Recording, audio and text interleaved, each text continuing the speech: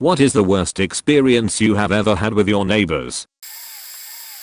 Lived above a guy in a really old fourplex, and I guess the wood floors squeaked really loudly when I walked around. It's not like I was stomping around either, but the dude would constantly come upstairs and bang on my door and yell at me to stop moving around. I felt badly for him in the beginning because he seemed genuinely frustrated, but he didn't seem to understand or believe that I wasn't slamming my feet on my floor / his ceiling. I called my landlord several times asking him if he had a solution. I couldn't move because I was locked into my lease, but my landlord was just like, buy a lot of rugs. It got to the point that I couldn't take the constant yelling, and I was literally either tiptoeing around or hopping from my couch to my chair in order to get out of my living room so that he wouldn't be standing at my door yelling at me. Finally I went downstairs one day and asked if we could talk about the situation because I felt like maybe if I looked him in the eye when he was calm and explained that I wasn't doing it on purpose and that there was literally nothing more I could do, I had already bought Area's rugs FFS, he would maybe understand.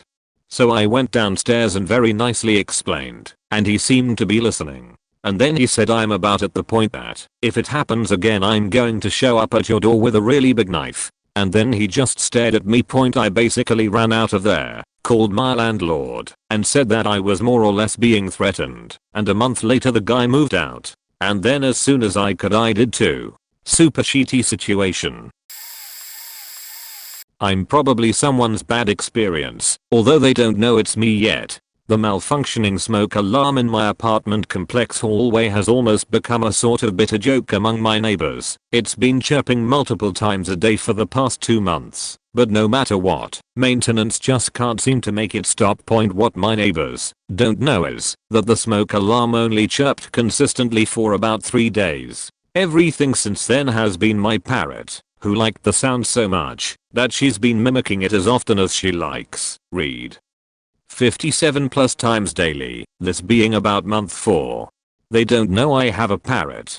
The woman immediately next door does think I have a dog, though, because the feathery little beach also likes to bark and then scold herself for it. Edit. Haha, shout out to my littlest brother you/lucky leprechaun 1 for taking a screenshot of this comment and showing it to me because he thought I'd relate to it. Bless him. Whoops, now he knows I'm on Reddit. Edit 2. What the fuck, Gilded? No way. I'm blushing. Knock that off, y'all. Edit 3. Holy she did not anticipate this response to my stupid ass pet. Anyone who wants further videos of my dumb bad doing / singing dumb things, PM me or whatever. I'm out of town now, but I guess I should find places to add videos later because it seems folk actually want to see this nonsense. I'm a long time lurker, but a general Reddit noob. Sorry, super late. Edit 4. Due to a large volume of requests, I uploaded a video of her talking here.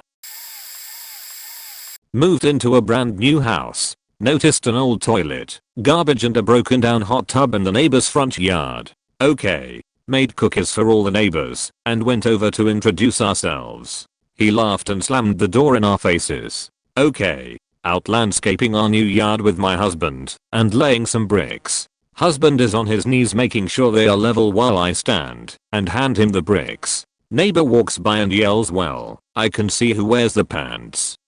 Husband and I look at each other perplexed. Okay. Get a puppy. Our other neighbor lets us know she witnessed the neighbor's grown son throwing lit cigarettes over the fence at our puppy when he was in the backyard. We found about 50 cigarette butts in our yard.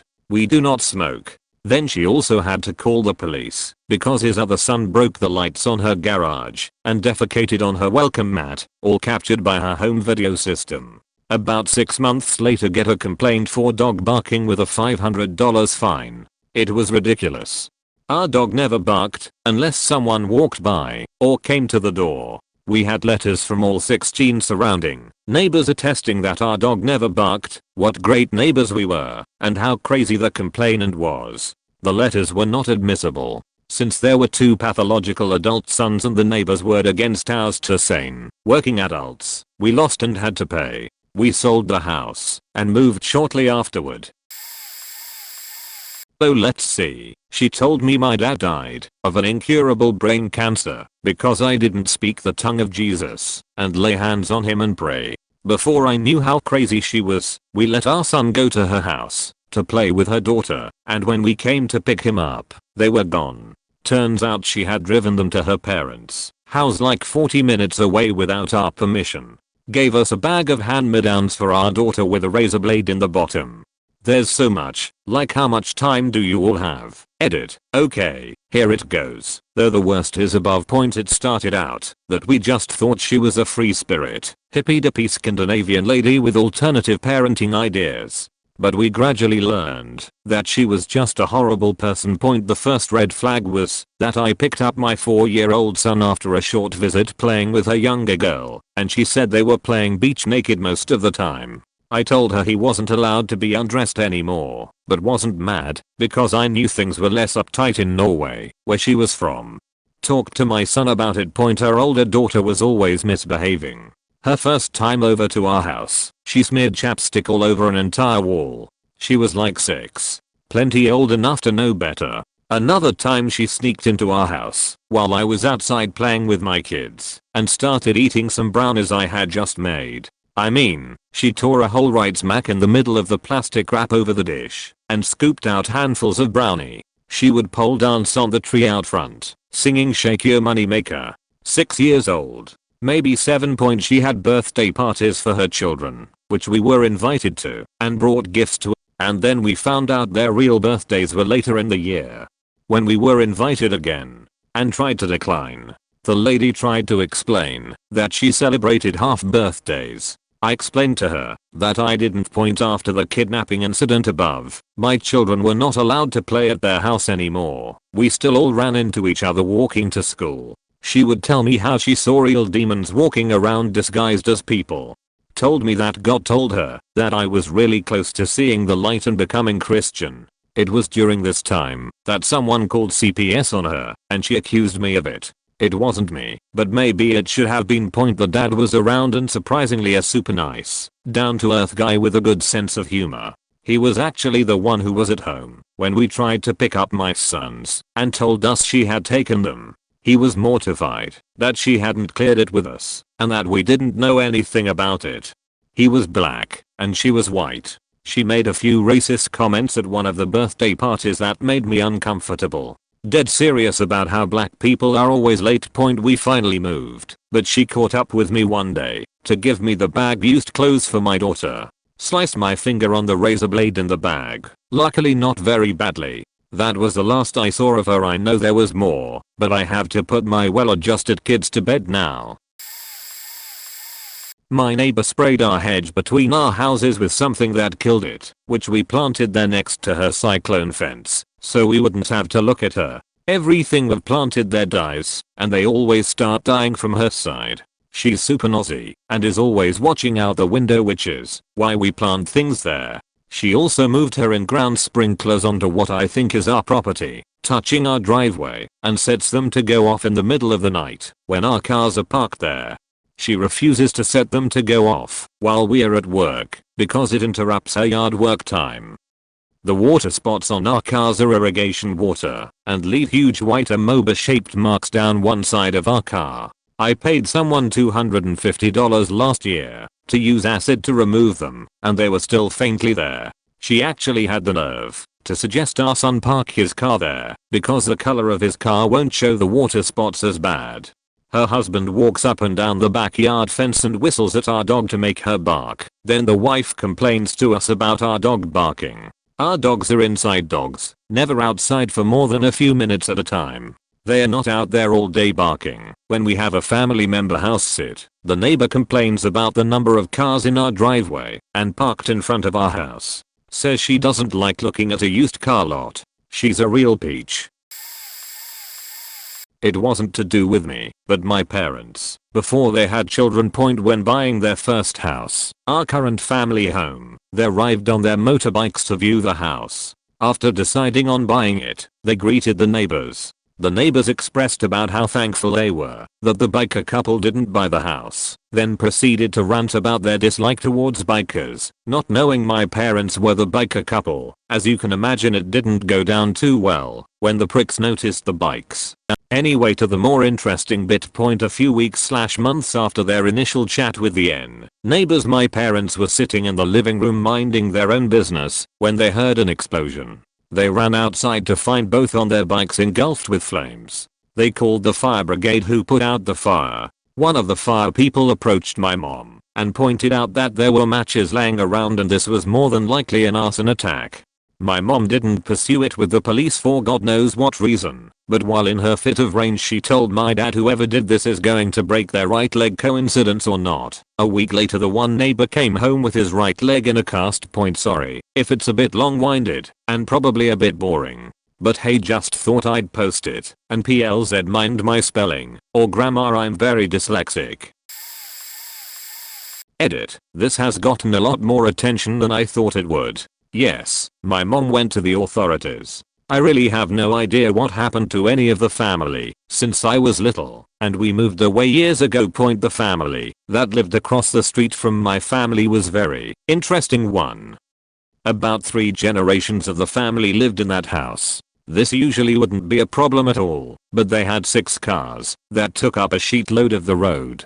The little kids, who I'm pretty sure looking back weren't allowed inside on summer days, would constantly set off one of the car's alarm, and it would take forever for one of the adults to come outside and turn it off too. The youngest boy in the family liked creeping on my little sister, who was his age. One time, he whipped his dick out and asked if she liked what she saw. She laughed at it and left, but my parents freaked out and banned us from any interaction with him. 3. My mom says that one time she saw the dad of the family hitting his teenage son on the front porch. This was a upper class, stereotypically suburban neighborhood out in the middle of nowhere. How in the world you can beat your kid outside in the middle of the day and none of the nosy people living there call the cops, I have no clue for. One time while barbecuing, the grandpa accidentally knocked the grill over and somehow managed to set his entire yard on fire. He tried to put it out with a mini hose. My other neighbor had to call the fire department because he didn't own a cell phone.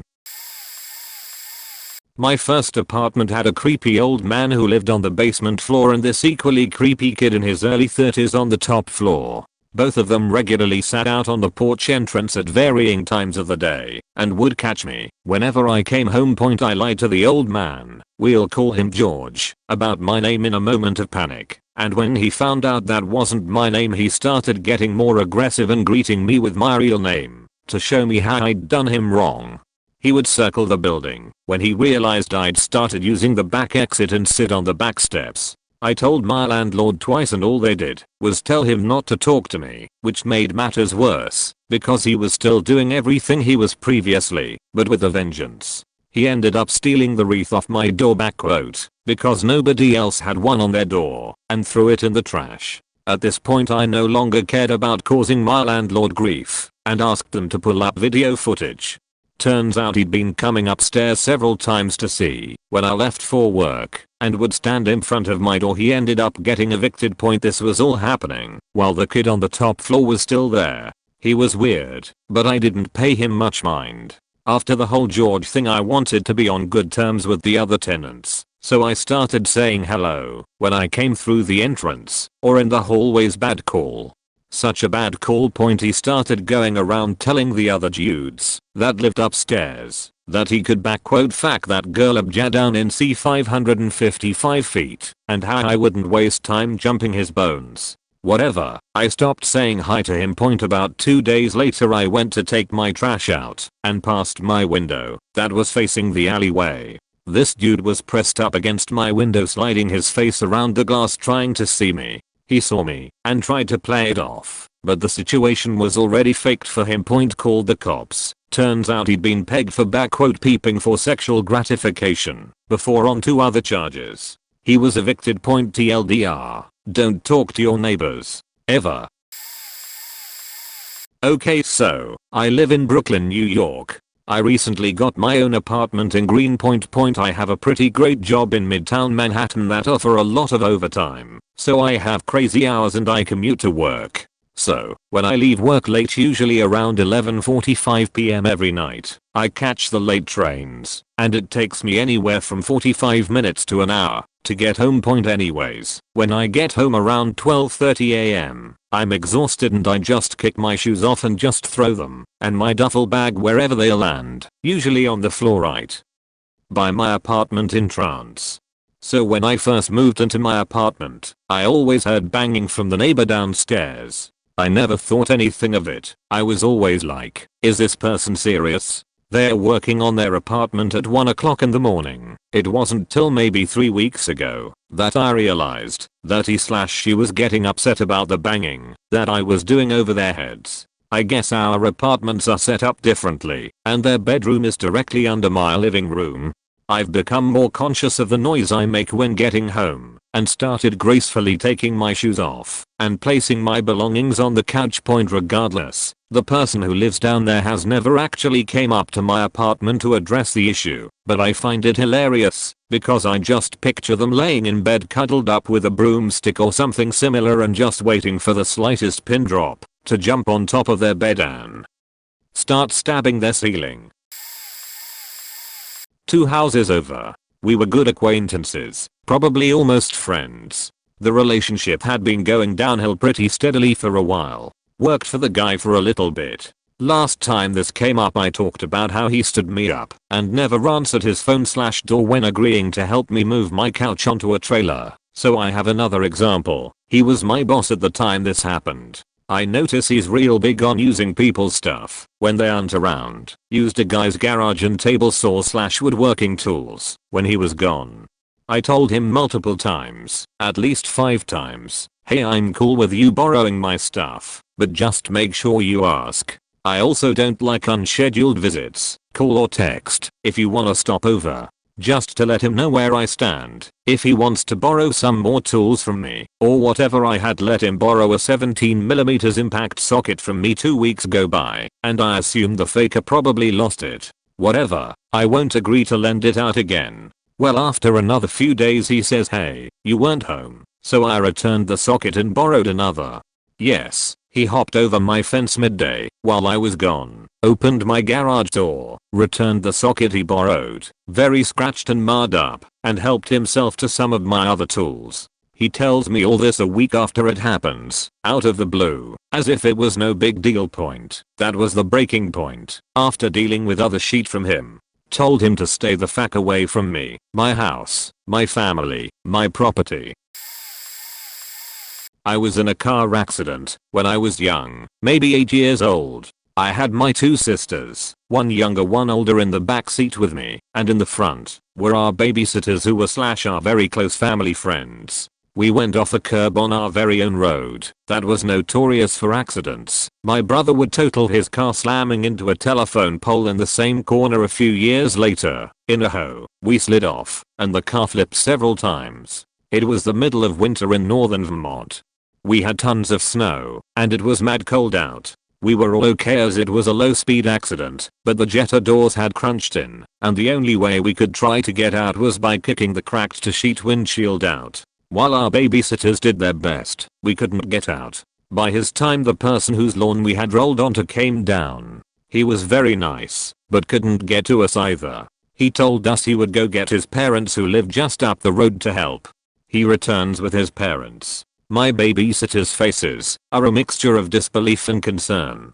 Context here would be that my babysitters are black. This guy's parents were their next door neighbors who were extremely racist. They would shoot in the air and at the general direction of the family's home and shout about America on basically every even remotely patriotic holiday. It came to a head one year when the shot through 2 layers of the fence our babysitter's father had installed out of worry for his many kids and us because we basically lived there on 4th of July and were finally warned by the local police.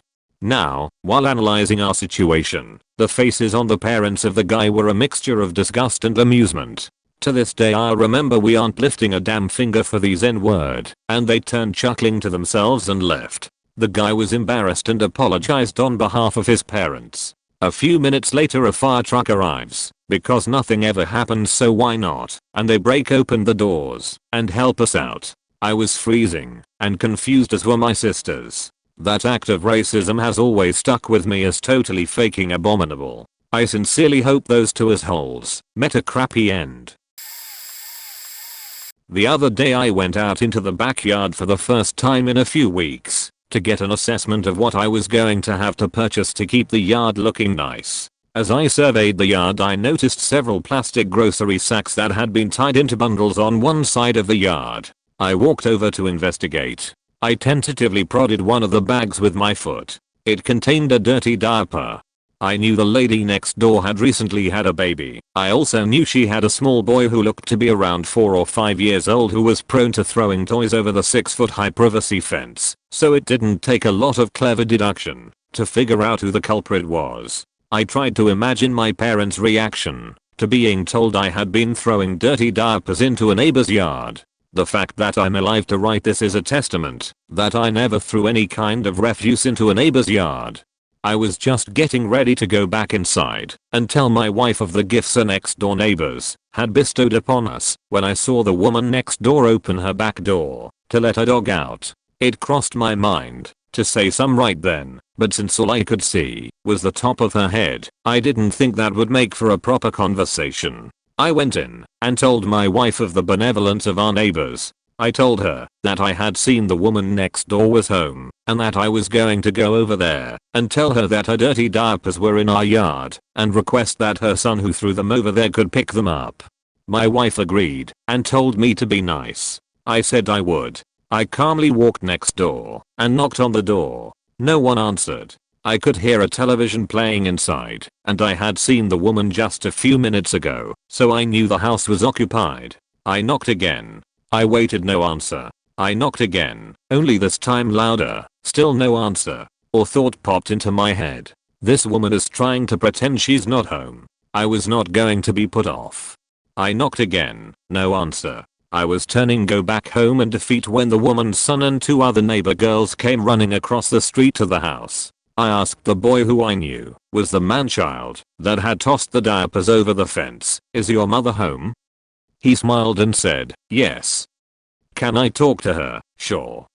He opens the door, steps inside and yells, "Mom, there's a man out here that wants to talk to you." Inwardly I smirk. She comes to the door. She wasn't dressed to meet company, which was probably why she wasn't answering the door in the first place. I'll never understand why women have to be dressed to answer the door. If you go to someone's house unannounced, unexpected, and uninvited, you have got to be expecting someone not to be at their best, or even mostly naked. When you throw out your dirty diapers, do you wrap them in plastic shopping bags?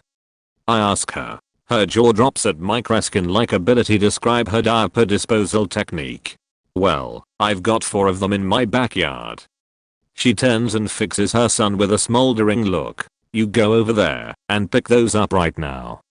He grins slightly and starts out the door. "It's not funny."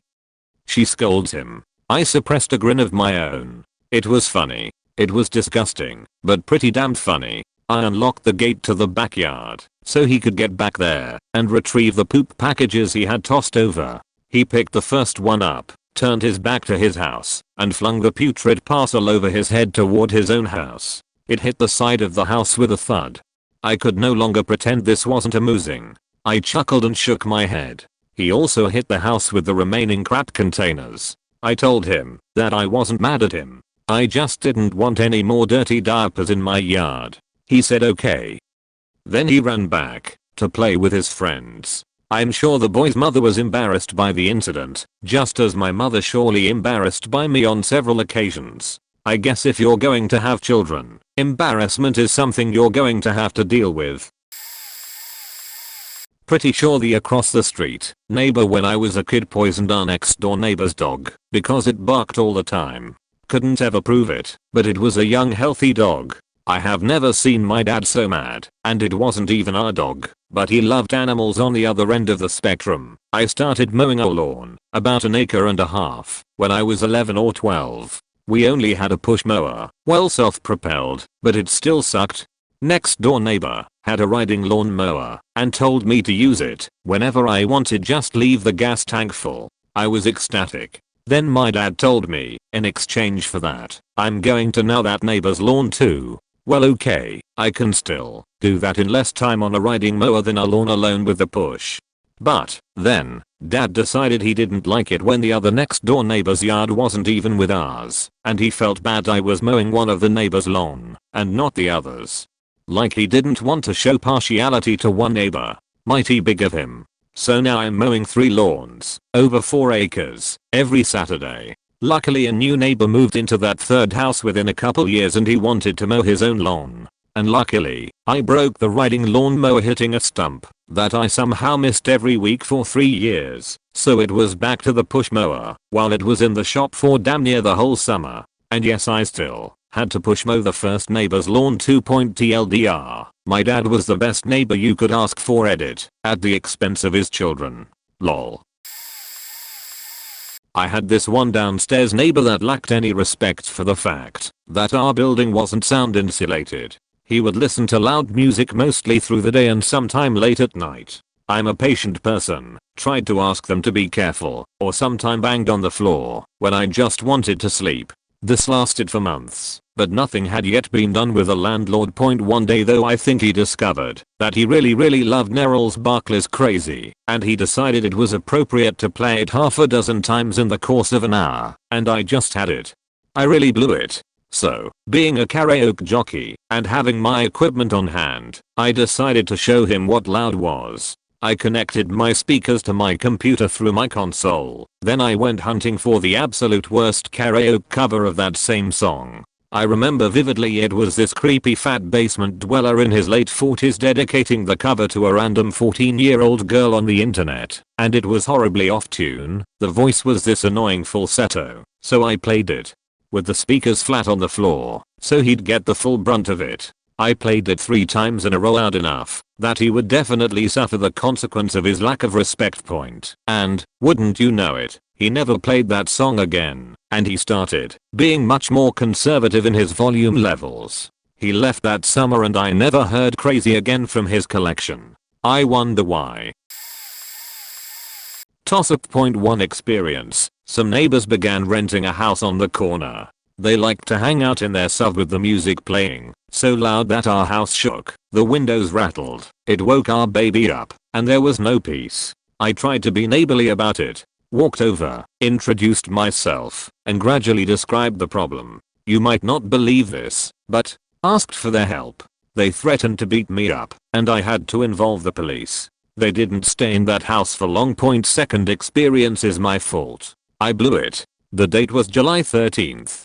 The 4th was well past and most of our neighbors had used up their fireworks arsenals. The children were getting used to sleeping again. One night, in the little vacant lot right across from a house, late on a weeknight, boom. Really loud explosions began. My energy went up immediately, not only on behalf of my household, but also knowing that the neighbor just next to that lot is an elderly woman in ill health, and other people had dogs that had just calmed down. I was angry. I assumed this was some kid and or some jerk who didn't live on our block. I opened the front door and I started yelling. And only then I did discover it was the single mom next door, with whom we had been cordial. She was so angry she called the police on me. The officers were very confused. I never saw her again before she moved away 2 months later. I felt horrible.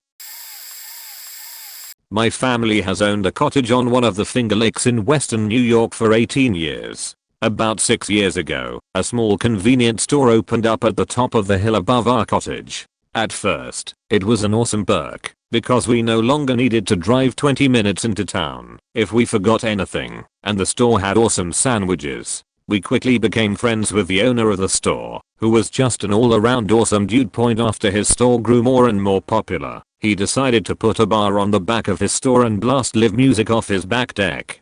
Our neighbors, sweet little 80-year-old Jewish couple, complained saying they didn't want the bar on the back of the store as it devalued their property and the music was way too loud. The store owner went off the deep end. He called them Jewish slurs, kicked them out of the store, and just made their lives living hell. My father saw what was going on and stuck up for our neighbors, and we were also getting a little sick of the bar and its obnoxious customers. The store owner did the same thing to our family that he did to our neighbors. Being the stubborn bastard that he is, my dad fought back and found that the store owner has violated some zoning laws in the creation of his bar. It got shut down, thus starting a massive war between my dad and the store owner. The store owner found that he owned about 5 feet of lawn in front of our cottage that we maintained for 18 years and cut down the trees and left 6-foot stumps on our yard.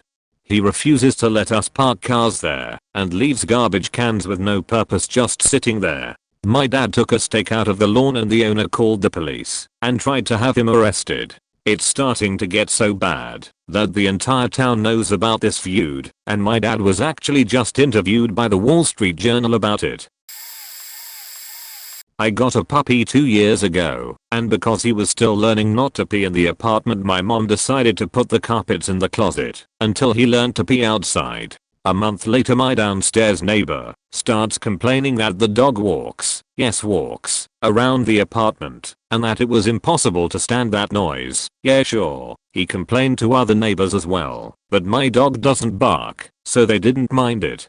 One night around 10 to 11 PM the rings my bell like his life depends on it. I open and am immediately getting yelled at by a man much bigger than me. I was 16. I proceed to tell him that I can't chain my dog to the table so he doesn't go to eat or drink water, and close the door because the puppy got scared and started to bark a lot. He slams his fist on the door yelling that he is gonna smash my and my mom's head, etc. My mom got really scared and called a longtime friend of hers who is the size of a 3-door wardrobe to come and teach him not to act like he owns the faking building. He comes furious and we go to have a talk with my neighbor. I will never forget the look on his face when he opened the door and saw me and the giant guy next to me. I heard you were threatening him and his mom. Can we have a talk? I barely contained my laugh when I saw how scared he was. He tried to play the victim card. Didn't work. There was no fight, but after that he has been avoiding me however he can point. TDLR. Downstairs neighbor threatens me and my mom because my dog makes too much noise walking around the apartment. Mom calls a friend of hers who is the size of a minivan to teach him not to threaten me or her again. Neighbor shoots himself without a fight. I have a peaceful night and he never bothered me again. My neighbors had problems. They had constant nightly blowouts and physical fights. Together but not married. Still super on/off. Dad was an alcoholic. Cops knew them by name. Once, when we were sleeping, 2 AM, we heard the screaming and cries of their son, my little sister's best friend, and a minute later he's knocking on the door for my mom to help. She pulls him inside, and a few minutes later the mom shows up, bloody and beaten up. She asks my mom to lock the door and holds her son. She wouldn't call the police out of fear they'd take the son, so my mom pulled the couch out and made them a makeshift bed, door locked, food and coffee being made, while my sister and the son slept, while my mom spoke to her, and they arranged something. About an hour after they'd showed up he starts kicking our door and screaming. The son is crying, the mom is holding him. My mom fights with him through the door for over an hour till he leaves. My mom arranged for a place for them to stay in a women's shelter an hour or so away and brought them there the next night after he thought he'd already left. She spent 2 weeks sneaking as much as she could to them, his schoolwork, anything till she found an apartment back locally and felt safe to come back. They're still on and off, no longer physically fighting, though they both never stay at his house anymore. In university, my best friend and I rented a walkout basement suite of a house with a young family upstairs with a couple kids around 3 and 5. When we initially moved in, we went to introduce ourselves and tackle all concerns up front, like you do, and the wife answered by just barely peeking out the door, saying no more than 3 words to us, then closing the door on us mid-sentence. Fast forward a couple weeks in, we started to have a few people over for board games and a few beers. Laid the ground rules for everyone to be out around 10:30. We hear a knock on the connecting door, and it's the mom saying we are too loud as they are trying to put kids to bed. Fair. quiet everyone up, and head out to a cafe point the next morning at literally 5 am. Bam. Right above my room it sounded like God and Dwarf blacksmiths slamming sledgehammers on the floor, shaking the house. Figured I'd cut some slack cause of last night. Maybe an early morning of IKEA furniture? Perhaps a one-time thing.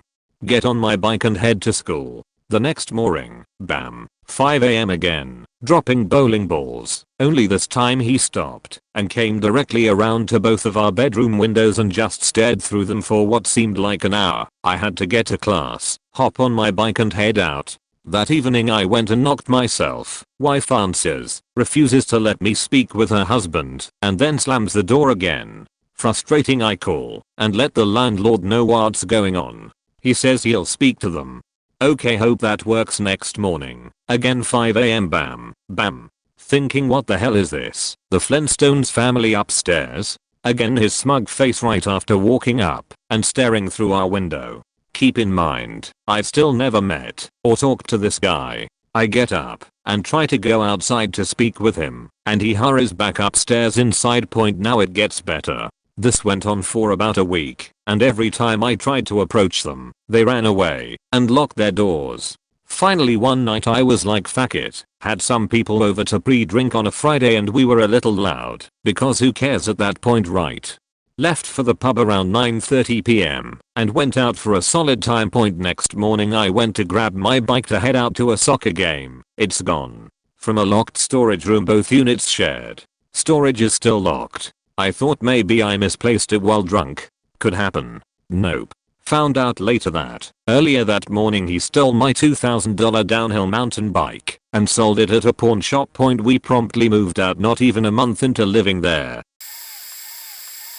My hubs and I moved into our current neighborhood 11 years ago. We quickly became very close to the couple across the street. The wife soon became like a mother to me, as I had lost mine a few years earlier, or so I thought. I had an extremely traumatic childhood that has impacted my adult life with a variety of mental illnesses, PTSD being the most profoundly devastating. I had a series of really bad patches and my husband supported me and helped me get the help I needed. During these times the neighbor wife would watch our youngest child while hubs worked and would get him ready for school. About 1.5 years ago, and during my current longest stretch of stability, my son finally confided in me that she often told him I was a drug addict, I'm prescribed Ativan for my anxiety, and that I love his older sister more than him, because mothers always love their daughters more, and that my father never abused me. She based that on the fact that they met, and he seemed like a great guy. That I was cruel to my father for not letting him around the kids. He murdered my mother in 2002. Anyway, I flipped out. I said some pretty nasty things in anger. Mostly that she's lucky I didn't want to go to jail for punching her teeth down her throat. I tried to confront her when I calmed down, but she refuses to even look at me, let alone have a conversation. My kids used to play with her grandchildren. She has custody because their mom is a drug addict, but now she makes them come inside if my son tries to play with them. My hubs and her hubs still get along, and he was actually over here this morning to talk to my husband about a project they are working on together. He was very polite to me, but yeah, it was strained. I dream about her sometimes. That we are friends again and hang out. Like I said previously, I looked up to her as a mother figure. It makes me sad that she said those horrible things to my son and now it's awkward for everyone. I lived in a loft apartment which was the top floor of a warehouse. The heating company that rented the big warehouse below my bedroom moved out, and a biker gang rented the space to store their equipment according to the landlord. Actually, it was their party space. They would blast music all night, even on weekdays, then get on their bikes and roll out. Usually around 6 to 7 am we had regular Jerry Springer moments on the street outside. When I complained to them, they blew me off. The landlord did too. When we called the police, which we did often, as did many of the neighbors, they also blew us off. Weeks of nightly calls resulted in the cops showing up once. Finally, one Friday night, I get home from work around 1:30 am, dreading the inevitable bullshit. By that point they were renting out the space and providing security, and it was strangely quiet. I go up to me apt, and my roommates are laughing and drinking a beer. Hey, boring, you missed the fun. They then told me in detail how a bunch of police rolled in, cuffed everyone at the party, and hauled them out in wagons. Do you know why? I asked. They both smiled and passed me a flyer for the party they found. It said Christmas in July and was a picture of a dollar bill with a snowman on it. Never heard from them again. TDLR bikers were throwing coke parties directly below my bedroom. Finally got busted for a complete lack of subtlety. Over 30 years ago, when I was in my late 20s and single, I moved into a flat below a married couple in the Scottish borders. Over the first few months I could hear constant loud shouting and swearing, principally from the husband, as they were arguing. Finally, one Friday night about 10 p.m., I could hear the sound of the wife being struck repeatedly. I didn't know what to do, but after about 15 minutes of screaming, and what sounded like slapping and kicking, I decided to go up to their door. I knocked the door, and when it was opened I saw the wife lying on the floor bleeding around the mouth and face. Before I could say anything, the husband shouted and swore at me and spat in my face, then slammed the door. I experienced the "purple haze." I stormed down the stairs to my flat and grabbed the first thing inside the door. Fortunately it was my squash racket, wooden. It was over 30 years ago. I went back upstairs and hammered on the door. When it was opened this time, I gave him a full-blooded blow to the face and down he went. I then stood over him, screaming and inviting him to get back up. Thankfully, he didn't, as by then I think I had completely lost control. My parting shot as I left, mainly because of my anger, was to tell him, if he laid a finger on the wife again, I would be back. I never spoke to either again, and understood from other sources, they separated very soon after. My squash was never the same again. Oh boy. I'm probably gonna get downvotes for being racist, but here I go. A couple of years ago, a Pakistani family with 6 children moved into the house behind me. Their children were throwing shards of broken glass, knives, trash, macup, and many more things. I have a dog that goes out in the backyard, and it was very concerning to see these objects all over my yard. My dog could step in glass or pick up a knife and hurt itself. My dog started acting afraid to go out to the back, and I wasn't sure why.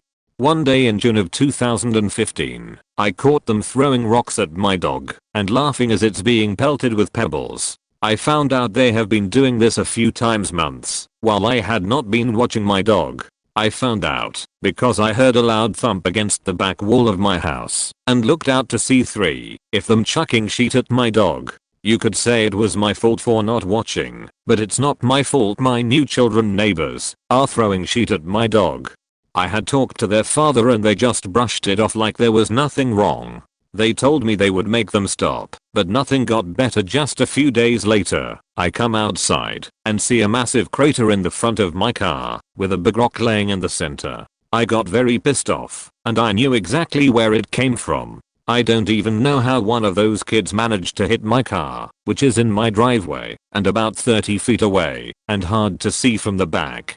I went over there and told them that this is not acceptable anymore and that I wasn't going to make them pay because their financial situation wasn't great in the first place, but I decided to build a 7-foot tall fence around my entire property because at that point I wanted nothing to do with my neighbors behind me. My other neighbors were fine, but it would look back just to get a fence for one side point. But after the fence is in, I'm still finding glass, knives, toys, garbage, and shit all in the backyard.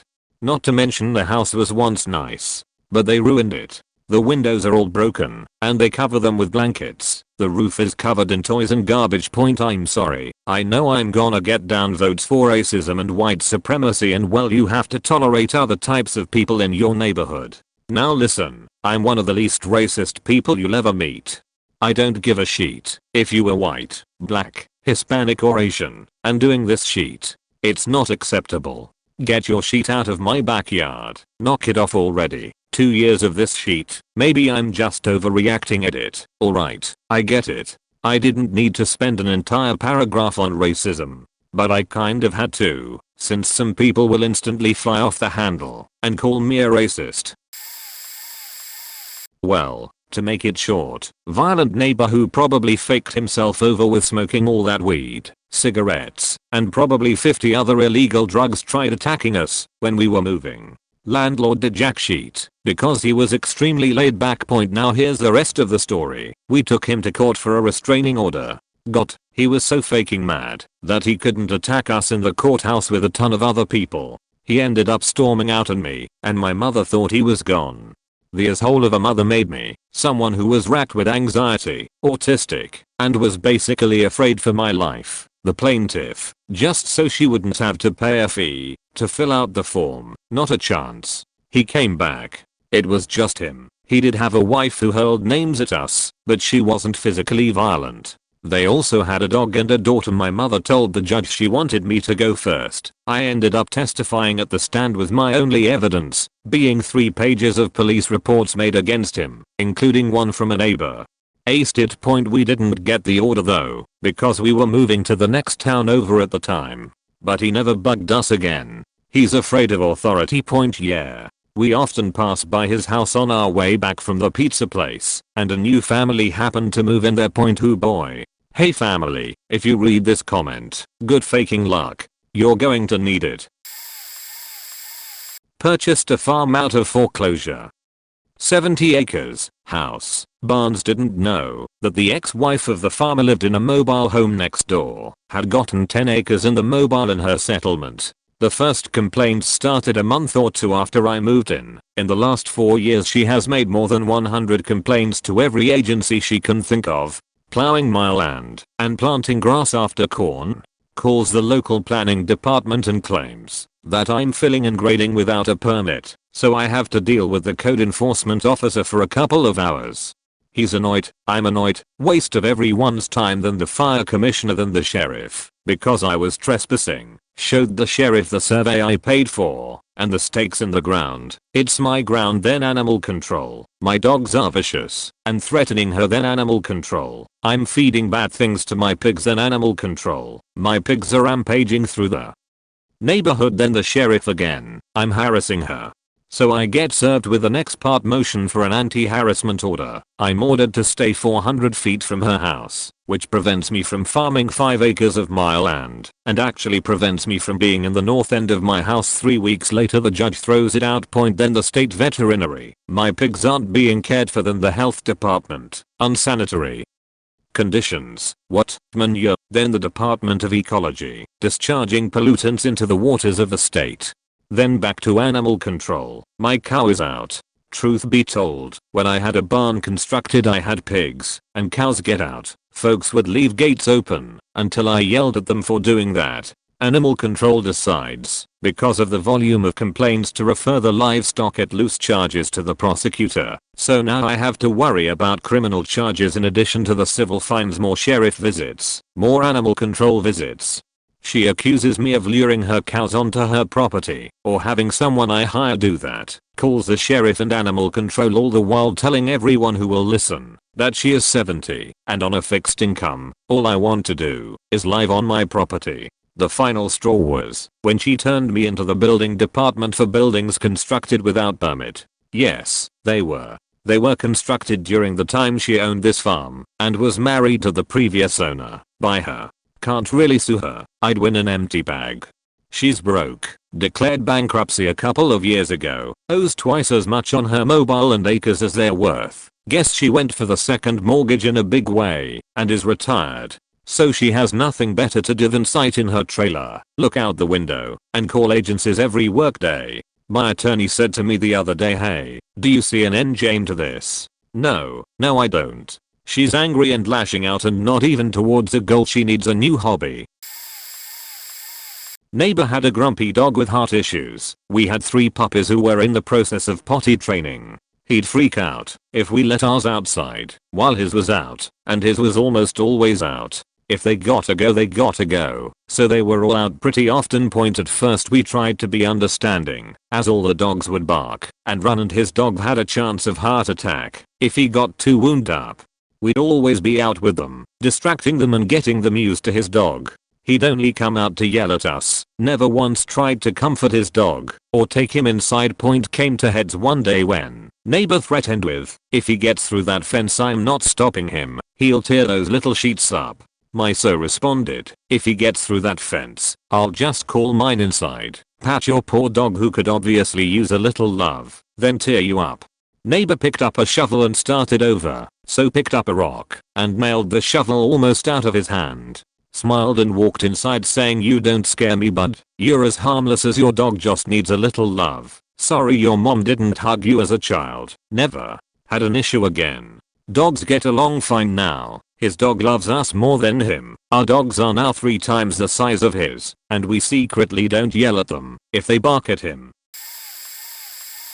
Dirty creep of a neighbor. Bob used to knock his wife around. One night we hear her being slammed against walls and punched, so we called the cops. Usual story of her denying everything while we are over the fence counter arguing with her and Bob to the coppers.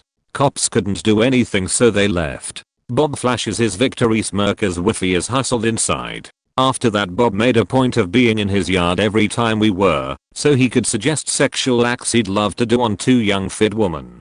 We'd hurl abuse back, but all it resulted in was that sheet-eating punchable smirk. He'd leer and grabbed himself every time we would mow the lawn, which resulted in us tipping all clippings into his yard, which resulted in him threatening us with the same treatment his wife received. The final confrontation occurred when Bob made the choice to enter our property. Unbeknown to Bob, we had called the cops just before he entered, as his cat-calling and threats were escalating to a point where we felt genuinely afraid instead of just disgusted and uncomfortable. Cops turn up just as Bob is heading up the stairs yelling his soon-to-be actions. He gets hauled away, never to be seen at his house again.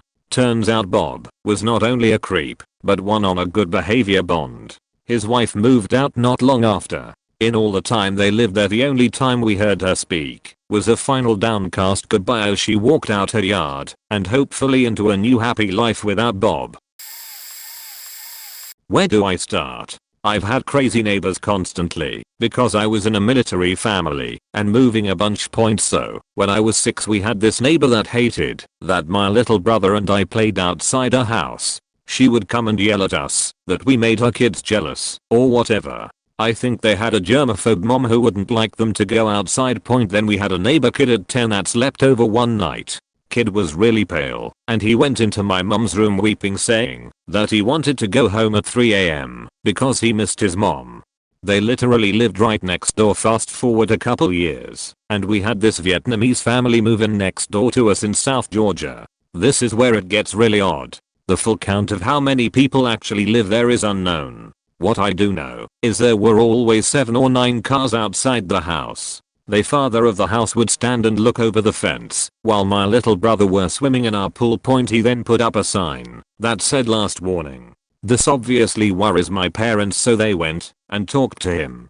Turns out the guy thinks we are stealing beer out of his fridge and his koi fish out of his pond to play with in our pool. I don't know anything about the beer, but I'd imagine it had something to do with the 20+ people in and out of his house daily. We did solve the koi problem. Now, as I mentioned earlier, we live in South Georgia. We have cranes and herons down here.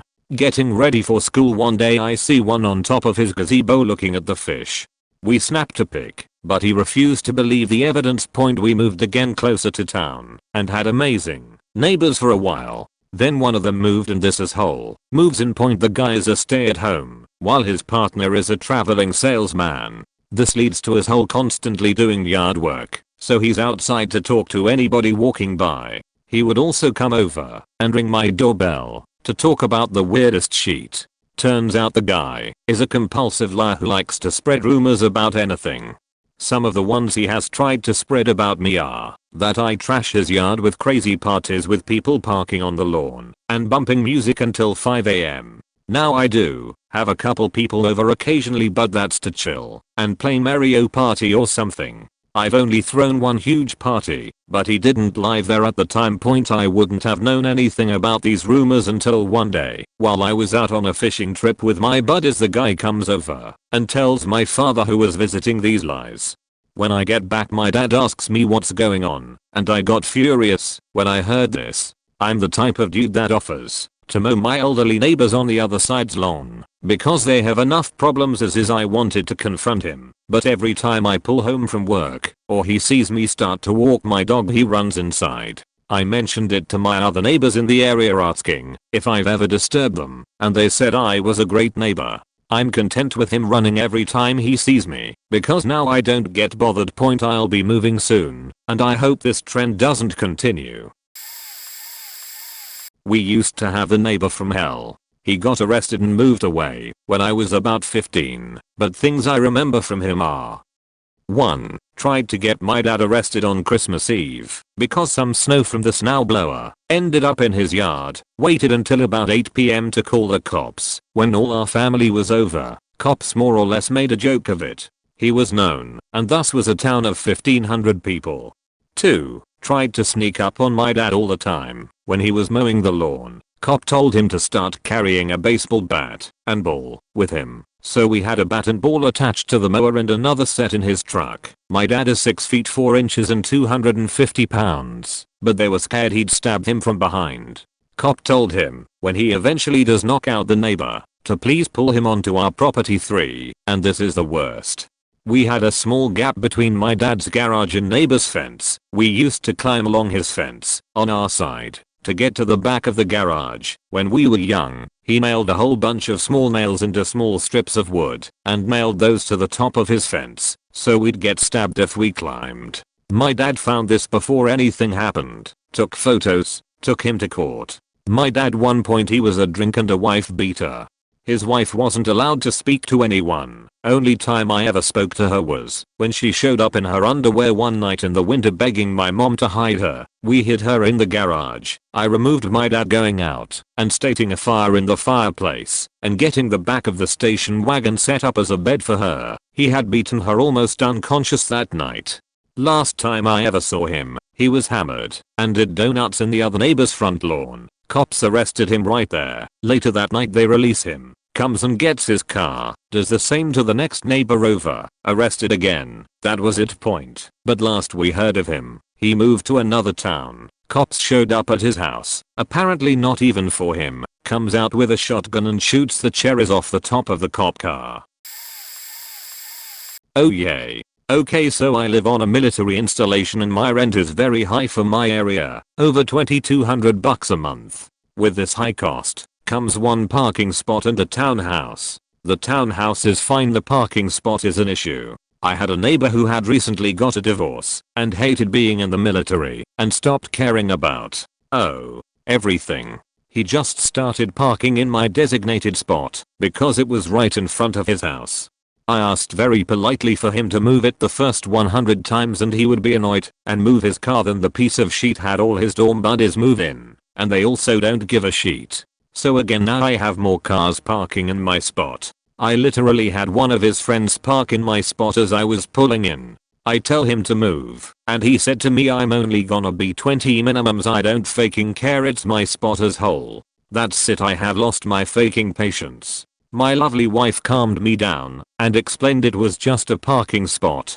So later that evening I leave to go somewhere I don't remember, and I come home and someone is in my spot. I knock on his door and ask whoever to move the car, and he tells me he doesn't know whose car it is. I believed him because it was a new car. The next day I come home and the sheet car is still there, but someone leaves a dude's house and gets right in the car. The guy lied to my face. I called my wife immediately, she couldn't calm me down. So I called housing, they said they can't tow cars because it is on base.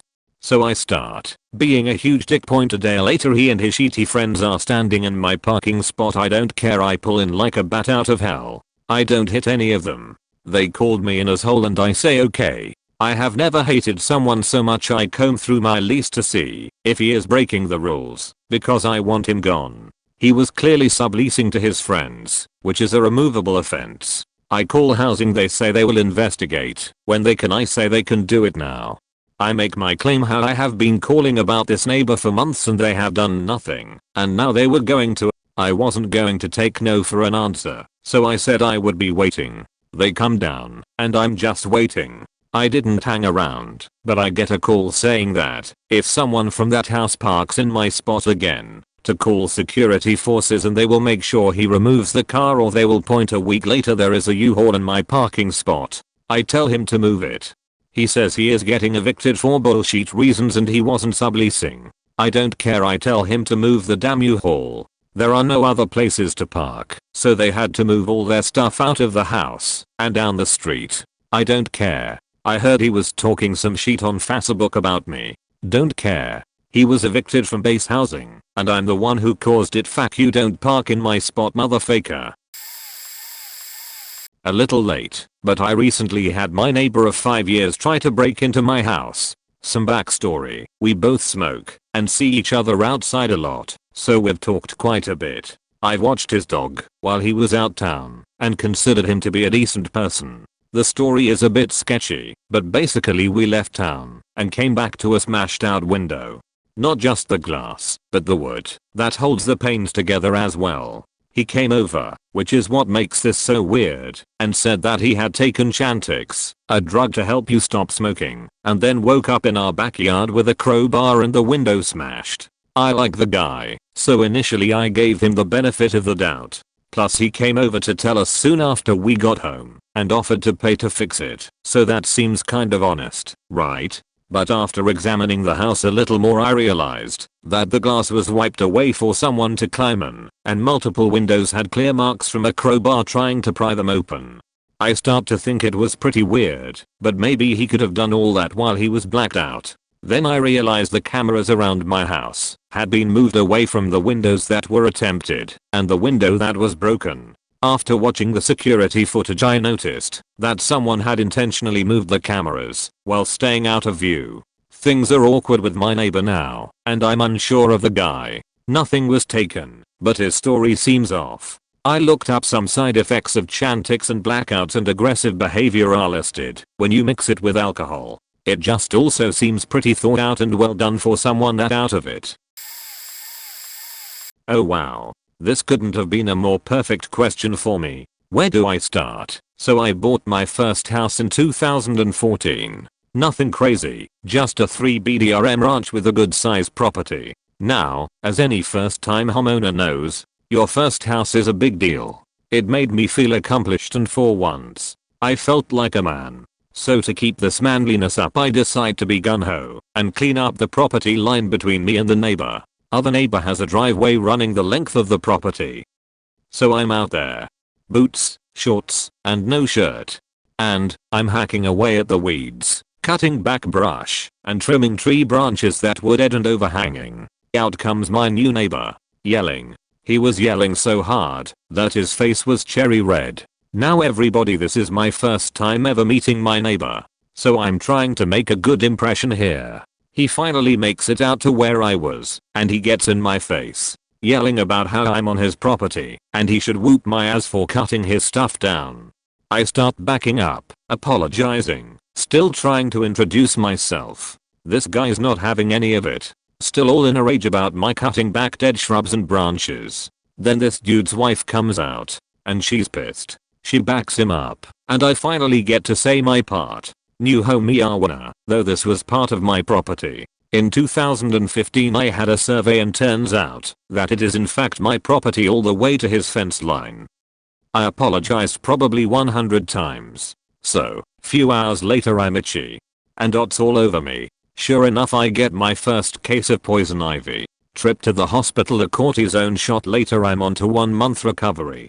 Doctor said I was his second worst case of poison ivy he's ever seen. I asked about the worst case, he wouldn't tell me. So fast forward a few months, and we're later in the summer. I got about 1 acre of grass to mow and branches from dead neighbors' trees. Technically mine, just don't know it yet, are scattered all along the property line.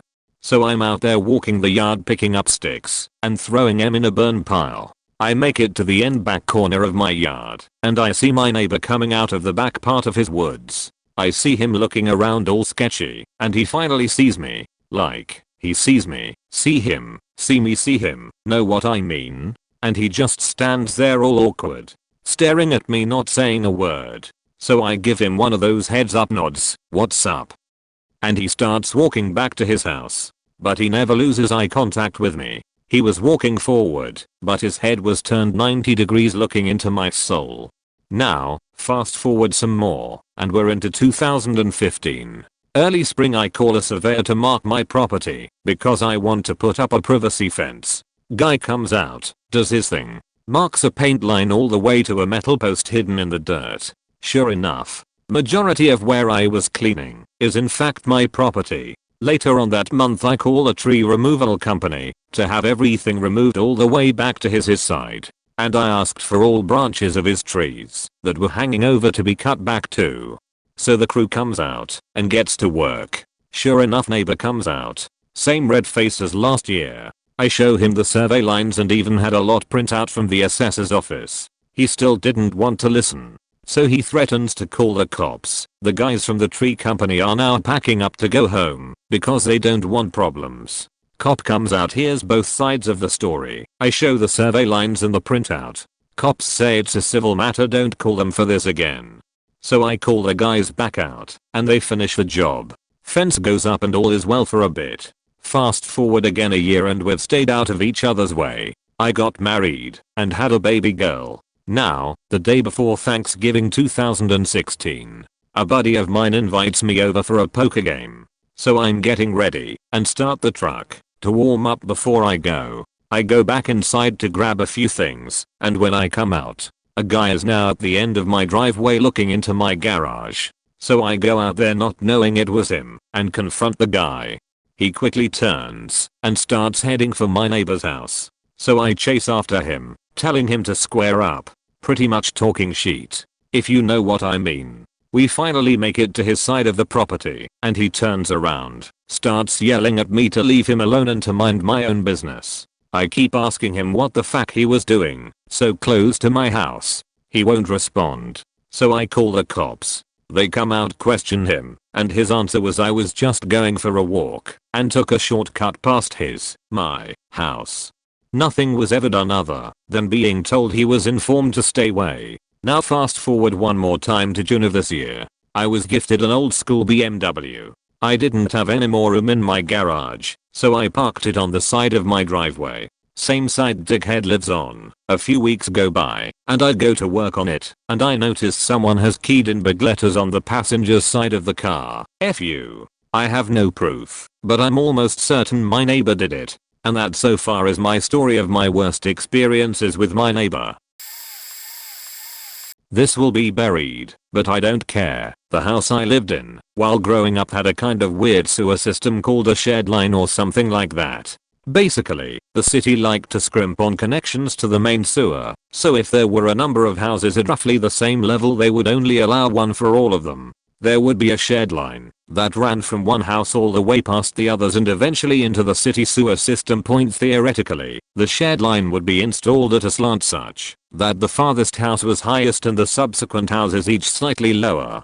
I've read that some of these arrangements involve effluent pumps, but thankfully ours did not require one. Behind each house was a small concrete and brick square about 4*x4x with a smallish manhole cover on it. It was for mucking out the lines if they got blocked. We never knew that when I was growing up. I remember having tea parties on that concrete block as a kid. We were the second farthest house. We lived there for 20 years without issues. And then a crazy family moved next door into the farthest house. Their first mistake was putting in a pool. Our houses are on a hillside, so the excavator tractor had to be winched down the slope to the flat part of their backyard. We think that's where their pipes got moved and/or damaged. Their second mistake was being crazy. More on that later. A year or so after the new pool was in place, they started calling us to complain that we were flushing our toilets too much. We were like, what the fuck? How could you know? Turns out when they flushed more than a couple of times a day, their sewer line would back up. And if we flushed too often the same thing would happen. But in 20 years, we had never had problems with the shared line. But being good neighbors and believing what we'd been told, we paid to have a plumber come out and take a look. He opened the manhole in our backyard and used some kind of super snake to clear the pipes in their direction. I wasn't there, but I'm told it was disgusting. Thousands of feminine hygiene pads came out. More than 10 women could use in a decade is how my mom described it. First of all, you're not supposed to flush those. And second of all, you're not supposed to use enough of them to keep the high school girls field hockey team supplied for an entire season. If anything, that just made the problems worse. Before, my family could flush with relatively reasonable frequency. Now after clearing out the pipes, any flush at all made the neighbor's bathroom fill with whatever you'd flush. And they could barely flush at all. Eventually, the plumbers put 2 plus 2 together and realized that the work on the pool had probably caused damage to the shed line. And since they'd only had equipment on the neighbor's yard, it was simple. That section would have to be replaced, which apparently would run in the $40,000 or more range. Not that simple, though, because it was a shed line. The neighbors tried to get the city to perform the repairs and make all 5 houses that shared the line pay for it. They raised a huge stink at the city planner's office and every other city official they could get to listen to them. We got multiple notices from multiple organizations telling us that either we would be the sole party responsible for paying, or that the cost would be spread out across all the houses or some other variant thereof. It eventually had to be sorted out by arbitration, where they correctly interpreted the city code to mean that only those houses that use the portion of the shed line that needs to be repaired have to pay for the repairs. And since they were the furthest house and the sole users of that portion of the shed line, they had to foot the bill for their own mistakes. And they had to reimburse my parents for the half dozen or so times they had to call a plumber to roto-rooter out a couple of metric tons of feminine hygiene pads. The best part came when they told the arbitrator it had to be my mom's pads, and my mom offered to call her GP and have him confirm that she'd had a hysterectomy 10 years prior. That pretty much clinched it. They still occasionally corner my mom on the street and tell her that she owes them some random amount of money, usually around 10 grand. And oddly enough, they never had the repairs done. My family doesn't gaff anymore, though. They flush with wild abandon, knowing full well that the produce thereof will end up on their crazy neighbor's downstairs bathroom floor. I think the worst neighbor we ever had was an old next door neighbor to us in an apartment. It started the day we moved in. To get to our apartment from the parking lot, you had to take a narrow footbridge as you entered on the 2nd floor of the apartment. She yelled at us because we parked our truck in front of said walkway so we could unload. She came home yelling about how that and the space next to it was hers and we had to move the truck. Now okay, no big deal, except we were told there was 0 assigned parking and 0 spaces left for our truck. Not to mention, she was parked in her other space and lived alone, so only had 1 car. She called the office and they sent security and told her the space wasn't hers just because she wanted it, and they have never had assigned parking. Apparently this made her mad. She made it her mission to make us miserable. She constantly called the office on us for noise complaints, even though we'd literally be doing nothing. Eventually the complex got tired of it and called the actual cops. They asked us what we were doing, and we told them we were sitting on the opposite side of the apartment playing a game. She admitted to the cops that the only reason she could hear us is because she had her ears pressed against the wall. Luckily, the cops didn't appreciate them being called out for a non-existent noise complaint and issued her a ticket. Never had a problem with her again. We've had quite a few neighbors with young kids come and go, since some of the older ones have moved out of my neighborhood for retirement homes. Our current neighbors moved in about 5 years ago. When they moved in they were kidless, just a new couple looking for a dock-to-rent neighborhood to live in. We didn't have problems with them, they didn't have problems with us. It wasn't until 2 years later that they had their first kid. If you ever wanted a reason ever to have children, this kid would be it. Just as a preface, I'm hearing impaired enough so that it can make having a conversation with someone difficult on the daily. This child, however, had made me question that at times. I have never in my life heard a kid shriek so often and with such ferocity as that child. In the past year there have been times where I'm standing in the kitchen just going about my business, only to hear the sounds of what could only be described as woodchipper murder ruminating from outside. We live in separate houses with separate yards, blocked by a big ol' hedge. In the kitchen I'm begin a glass double door at least, and still we can hear the blood-curdling screams of this vile spawn ripping through the air like a fucking Boeing 747. The worst part about it is it's not even screams of pain. If it was pain, at least I would feel bad for the little air horn. This kid screams out of pure zest for life or some shit, and the happier they get the more they scream, and because they're apparently living in our faking ecstasy ain't no one wants to stop them.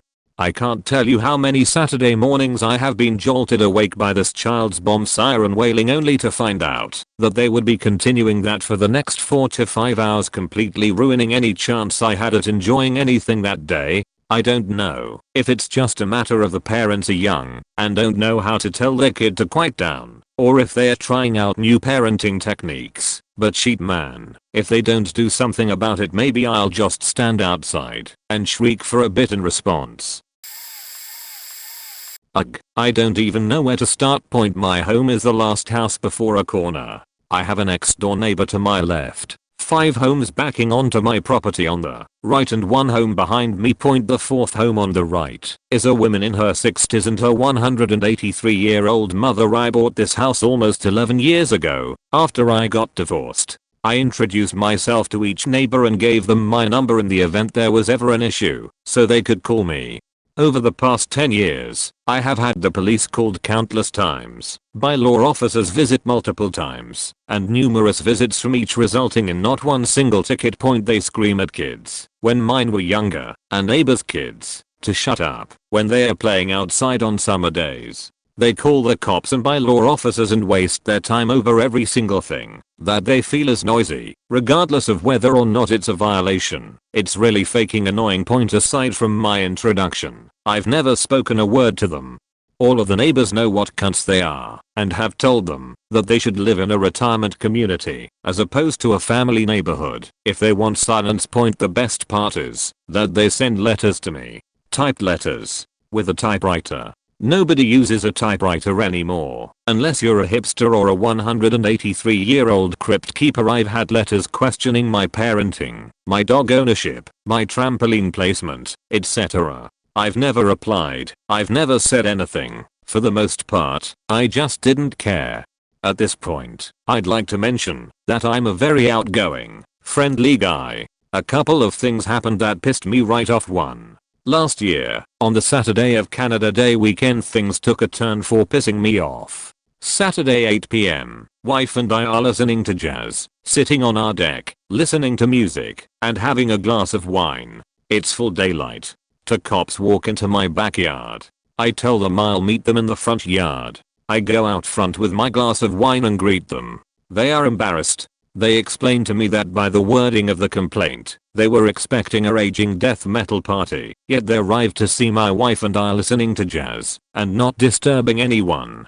2. I started receiving letters complaining about my dogs. My older, deceased October 2017, lab, literally never barked. Last August I got an Italian Mastiff who only barks when she wants to come in. I work from home. I'll let her in. 2 letters, and the final one stating that if I can't keep my dogs quiet, that I should have their vocal cords removed. This final pissed me off. Point: I decided that the best approach was to file a complaint for harassment. When the police came to take the report, I asked, I assume you've reviewed the call history and see how many times they've called you about me.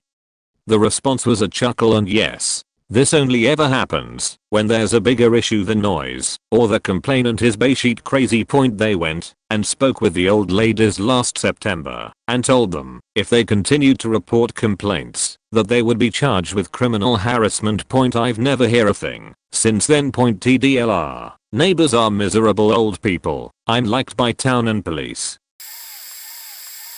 Okay, I have 2. First, my neighbor was a meth head, possible drug dealer, and general tool. He was loud, aggressive, was unresponsive to requests of basic decent neighborly behaviors, and abused his dog. He'd go out at all times of day, have random people over for short visits, drug deals, have 36-hour benders with sketchy friends, leave his dog trapped on a tiny porch covered in its own feces for far too long, have all sorts of unsavory characters over. Just to name a few issues, we'd hear him yelling with friends about his kid's mom and having benders when the kid was around. We'd call police and CFS. When the dog was left, it would wail and howl. We'd call the SPCA. They'd do visits when he was home and claim the dog was happy. No kidding, anyone would be happy to not be trapped in a fecal covered porch. When cops would call, they'd only give a warning. One night when the cops got there, one friend screamed he needed to hide since he can't go back to jail. One friend was yelling about how they got his sexual assault conviction wrong. Our place was permeated with the stench of weed constantly. There was a constant thump of bass. They threatened physical harm to the other bothered neighbors. He has a friend piss on our car door handles. Video evidence from Strata was not conclusive of who exactly it was. Landlords were unresponsive. They threatened us with harassment. My marriage suffered, my job suffered, my sleep suffered, life sucked. Honestly, we were scared. Our city was going through a bit of a gang turf war and we didn't know what ties he had. Strata had their hands tied by tenancy laws and the need to follow protocol. Finally got him kicked out. We left for a 10-day vacation, ensured our car was safely hidden in the complex, and came home to quiet. The landlord stopped with a box of chocolates to grovel for forgiveness at ignoring our documentation of his tenants' deviant behaviors. He found the place in minor ruins, drugs, and paraphernalia, bullets, holes in the wall, closet full of empty Grey Goose bottles, trash, dog crap. My wife, being the better person, didn't let me slam the door in his face at his weak apology. 2 weeks later, stress was gone, and we got pregnant. This landlord did have an issue picking tenants. The next tenant was fine, but the next was a late middle-aged single woman and she wasn't fine. There were expectations any half-intelligent person can make when moving into a ground floor unit in a 40-year-old wood construction building which was family orientated. We had a year-old. She didn't deal well with the minimum amount of noise we tried to produce. We are generally civil people and realize having a kid can be noisy. We introduced ourselves and said if there are any issues let us know. Bring civil and neighborly. We tried to keep quiet between 10 and 7 and rarely did laundry after 9 p.m. barring vomit feed. 2012. This was our routine before she moved in. Not long after her arrival we got a note about being too loud and my wife got yelled at that we were too loud. I was on crutches and our 2 7-pound cats apparently were spawn of the devil. Also, we apparently did so much laundry we were single-handedly destroying the world and her sanity. She'd never known anyone with kids to do so much laundry. We said we'd restrict laundry to before 8 p.m. We built and installed a sound dampening vibration absorbing floor for our washer on our own dime. I sourced industrial dampening materials like they use in factories. Oh, we used cloth diapers and maybe did one load a day and 2 every 3rd day. I'd take my son out in the rain on the weekend mornings to not risk disturbing her right after he woke up and after breakfast. The rain wasn't an issue, we were used to it, but it's the principal point. She continued to escalate. I ensured any communication was documented and carbon copied to my landlord, Strata, and her landlord. It got to the point she'd know when nap time was, and her office was below our son's room. So she'd blast music for hours while he napped, and she'd go out for a walk. One day she pounded the ceiling/floor with her broom. I lost it and responded with a full force 180-pound box jump, focusing on tug landing. The whole place shook and she was quite good a while. It was childish, a breaking point for me, but very cathartic. We moved out during her tenure there after 10 years there and later found she had a full psychotic break or something similar according to neighbors/friends. I'm very glad to not have adjoining neighbors anymore, and I hope not to another 40 years, at least. My birthday is on May 11th, and this incident happened a couple years ago when my birthday happened to be the day after Mother's Day. I was visiting my mom at her house in a very rural neighborhood. She's on a gravel road with a handful of neighbors on one side, and logging roads and foothills surrounding the rest of the property. I went for a run super early in the morning, on Mother's Day, and decided to pick some lilacs that grow wild near her house to give to her. Right as I'm rounding the corner to the 1/4 mile driveway to get to her house, I see one more beautiful bush of lilacs and decide to pick a couple more to fill out the bouquet I had been creating. Out of nowhere, I hear a man's voice. "Hey, you." I just about jumped out of my skin. It's a neighbor on an ATV, wearing head-to-toe camouflage with an assault rifle over his shoulder. I'd never seen him before. He was super mean, hostile, menacing, and seemed drunk. Keep in mind it's about 8 o'clock in the morning at this point and it's so rural I'm not accustomed to seeing people at all. Asks me why I'm on his property. I tell him whose daughter I am. The gravel road that his driveway is on my mom's property, so I'm sure he'd recognize her name, and they've been neighbors for about 15 years at this point, and that I saw a beautiful lilac bush and decided to pick a couple since it was, in fact, Mother's Day. Didn't even realize I was on his property. He is walking slowly towards me at this point, and I'm terrified. He tells me that technically he's allowed to shoot me since I'm trespassing, and tells me the next time he sees me on his property he won't hesitate. I'm crying at this point and slowly backing away from him, but he clearly wanted to scare me silly. I was 23, and it was the most afraid for my own safety I've ever felt. I shit you not, I was getting ready for bed one day and I hear a sort of tapping on my window. I quickly open the blinds to come face to face with my 90-something-year-old, batshit crazy old lady of a neighbor. Scared the shit out of both of us. I'm actually surprised she didn't fall over, with a wooden spoon in her hand and a jar of peanut butter in the other. This lady was smearing creamy jiffy all over my windowsill. So I step outside and ask her what she's doing and why she's putting peanut butter all over my house. At this point I could see there was a trail of it on the ground, basically lining that entire side of my house. She told me it was to get rid of rats. I explained to her that I didn't have a rat problem in my house and politely asked her to stop putting rat food on my house. For some reason this set her off, and she started yelling at me, calling me some ungrateful punk kid, and how I'm not a real man, accusing me of sleeping with my other neighbor, who was like 60. Are you kidding me, Buff? And just all sorts of nonsensical degradation. Anyways, I kind of got through to her by saying something like, look ma'am, I know in your senile mind you might think what you're doing is a nice thing, so thank you, but I didn't ask for this, can you please not?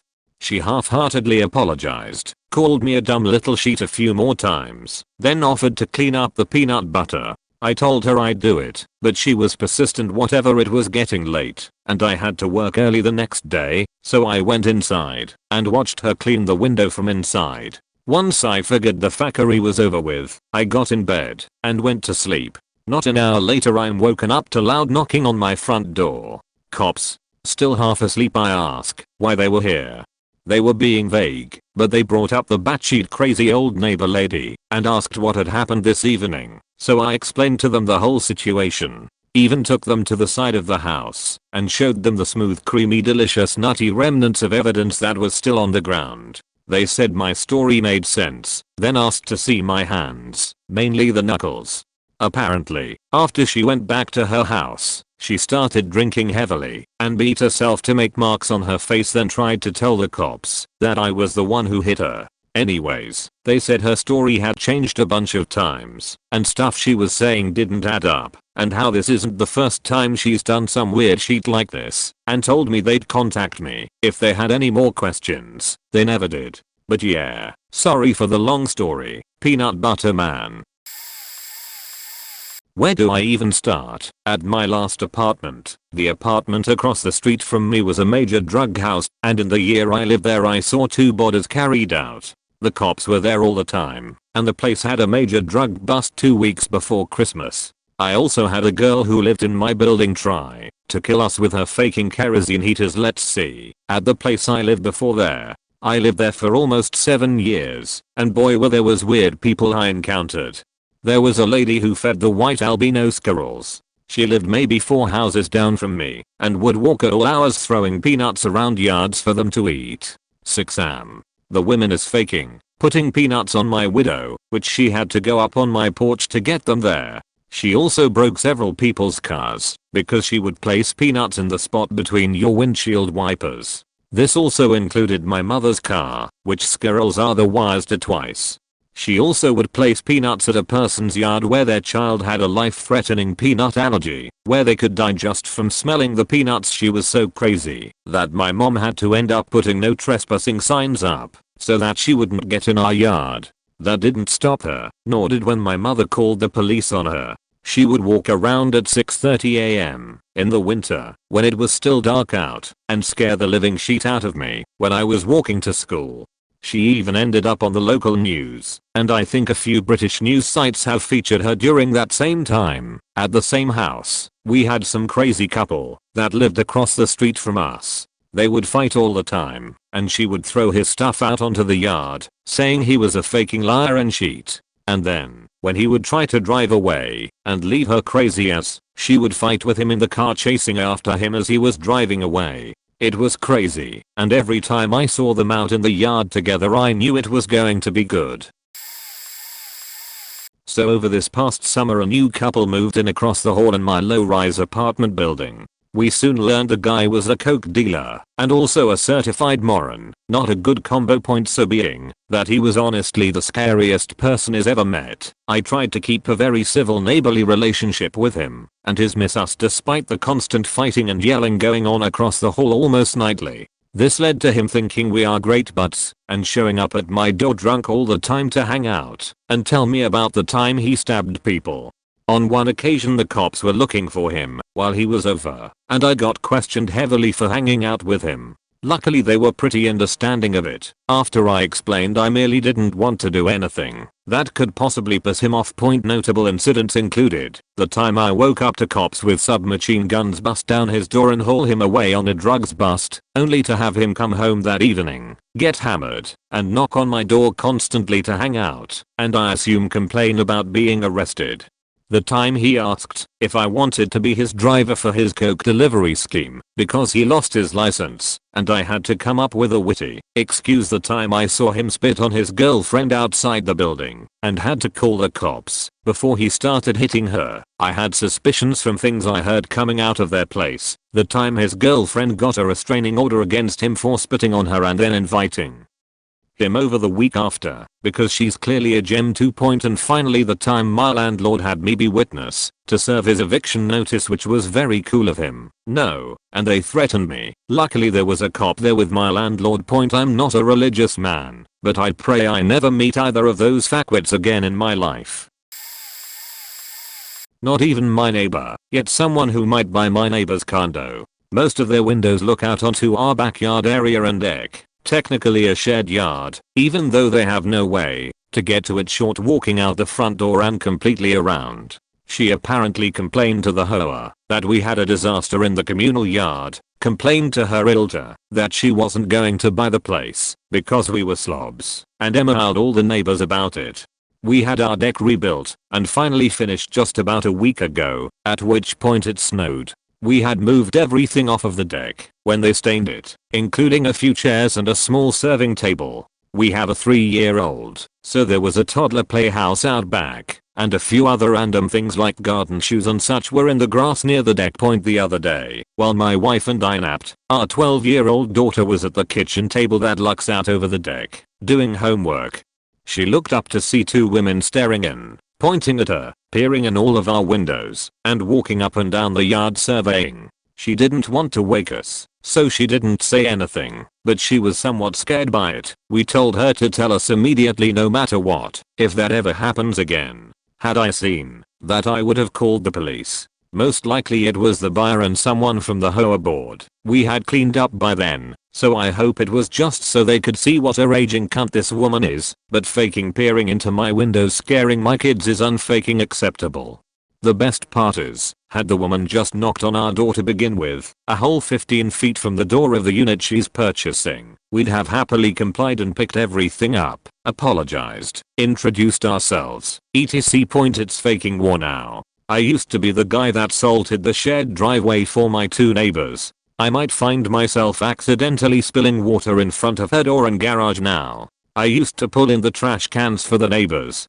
Hers can rot on the curb. When my neighbors had remodeling work done, I ignored the nails, screws, and trash, even when I got a nail in my tire and had to get it repaired. This woman is buying in order to remodel. You better believe the hoa will hear about every scrap of paper, splinter of wood, nail, screw, bolt or anything else that lands on the driveway and not in the dumpster they surely will park in front of the place. I have 3 children after all, they could hurt themselves. I lived in a creepy upstairs apartment of a duplex, and in the year I lived there had 3 people move in the downstairs then move out after a month or so. The last one left on different terms. I would hear her and flyer boyfriends fighting, then slams of sheet being thrown. Finally I heard her break up with him, so thankfully it was going to be over. It was New Year's Day 2012 and I woke up to Boys Second Men's End of the Road being played at volume level 11 on repeat. This went on for a solid 4 plays before my Midwesterners got up and pounded on her door. No answer. I peek into the window and there is a blanket over it. I pound on the window. Nothing. She turns down the music. Though point I go upstairs and she turns the music up somehow louder. I honestly have no idea how she hadn't blown her speakers at this point, and then I'm faking pissed. So naturally I call the cops, and thankfully I did in the 10 to 15 minutes it took for the cop to arrive. She had started her bed on fire and was just sitting in there like a psychopath. Turns out she was a legit mental case and was in and out of centers her adult life. She was charged with arson. I was asked if I wanted to press charges criminally since I was in the apartment, but I declined. I didn't feel like I was in any danger, but yeah, having your downstairs neighbor try to set your house on fire probably counts as a pretty shitty neighbor story.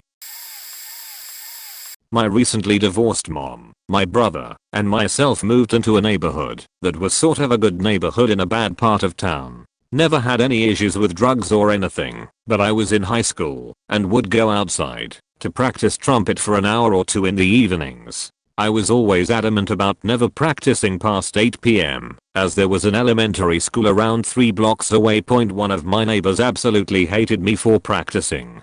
Was a huge dick with a purple Camino out front. The first time I was out and saw him, he stared at me for at least 5 minutes. I gave him a smile and waved, and he responded with a middle finger. The next interaction I had with him, he had called the police and had a huge list of times that I had been practicing, most of them being fictional. He said I spent 5 days in a row practicing from 7 p.m. to 3 a.m. Now, 8 hours practicing is a lot doing anything, but for a high schooler, that is virtually impossible to do from a physical standpoint. The officer said that essentially because I was in school, he couldn't do anything that would interfere with my studies. Total BS. That basically was telling my neighbor to fuck off. Officer told me he played trumpet in high school, asked me to play him something, and left. Neighbor eventually bought huge speakers that he would set up and blast Janis Joplin at my house. He would sit outside drinking lemonade and stare at me. Eventually I learned to play along with the songs, and I watched him kick one of the speakers to shit. The last time I saw him, I got home from school and saw officers and firemen outside his house. Apparently, there was a fire in his kitchen. I could see burn marks above the kitchen window. Just the cherry on top, I watched him staring at his house, looking pretty upset, and I started my daily practice session with taps. Not my finest moment, but it felt good to see him look at me and give me the last middle finger I've seen from him. I moved into a newly refurbished apartment in a large complex that was undergoing total refurbishment. About a year into my occupancy, management decided to reassign parking spaces. This was an exciting prospect, as my new spot was much closer to my unit, and my former spot was constantly being hijacked by guests of other tenants. I rarely got to park in my spot, and there was one car that parked there almost daily. I left nice notes asking him not to park there, to no avail. There was often no guest parking available, which led to me carrying groceries ridiculous distances back to my unit. As a 100-pound female, this was beyond frustrating. After finally having the chronic offender towed, a white Eclipse with a large purple decal down the side that read VIP ROU insufferable douche, my Camaro's fancy paint job was keyed. So I happily moved into my new spot hoping things would improve. I soon began receiving very nasty notes from the parking spot's former owner claiming the spot is his. I double, triple, quadruple checked my parking assignment, not wanting to get my recently repainted car e-keyed, nor cause the same anguish as Mr. VIP had caused me. I left a note apologizing for the confusion, but I had been assigned the parking space. The notes and confusion continued. I left the notice of my parking assignment on my dash when I parked. The notes continued. Finally, the former owner of the parking spot set a trap for me. He waited until I returned from class and confronted me as I sat in my car, screaming in a thick accent through the window, face red, spittle flying. Never great with conflict, I locked the doors and started sobbing into my hands until I mustered the courage to hold up my parking assignment for him to inspect through the glass. His face fell back into the normal configuration of a face. An apologetic face. I was not at all what he expected. He coaxed me out of my car, apologized profusely, explained that Mr. VIP had frequently used his space also, and he thought I was some careless frat boy from his crew.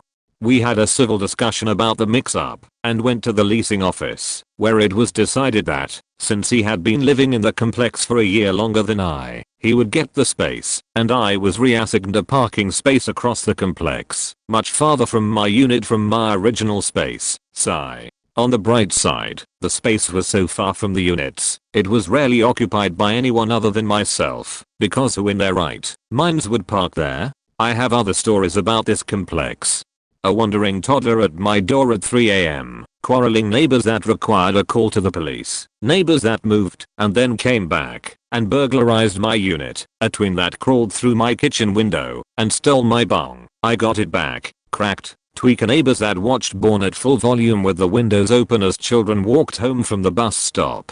Neighbors that would get amorous and bang each other's brains out while listening to Feel Like Making Love on repeat at full volume. The painter that knocked on my door and creepily told me it seemed like I have a little black in me because I was listening to Outkast, but I was very much a white girl and that I could call him boo. After 2.5 years of nonsense, I was so ready to be done with this place and moved out of town. Last year, my family had the limbs of a tree pruned back to the fence line. The tree is rooted on our neighbor's property, but the limbs hung over our roof and would frequently drop branches and debris onto our roof and property during storms. For fear of our house and being responsible homeowners, we decided to get them pruned. Tried informing the neighbor through conversation and by going to his house to knock on his door.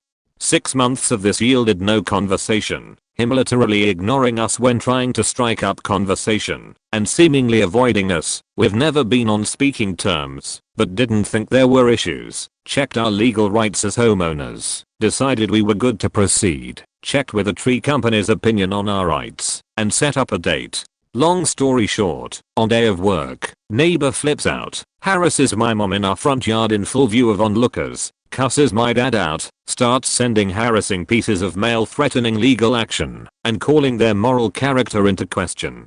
Mom and dad didn't really fear or think too much of it, especially as they checked with lawyers on our case, until we discovered that our neighbor was a magistrate judge in town who'd had a history of nepotism and questionable decisions made in favor of opinion over evidence. And of course, about 2 months after, we are served papers as a judge, who another Google search shows, has been very friendly with this man since childhood, has agreed to take a case that our lawyer called a waste of time and resources. They still regret it, but they decided to pay the man out of court, to have him remove the tree fully, and to have a new section of fencing installed at our property, purely out of fear of this man's position. It was not cheap. Would been about what legal fees for fighting a lawsuit would cost. I think at that point, there'd been a significant amount of hate speech and sheet slinging to make you never trust your seemingly kind, elderly neighbor ever again. TDLR cut down limbs of a tree. Questionably corrupt judge neighbor verbally abused my parents and threatened legal action. Parents caved out of fear to a case that several lawyers told us should not been given the time of day. I once lived in an apartment with the worst neighbors you could ever imagine. There were multiple neighbors you'd consider horrible people. For one, our upstairs neighbors across the hall from us would argue every single night. Not small arguments either. They'd cuss each other out and say the absolute worst things to each other, yelling almost every night. Our downstairs neighbor sublet the apartment to a few teenagers who turned the apartment into a party house. The downstairs neighbor would have friends over every day and hotbox the apartment. I could care less about people doing that except for the fact that it seeped through the air vent. So I'd come home and my entire apartment would smell like it. We had small kids at that time too. They eventually got kicked out and a family with small kids moved in. All was fine until the boyfriend moved in. He was physically and emotionally abusive to the girlfriend. We called the police a few times because we could hear him getting out of hand. After that he hated us. He threatened my wife, and we had to call the police multiple times on him because he would try and get physical. One night after the police left, we heard him yelling to his girlfriend about us, and he left after an argument with her. We went to our car the next morning with a huge dent in the side of our SUV like someone had kicked the door. He eventually got arrested for beating his girlfriend and she moved out shortly after. Another time we woke up to 20 people walking down the street getting in a huge brawl with each other after having a party. And right before we moved out we were woken up at 3 AM and look out our window to what seemed like 2 cars hitting each other. After hearing them yell at each other, we heard it was a girl trying to keep a guy from drunk driving. Except he was having nothing to do with her. There he kept trying to get around her and was hitting another car, our car. The cops came and he was found guilty later on, but wouldn't pay for our car because I never got the damage fixed. This was all within 2 years. Not me but my parents' house. It's a semi-detached corner property. My parents' side was the outside one, with the other property being between theirs and the next house over. The backyard was technically a side yard due to it being a corner property, and the way it worked was that my parents' side had a parking spot, but next to that was a right-of-way lane, so that the neighbors could drive into their half and park their car prior to my parents buying the house. The 2 previous owners had realized this was silly and decided to just share parking on my parents' half and have a shared backyard on the other half. This went great for years, with 2 other owners coming and going for the other half of the house without an issue. Eventually this single mom named Christine moved in, and when it came time to replace the shared deck, she decided that she no longer wanted to share and literally overnight cut off her half of the deck and fenced off the yard, which was technically on her property. My parents just came home from work to find half of their deck sagging and about to collapse, a large fence put up, and my mom's vegetable garden torn up. Of course, Christine's car was still parked on my parents' side, because according to her logic, well, I have the right to drive through there, and obviously you're not going to do anything with it, so I should get to keep parking there, while keeping the yard. My parents essentially told her to fuck off, and made her tear down half her fence and pave part of her yard, cause there was no way they were going to keep sharing the parking spot after that point. And of course, a year after this she moved out, and the new owners are the nicest people, who once they found out about the old arrangement, lamented that this happened. Thankfully they are due for another repair soon, and it looks like they are going to go back to the old shared system. I come from work, there they are, as usual, an old creepy lady and the drunk guy that doesn't let me sleep at night. I can hear them and their darned music. It's a shared house with rooms. I get in the building and then I try to get to bed. Suddenly I found out there was smoke getting in my room. I go check out. It's downstairs where they live. There's one door. I can't get in. I close the door and run outside across the other direction as there is a second door. Hear the drunk guy coughing. Kick the door open into their apartment, get into their mess, find the lady inside closing the door of the other side. Smoke was getting in from the door she was trying to keep closed. She was leaning against it. Room is full of smoke. Me. What happens? It's all okay. Yep, everything is fine, absolutely no problem here. Me. What the fuck? I leave and call my friend. Me. The house seems to be on fire, but the creepy lady says that everything is fine. Friend. Call emergencies. I call emergencies. Me. There seems to be a fire in the house, but there's a creepy old lady that claims everything is fine. I broke into their room. They refuse to get out. Emergencies. Where are you? Me. Perfectly complete address. Emergencies. Where is that? Me. That's the address. Emergencies. Clearly pissed off. He definitely was thinking I was pranking him. Like where?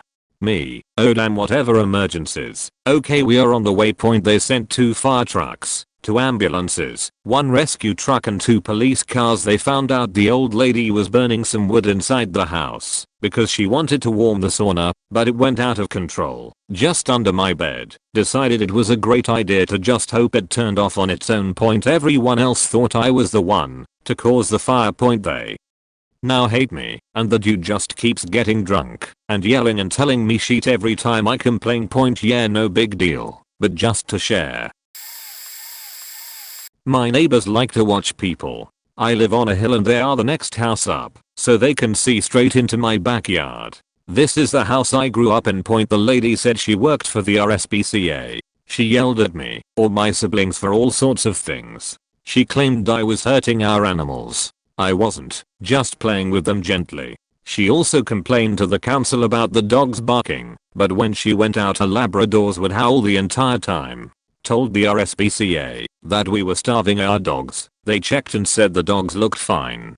Also told us not to feed our goat bread, but would lean over the fence and feed him bread. I had to move back home after my mother got sick. Last year she told my son off when one of his chickens was sitting in his lap. She said he must be hurting it because it was clucking. This was a chicken he'd hand raised that was just very vocal. It took him months to want to play in the backyard again. The lady's husband was a police officer. Now that he's retired he likes to watch me and my son when we go out the back. I feel like I'm being watched all the time. I worry about making noise, going outside, and having tradesmen around to fix things. He also throws his cigarette butts and packaging into our yard. They've threatened me when I've asked them not to throw things over the fence. It's not as bad as some experiences, but I'm tired of being watched. They won't even let me grow trees for privacy. They complain the trees drop leaves in the pool. I've caught the husband in our yard pushing small trees over or pulling them out of the ground. They also get their gardener to chop the top off any tree that grows above the fence line. We live in the country but have neighbors on 3 sides. Shortly after we moved in, I was working in the yard and saw the neighbor behind us standing in the woods at the property line with his shotgun over his shoulder.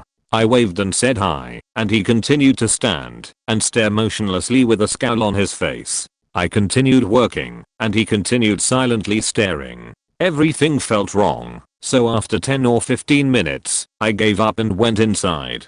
I watched him out a window and he stayed there motionless for about another 5 minutes, then finally went away.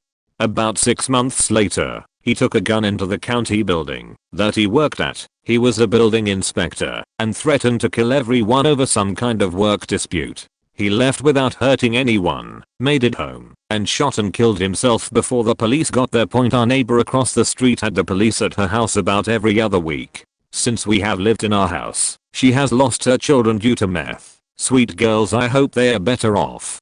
She has repeatedly warned us that an ex-boyfriend was coming to kill her. We've repeatedly made our young daughter sleep in our bedroom because we have a garage between our room and her house. And what if there are stray bullets? She usually has a current boyfriend who is armed and patrolling her house when this happens. My worst experience was when I was working out in the garden with my then 3 or 4-year-old daughter. Remember, we are out in the country. An ex must have threatened her again.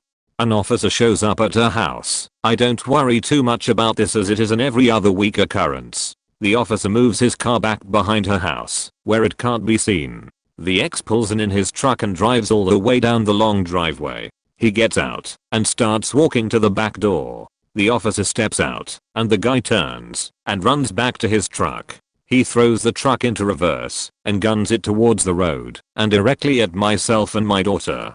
The officer is chasing him on foot with weapon drawn, again, both coming directly at us. I start screaming for my little girl to run. I stand there because my mommy brain apparently thinks that my body is going to stop a truck or a bullet and buy her time to get into the house.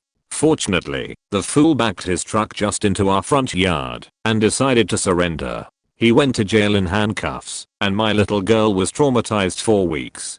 And, no, we cannot afford to move right now. I have had the cops or code enforcement at my door every 2 weeks for the past 3 years. I have had to go to city council meetings, get the chief of police involved. The mayor has had a meeting with all of us. Because the mayor could not resolve it, he wrote me a note to take to the courthouse to file restraining orders on them. What was my big offense, you may ask? We have no driveways. So when we moved in, we parked where we could, so we could get the moving truck in and out. We parked in front of their houses. Had a party and a friend parked in front of their house. Cops. Rumored went to the hospital and left her car parked in front of neighbor's house for 2 days. Cops. We got a new roof. Code enforcement. New facial and soffit. Code enforcement. It has gotten so bad each person who shows up at my door is now given a 3-page legal timeline of the harassment. We built an 8-foot fence and are awaiting the variance approval to make it 10 feet. We also installed cameras everywhere because they would let our dogs out, throw trash, knock on our door and scream at us. They still let their dogs use our front yard as a bathroom that they don't pick up. We came home to our screen door ripped off recently, so we added more cameras also. Thankfully, as evidence, I started posting on Facebook what I call neighbor wars. It gives me a date and a timestamp. People friend me just to read neighbor wars short version. House looks like we sell drugs because of fence and cameras everywhere, because we park on the street in front of neighbors' houses sometimes. This has to be the potheads downstairs. Now if you're gonna smoke, go for it. Just don't expect me to deal with it. I actually get pretty severe migraines from the smoke, not to mention the fact that the smell is horrific. We moved into our upstairs apartment probably a month before this woman and her 2 college-aged kids moved in downstairs. And for months the worst thing we had to deal with was their forever escaping black lab puppy, who knew dogs like to play outside when their owners randomly leave windows and doors open for hours. About 6 months in, mom got a new boyfriend and the drugs started. All hours of the night, random people going on and out. You could smell it from the parking lot as soon as you opened the car door. The cops were called and we were told for ages that they could do nothing. It took about 6 months of constant reports to get the manager to step in, and she simply issued them a warning. 3 months later, the drugs and partying had been solved by them keeping all doors and windows shut all the time, and my nightmare really began. The building was made with shoddy materials. The pot smoke then began to bleed through the floors of our apartment. 5 cop visits and 3 angry phone calls to the management for the complex finally got her out there, but again we were told there was nothing we could do. Some of their friends even walked into our apartment after 1 AM one night, and that same night got high and started banging on our door screaming that their friends were douchebags because we wouldn't unlock the door for them. They were finally evicted for keeping a pet concealed without an extra deposit. Now the only bad thing is that my across the hall neighbors like to have their drunk friends over to loiter and drink in front of my door. I'm one of those people who need to live in a house away from people. We live in a quiet residential neighborhood. Our neighbors on one side have absolutely no respect for anyone in our neighborhood. Their side yard butts up against our bedroom wall. They light off fireworks on weeknights, taking up the whole street, so no one can drive down the street, and leaving firework ash and garbage all over everyone's cars. They leave their husky dog outside in a yard filled with trash every day, all day. He whines and whines asking to come in, and it's so loud, right next to our bedroom window, but they say he likes being outside. Even when it's freezing cold and raining out, they say he likes being outside. I've called animal services, and they've come out to check on the dog, but nothing has changed. It's a 3-generation house. Grandparents, parents, and children, and one time their toddler went missing. I called 911 for them and spent over an hour helping them look for their toddler along with them and the cops, scouring their house and yard and our neighborhood, only to find out that the grandpa had just taken the kid to the store without telling anyone. They never once said thank you. They use their gas-powered leaf blower at 7 AM on Saturday mornings. Gas-powered leaf blowers are prohibited in my city, but there's no enforcement. When I try to speak to them about their dog, or their noise levels, or anything, they pretend not to speak English, so then I speak in Spanish, and they still pretend not to understand me. They drive me nuts. Not as bad as others I've read in this thread, but not sure if this was her actual name, but she looked like a Cheryl to me. I lived in an older building in a very college-oriented neighborhood. It was walking distance to campus, so almost everyone who lived in the area was a student, except my downstairs neighbor Cheryl. Like I said, the building was old, with wood floors, so she could hear most noise through the floor. I had at another time lived in a first-floor apartment in that building, so I tried to be as courteous as I could. I was bartending at the time as well as doing my own fair share of drinking, so I almost always came home around 3 AM. Cheryl asked if I could keep all of my shoes outside because it bothered her when I walked in the house with them on. I said I would take them off at night when coming home, but she said that wasn't good enough and it bothered her during the day as well. She called in several noise complaints on my roommate, who was my sister, while I was out of town. I asked our across the hall neighbor what my roommate had been up to, and he said he had only noticed her have one guest over in 3 weeks, and it had been during the day point she tried to get my car towed, because I parked in her spot. Unfortunately for Cheryl, we didn't have assigned spots. She pulled me into her apartment and lectured for, I do not exaggerate, an hour on the fact that my sister had brought over unsavory characters. She said that my mother had done a bad job raising us, and berated me on that subject for a good portion of the time. She of course does not know my mother. Turns out the unsavory character was a very nice boy, but he was black. I hate you, Cheryl. This is a current and ongoing situation. My family and I moved into an apartment complex 4 weeks ago. Me, my husband, and our 2 kids. The day after we moved and I hear a knock on the door. It's my downstairs neighbor informing me she has people over watching football and our moving is disturbing her as it's making her TV shake. She proceeded to slam a broomstick, or something of the sort, into her ceiling. We let it be, to see how things go, after we settled in, but of course the banging continued. She will even follow our footsteps down the hall. We finally made an official complaint with management. They told us there isn't much we can do, except call the cops on her. Well, a few days later she starts slamming again, so my husband starts stomping back. She then comes upstairs yelling at us, telling us we're rude, and had her 15-year-old son get in my husband's face, who is twice the kid's size, twice the kid's age, and a Marine. We decided to leave the house for the remainder of the day, to avoid any further altercations. We get home around 8 p.m. She comes up 10 to 15 minutes later saying, "Tell your kids to stop running, I gotta get up early and need my sleep." My husband informs her our kids are in bed. It was past their bedtime when we got home, so they were exhausted. She says no, that's bullshit. He says take a look. So you see kids anywhere? No. She says you're an arrogant asshole. And storms off downstairs. 3 days later at 1 p.m. cops show up at my door because my kids, 34 years old, were playing too loudly. Cops were basically like fuck her and play hopscotch for the remainder of the day just to piss her off. This issues is still going on and hasn't been resolved. Oh boy, this just happened last night. My parents had some people over for a party and had to keep the dogs up in my room because one of our neighbors, we'll call her Lori, is deathly afraid of dogs on account of her being bitten by one as a child. Well, one of my parents' friends decided that this party was the perfect place to bring her 5-year-old, who proceeded to open my room up and let the dogs out. 2 of them were perfectly fine and stayed in the room, but our youngest, a German Shepherd Husky, ran out of the room and downstairs.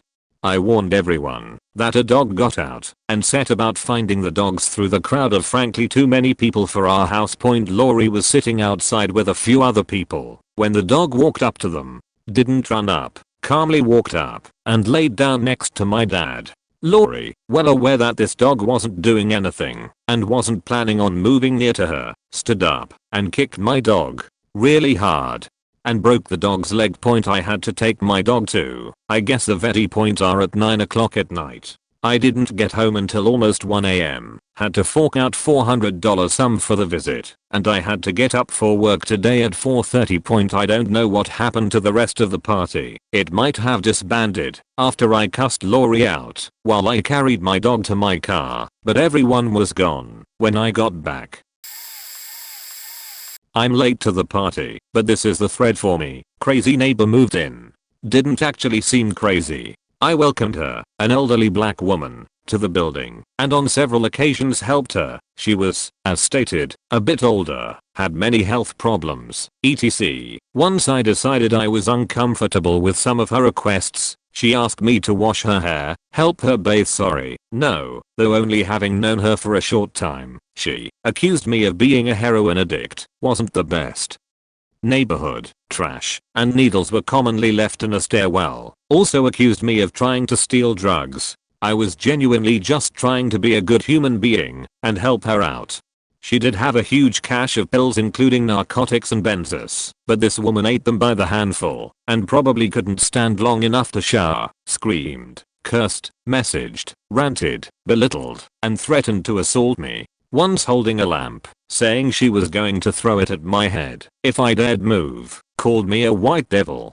I do believe what made her angry wasn't just that I wasn't willing to be around her once her drug issues and erratic behavior became apparent, but that I would not retaliate, or even acknowledge, her threats and actions. But boy howdy, it's amazing how quickly she went from a sweet older lady to a batshit crazy, vindictive whack job threatening my life. She threatened me with voodoo as well. I laughed this off. But she would leave nice big wet sheets on my welcome mat along with dollar store chopsticks. My favorites were the plastic painted Christmas bells, and a Raggedy Ann doll, and even threatened to shoot me if I so much as walked past her door. She was the main reason I moved out, and when I did, I was able to move it with my wonderful boyfriend. We'd been long distance for several years. And get away from crazy lady. But on our last day there, crazy lady left one last pile of, literal, crap on my doorstep, along with a new selection of voodoo charms and whatnot. I'm just glad he got to see it. And she then, when she thought we had left for good, still had the inspection, stole the doormat on which she had, herself, smeared her own sheet on several occasions. Safe to say I'm exceedingly happy that my life no longer feels in danger, and that I'm no longer terrorized for simply having tried to be a quality human being. My first home was next door to a large house that was owned by a former chief of police. His 2 adult sons lived there as well, and they would ride around the yard on motorcycles, which was fine with me. They were friends with the guy who lived across the street from them, an unemployed agoraphobic called Big Mike. They would shoot bottle rockets across the street at each other, but that didn't bother me. I never had much contact with any of them. One day I came home, and the neighbor who had the house on the other side of mine came out to tell me that the police had come and arrested the brothers while I was at work. As it turned out, they had abducted a young woman in the parking lot of a nearby grocery store and kept her at the house for a week, presumably as a sex slave. After a while they decided to take her to California with them and stopped at the local convenience store to fill their car with gasoline to begin their trip. They had kept her naked from the waist down, thinking that would prevent her from trying to escape, but it didn't work. She ran into the convenience store to get help, which quickly arrived. After his friends were gone, Big Mike didn't have much to do during the days when his wife was at work. A couple of other neighbors, brothers who owned a tree trimming business, paid Big Mike to watch their young children while they and their wives were at work. That seemed like an ideal arrangement until Big Mike's dog pulled an envelope from under the sofa that was full of photos of the kids, naked. Big Mike's wife called the police, and when they pulled into his driveway he overcame his agoraphobia and ran down the street until they caught him. He was probably fortunate that the brothers with the tree service didn't get to him first, or he might have been big mulch. The house where the 2 brothers had lived was bought by a not antisocial guy who owned a landscaping company. He was cordial to me, but put up a 6-foot-high chain link fence with barbed wire at the top all around his property. He dated a woman who had 2 young boys. Eventually they all moved in, so the boys were there full time. I had a black Labrador puppy, and the little sheets would stand by the fence and call him over, then poke him with sticks and throw rocks at him. I'd complain to my neighbor, he'd give the boys a few whacks, then they'd do it again. My dog lived to be 13, and he never trusted short people. I ended up getting married and moving, and sold that house for twice what I paid for it in a cash transaction to a guy who bought it for his son because it was close enough to bars that his son could walk and avoid getting a DUI. Each neighborhood I've lived in since has had far less drama, and I like it that way. Had a neighbor hit my car and not leave a note or anything. The only way I knew who did it was because I had a dashcam. I called the police and presented them this video. Officers found the driver and spoke with her. The next day she approached me and apologized profusely and offered me her insurance information. She was uninsured at the time of the crash and the policy started right after the night of the crash. My claim was of course denied by the insurer. I filed a claim through my insurance, paying a $500 deductible. I ended up getting my $500 deductible back after about a month. Meanwhile I contacted the officer involved and let him know that I wished to press charges. She claimed that it wasn't a hit and run and that she would have left a note if it weren't for her bad handwriting, saying it would have looked like a 3rd grader wrote it. It was that lie combined with her efforts to cover up the damage on her own car that ended up getting her 2 days in jail, 90 days with 88 days stayed with 3-year probation. Here are pictures of the damage. http imga.com/d5l.jpg http i.imga.com/werxque0.jpg. She spray painted over her damage to hide it. TDLR, my uninsured, unlicensed, and unemployed neighbor hit and ran my car. I caught her with my dashcam footage and she did jail time. When I was around 10, our neighbor at the time was going through some shit. He was sick, had lost his job recently, and in general had a very woe is me attitude even before those troubles. He went to Mexico to visit family and see a doctor, and the doctor told him that he was being cursed with bad luck, obviously, and that most likely it was done by a neighbor for whatever reason. He thought my family was the one that cursed him, and from that point on he put crosses all over his roof, yard and fence pointed at my home. He even went door to door telling neighbors that we were Satan worshippers and had done black magic on him. The worst part of this was when I had been outside cutting the grass with my dad. The neighbor bleached a big as cross in the yard that our houses shared, and my dad's was like, what the fuck is this crazy asshole doing to my yard? He goes to the neighbor and tells him that this shit is getting ridiculous now, and the dude pulls a knife of my dad. I didn't get to hear much of what he said after, since my dad immediately told me to go inside and tell my mother to call the police, but from what I remembered the neighbor was saying some shit like, why do you always have so much nice things and my life is getting worse? Looking back it makes sense. No, the dude was just jealous, but also crazy.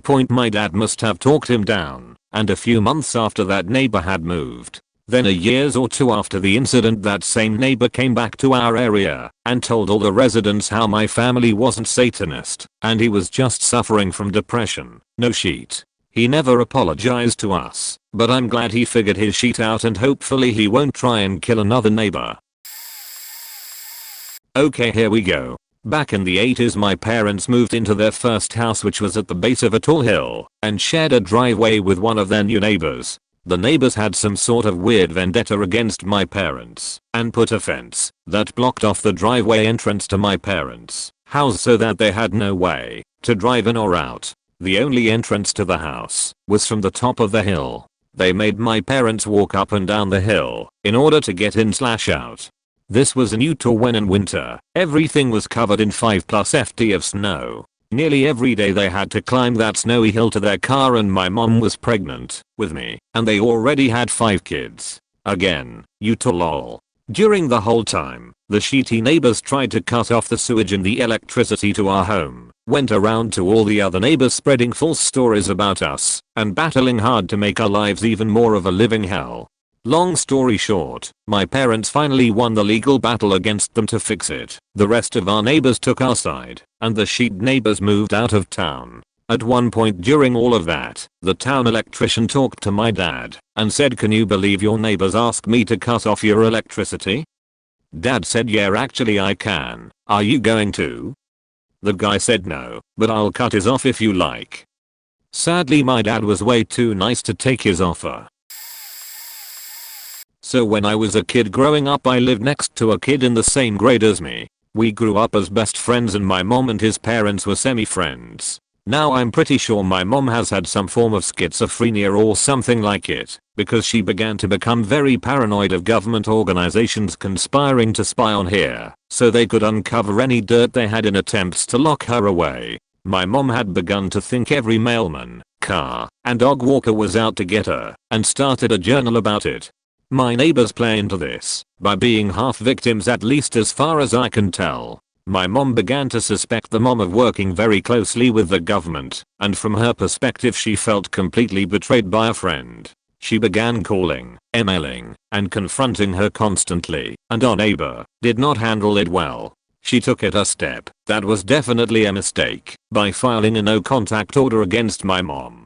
This made my mom feel like she was on the right track about our neighbor investigating her. During all of this my best friend and I continued to be inseparable, and this caused more problems for both families, but we weren't going to sacrifice our great friendship because of this drama. I remember one night sleeping over at his house, his mom comes and wakes me up telling me I need to go home. I do, and my mother tells me I cannot hang out with him anymore. I argued and refused, and she felt the same betrayal by her 10-year-old son. If it wasn't for my dad being able to calm her down, she would kept thinking I was in on the investigation. He continued to try to do the same with our neighbors, but this led to my mom not trusting him and driving them apart. Over the years the drama had continued these thoughts until the final straw was drawn by her screaming in church about it. My dad was away with my brother visiting colleges, so they took her to a mental hospital and my sister and I had to stay at a different neighbor's house. My mom was given the treatment and attention she needed and came out not thinking that the investigation never existed, but that it had ended. It is a sensitive subject for both parties and I have always tried to find out more about what actually had happened. I found her journal on the old computer and asked her if she would mind if I read it. I did, but it only revealed what she thought was going on. I wish I was able to see the transactions of emails between them, or ask my best friend's mom to really fill in the pieces, but I'm afraid that won't happen for at least a long time. All in all, I'm still best friends with him, and my mom hasn't had any similar thoughts since then. My best friend and I still are going strong, but other than that there's very limited contact between the two families. My mom and dad are still together, but not like before this incident. It was really just a tragic situation for both parties with wrong choices on each side, but I don't think anyone is to blame. We had a neighbor in the house in front of us that was just horrible all around. His whole family acts like they are better than everyone else on this planet. When we were kids, we would always play football, soccer, in the streets, especially in the summer holidays. Now, that neighbor has a pretty big garden with a really low fence. Of course, sometimes the ball would fly into his garden, and we would snatch it out of there again quickly. It didn't happen often, mind you. This one time, my little sister kicked the ball too hard and flew into his garden. No problem, my sister thought, I'll just grab it quickly. And as soon as she made one footstep into the garden, the neighbor came out with this big faking knife in his hands, started running up to our bowl and just slashed it to pieces, yelling that next time it happens, he'll slash us up. I mean, I understand that we shouldn't have just run into his garden, but it's not like we did it in purpose. And threatening a 5 and 8-year-old kid with a knife. Pretty faked. The guy has died a couple of years ago, and now his son lives there. He's an even bigger asshole than his father was. He acts like the parking spot in front of his house belongs to him, even though it's just a public parking spot. Today, we had a new neighbor moving into a house nearby, and they wanted to move their furniture to the house with a normal moving van. So, of course, you're going to park on the public parking spot near the house and carry your stuff in, right? That's only logical. Not according to Mr. Neighbor. Right after they parked the moving van there, he came speeding down the street with his massive van, parked right in front of the moving van, so they couldn't remove furniture from it anymore, couldn't drive away or anything. He just parked the moving van in, because they were standing on his spot, and just wouldn't leave. In the end, they had to call the police. They weren't even surprised anymore. This wasn't the first time they had to come, because of this neighbor. All in all, it's a horrible family, with seemingly endless cases of worst experiences. The worst neighbor experience I have had. I was 19 and just moved into a condo. The very first night someone tries to break in. The doorknob rattled at 3 AM, then scrapping, then rattling and bumping. I grabbed my 12 gauge and racked a shell, and yelled I had a shotgun, and had called the police, who did not show up at all. They stopped and I moved the next day. People had moved in next door that had 2 very large pit bulls. One day I had our lab on our deck, tied up. The 2 pits come running over and proceeded to tear our dog to pieces. I grabbed the gun, but did not want to shoot our dog in the process, but beat the 2 pits with the butt of the gun. Then my hubby came out and took over, punching the pits in the head. Everyone screaming. It was a mess. They begged us, grown men, to not call the police, which we chose to lodge a complaint, but moved away from them a month later.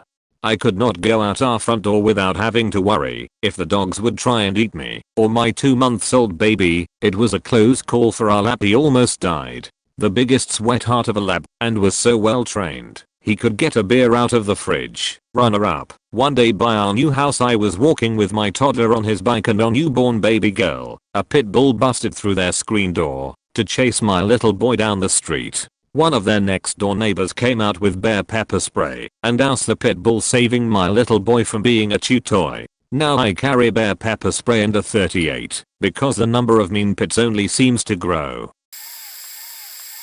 Oh boy, have I got a story about my neighbor from hell. I've told this story a few times on here already, but it just still gets me so mad that I have to continue telling the world how awful this human being is. So my family and I moved into an apartment complex a bit over a year ago. About a week after we had moved in, we noticed that one of our neighbors had a dog the same breed as ours. As we were walking our dog, Castiel, and fawning over hers, Bella, this middle-aged lady walks out onto her porch and beckons us to come over. We do, and our dogs meet, and we kinda hit it off.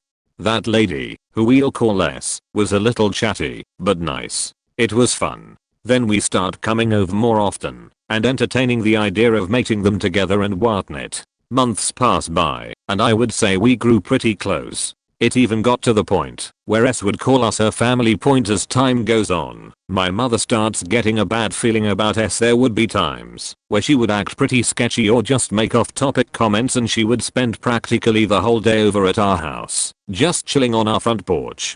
My mother is pretty antisocial, so she got annoyed of S pretty quickly and wanted us to spend less time with her. Me, being naive and fooled by this lady's kindness and promise of puppies, refused to acknowledge that maybe S wasn't as nice as I thought her to be. I still made almost daily visits to her house and invited her over to ours. This came back to bite me in the butt point, so before we know it, the dogs mate and Bella is pregnant. Now I really do visit her house every single day. 2 months later, 2 puppies are born, 1 boy and 1 girl. We're ecstatic. We'll finally have a companion for Castiel. We couldn't have been happier then. S starts throwing not so subtle hints that she wants to keep the female puppy. We are very confused, since we had been speaking of wanting a female buddy for Castiel since we had met. We assume this is a small blunder and she'll forget about it and let us keep the female. But then S starts making excuses to not let us see the puppies. By then my mother kind of already knows what's going to happen, but I was still disillusioned. We decide to wait until the puppies are weaned to bring the conversation up again. We slowly stop visiting her and almost completely cut off contact point. Another month passes by and we decide to confront her. It is then when we are told by another neighbor that she said she planned on cutting us off and keeping both puppies. I'm completely heartbroken and devastated, but most of all angry. After all of the time and effort we invested in those puppies, she decides to steal them from us. I'm blinded by anger and I write her a steaming text message, insulting/shaming her in a paragraph. When my mother finds out an hour later, she's very disappointed in me. As I'm apologizing to mother, I receive a phone call from S. She berates me and calls me every name in the book, but what she doesn't know is that she's on speaker while my mother sits next to me. I hang up on her as she threatens to beat me the next time she sees me. By then my mother is seething. My mother calls her back and puts her to shame for being such a nasty, vile woman. We completely cut off contact after that and debate whether to press charges for our stolen puppy, but decide not to since it legally is hers. Some weeks pass by before one day our mother comes home with a tiny new addition to our family, Marina. She fills in the hole in our hearts that S caused. We parade her around our complex, so S knows that we can be happy without her and her dogs. Now, we are happy as can be with Marina, who is soon turning 9 months old. The last I heard of S was that she had to move out of her old apartment and into a cheaper one because she couldn't afford the rent. She was busted for buying drugs in a car she borrowed from a federal agent, and she had to release all of her 9 cats because she couldn't afford to feed them anymore. We also discovered that close to everyone in the complex has had an issue with her before, and no one likes her aside from, like, 2 people. In a twisted way, that made me happy. TDLR. After our dog sired a litter with her dog, our evil neighbor decided she didn't want us to have the puppy that rightfully belonged to us, essentially stealing a puppy from 3 young girls. I had a policeman for a neighbor when I was 19 years old. He didn't like my garage band rehearsing at any time of day at all, and so he chose to come over one day and write me a sound ordinance violation point. This was a brazen conflict of interest, so I got my camera out and, in fact, the 2 other officers who showed up that day, he called them, refused to write this ticket because I was filming them and surrounded by a porch full of friends and visiting an older adult family members who had come over just to see my band, and B, because they must have recognized this was an absurd and impossible citation to issue or enforce. They had not heard our rehearsing and could not truthfully vouch for any excess noise. Point: the day I showed up to court to contest the citation, my neighbor the policeman produced his own copy of the city's sound ordinance. One that was so old it mentioned weird antique amplification equipment like Victrolas, but fit his agenda. Point: thank God I got an attorney, because the judge was ready to accept this policeman's copy on merit alone and fine the hell out of me. When my attorney produced a modern copy, our hearing had to be continued to a later date, so that someone could provide the judge with an affidavit copy of this stupid sound ordinance. Point: the next court date my lawyer produces the affidavit copy and also informs the judge that we have contacted all of the police precincts in our city and found that none of them even possessed a decibel meter, the device you would need to measure and actually enforce the current ordinance with. My case was dismissed, but not without great protest from my lying, manipulative policeman neighbor. Point: fuck you, Paul, wherever you are. You were a shitty policeman and an inconsiderate neighbor. If my band can't practice at 3 in the afternoon on a Saturday, you can't mow your lawn at 7 AM every faking weekday. Point: I started a metal band after this encounter, and for his sake, began to practice in the late evenings. Paul taught me the only lesson I have ever needed to know about police. Fuck DA police. My current next door neighbors, let's call them Jack and Jill, are just horrible people. Amongst other things, when my friend pulled in to pick me and my daughter up to go out, they came running out yelling at her for being in our shared driveway and told her to get out, even when she and I both explained why she was there. Point: Jill banged on our door to complain and yell at me because I was vacuuming at 5:30 PM. Point: Jack also banged on our door to yell at me for not putting the bins back as soon as the dustmen, garbage collectors, had emptied them. We were both at work, I work from home, and didn't know they had been. The bins weren't in their way at all. Point: when I told them we were expecting our second child, Jill scowled like I told her I was taking up nocturnal tuba playing, then said another one. You are producing too many. Sorry for having a whole 2 children, Jill. Point: they deliberately blocked us in with their car when we were trying to leave for an appointment. We tooted the horn very gently once, just in case they hadn't really seen us. When we got back, Jack stormed over to yell at us about us being bad neighbors who were unfriendly and not very neighborly. He said we never made the effort to smile and say hi. We always do, but we are also introverts and don't exactly seek their company. Then he accused us of driving our car at him and trying to run him over. Jill joined him, said we deserve better after all we've done for you. They once let us borrow their leaf blower. I can't think of anything else, and they started shouting and swearing at us. We asked them not to swear in front of our children, who'd come to see what was going on, but they just carried on. Point: ever since then, they've just give us really nasty looks whenever we smile, wave or say hi. You know, because we're the unfriendly ones. In my town, new people are hard to come by. I grew up with all of my neighbors since I was a kid and most of them are elderly. When my next door neighbor died, a young family moved in next door originally. They were a lot of fun to be around. I would babysit the kids, one of them being 7 and the other was 10. Then suddenly, they just felt like they were entitled to everything. They used to go in our shed and take our lawnmower without asking and wouldn't return it for days. It got worse when the kids became friends with some bad kids of the town. They would light fires in our backyard for fun and then run away. Point: I also have 3 chihuahuas. They are not overly fond of people, but they tend to keep their distance. My oldest, she's 14 years old, has a really bad leg condition.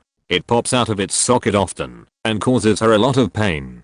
Due to this, we tell everyone we meet that they cannot pet our dogs because we don't want to cause her pain, but also don't want her to get jealous if my other dogs get attention and she doesn't. The neighbor's son, who became a total asshole, brought his stupid friends over into our yard when our dogs were out. They went to go pet my older dog, and she bit them. The days following, they pretended to be really sick and had their parents call animal control services on my dogs, who were then taken away from us and had to be tested for rabies and other things. Animal services also tried to tell us they had to put down my oldest dog, even though she's relatively healthy despite her age. They didn't though, because everyone else in my town came and protested it, and we got our dogs back. But since then, my neighbors have constantly tried to make our lives absolutely miserable. Late, and maybe not the worst, but the most memorable point: I'd just moved into this apartment complex, and I'm chilling out in my living room. Hear someone yelling, like I don't know where they are, but I can clearly make out backquote, "Where the fuck do you think you're going?" and backquote, "You faking idiot." It goes on for several minutes and I seriously think there's like a domestic and someone's trying to leave their abusive point. So I call the backquote courtesy patrol and they come out. I don't hear anything but it dies down for an hour if so, then starts up again. Call again and they come out again. Quiet for a while, then it picks back up. Same thing a couple of times. Turns out, it's my shitty wannabe frat boy neighbor watching sports. Seriously, he's screaming at the TV like the players are gonna leave him. He does this every weekend, gets wasted and watches whatever sport of the season, screaming at the players for being backquote no talent. Should also have parties in the middle of the week that went on till like 4 AM. The music was so loud I could hear the lyrics. Like, yeah, have a party, but in the weekend when your neighbors don't have to work the next day. At one of these parties he and his backquote guests threw beer cans at my door. He also seemed to only pick up his dog sheet to leave it on my patio or by my front door, but the idiot would always bag it, so all I had to do was take the bag and put it by his door. Later I started tying the bags to his door handle. I knew it was him because I heard him beaching though the door about me a couple of times as he tossed the poop bag onto my patio. Eventually his lease came up for renewal and the property management told him renewing wasn't actually an option because of all the complaints. Probably the worst was, perhaps unsurprisingly, whilst I was at university. I was in my second year, this was around 2008 to 2009, and I'd just moved into a university-owned house with 4 other students. I got on really well with 3 of them. We all still keep in touch to this day. The 4th, however, sort of kept to himself and spent most of his time either in his room baked out of his mind, or if not he was out partying, although not with the rest of us. So, one evening around 2 months into our first semester, I'm out drinking with the other 3 guys in the city. We call it quits around 1 AM, and as we're all completely hammered, plus nobody scored, we all head back to the house together. When we arrive back, it turns out that the 4th housemate has decided to invite a bunch of his friends over and start an impromptu DJ set in the living room. The other guys were a bit concerned about the noise, so they try and get him to turn it down a bit. However, at this point I was in no state to do anything other than pass out, so I pretty much just head back to my room to do exactly that. The next morning, I head downstairs in my dressing gown to find a policewoman in our living room taking statements, and the 4th housemate with a gigantic bruise on his face. Turns out our neighbors didn't appreciate the loud music at past 1 in the morning and had come knocking with a baseball bat. It actually went to court, and a few of my housemates had to make appearances to testify. As I recall, the neighbor ended up getting a suspended sentence. As you can imagine, the atmosphere between the houses was pretty frosty from that point onwards. Occasionally they would get mail or parcels delivered to them for us by mistake. Yeah, awkward. So my wife and I lived at these apartments that were a 4-plex. We had 2 other friends living at the apartment and then us. Under us was always someone different after our sweet neighbor moved out. So then comes Lance. At first we were like, oh, it's just a single black guy maybe in his late 50s and his music. He seemed quiet except for his music. His music was disrespectfully loud. Like 1 AM vibrate every wall in the apartment and the floors. Loud. So then his 24-year-old daughter comes to live with him maybe a month after he moved in. She was yelling all the time and stomping everywhere. The first thing that happened that really worried us was they got in an argument in the front yard and he took her down and choked her on the curb, then dragged her into his car and drove off so crazy that he almost sideswiped all our parked cars. She's hitting him while he drives off. Then his car makes this awful noise and it's like done. He's at the end of the street with this broken car that still kind of drives, which he makes drive off. We're all like, what the fuck? And we all have video, so we call the cops. So then the next incident, his daughter and him are fighting all night. I'm talking like from 6 PM to 7 AM the next morning. I hear crying, I hear yelling. One time I thought he died the way she was crying to him. So I'm in bed. It's 7 AM, they are still fighting, and my wife is getting dressed for work. We hear this loud bang and we are like, what the fuck? It's their front door that slammed. So his daughter in the stairwell yelling, you motherfaking noisy as beaches, I'm gonna kick your motherfaking, as she's talking to us. So I'm like telling my wife to pack up her clothes, we are not staying here tonight. We grab our dogs and I pack my sheet and she does too. We get out the door. Mind you, we have to pass by Lance's front door to make it to our car. So we make it to the front and she opened the front door to the apartment and is on the phone with the police. She's describing our cars to the police. We ended up hearing what she said because our other neighbor recorded it. Said my neighbor's disturbing the peace, which was 100% not true. So I call my landlord and they tell Lance she's not on the lease and not allowed to be on that property again. We go back home and we're okay. Then he starts having this guy over. I'm listening to their convo, which is not hard to hear because they are loud. The guy just got out of prison and has no money and is staying with Lance. One day, my wife and I come home and we are like, it smells like chemicals all in the building. Wonder if someone sprayed for bugs or something. Lance and his friend are laughing so loud for so long that we are like, what the fuck is happening? I finally listen in on the convo and hear his friend say, crack, I like that sheet. Now crack is good. I went up to my wife and said, that smell we smell, that's crack. She's like, that's it, we're moving, I can't do this anymore. So it's the weekend and I'm not going to bother my landlord at 12 AM. So I plan to get the other people in the apartment that coming Monday and tell them we are leaving if you don't remove him. But this night, the crack night, Lance's friend has a woman over. The woman is in the living room laughing with them and they are all talking loud. We are going to sleep now and I wake up to yelling in the back of the apartment building. Lance's friend and this woman are going at it yelling. She grabs a pipe and tries to smash his window and slice his tires. And he's yelling at her like, how's that meth taste on your teeth? She's wearing scrubs, so I'm like, are you faking serious? Where do you work? The smell of crack has never been so strong. My esophagus is like burning. I have to call the cops on them fighting in the back, but they leave before the cops make it. I go to sleep. The next morning we all go to the landlord's office and tell them what happened. They told us they will get him out and call us when it happens. We expected him to have 30 days, but they ended up moving him to other apartments. My landlord, I guess, has a heart for him because Lance worked in the kitchen for one of my landlord's restaurants anyway. All of our incidents with Lance were recorded and everything. It was a horrible experience to live above him.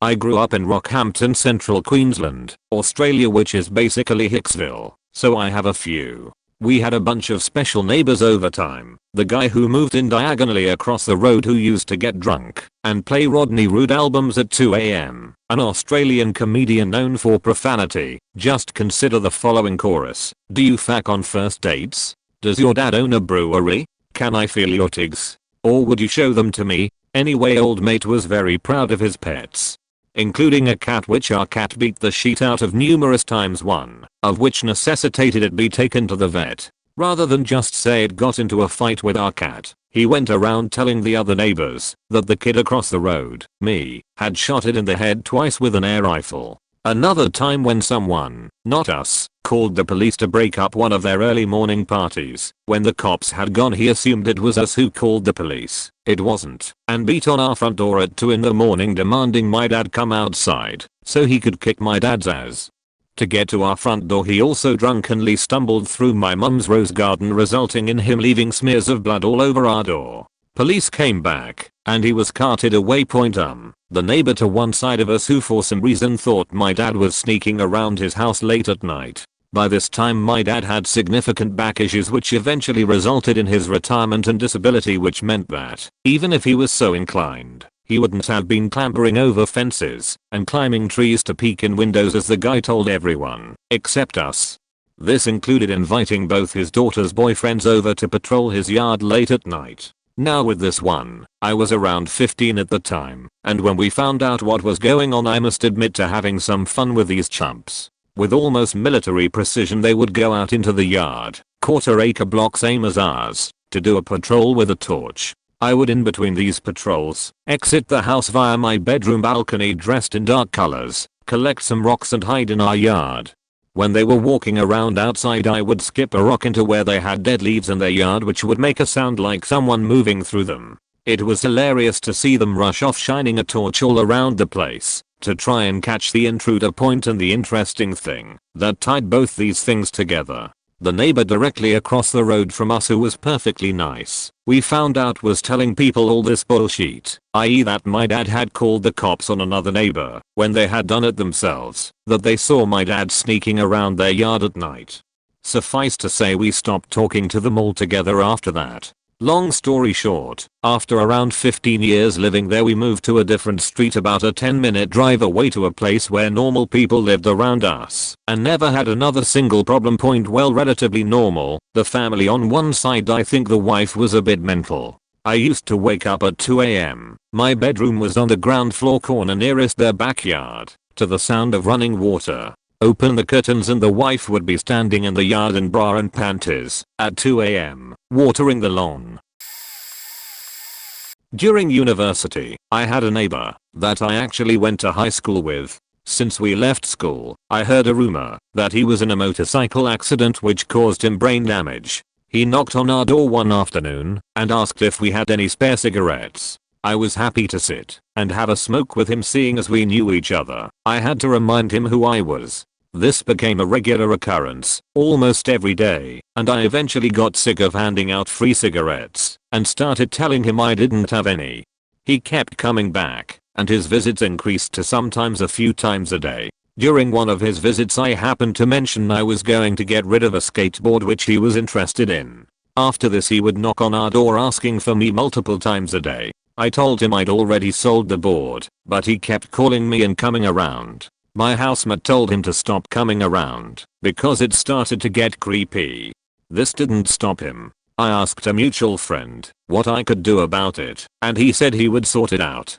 Turns out he had to threaten him with violence to get it through to this guy that he needed to leave me alone.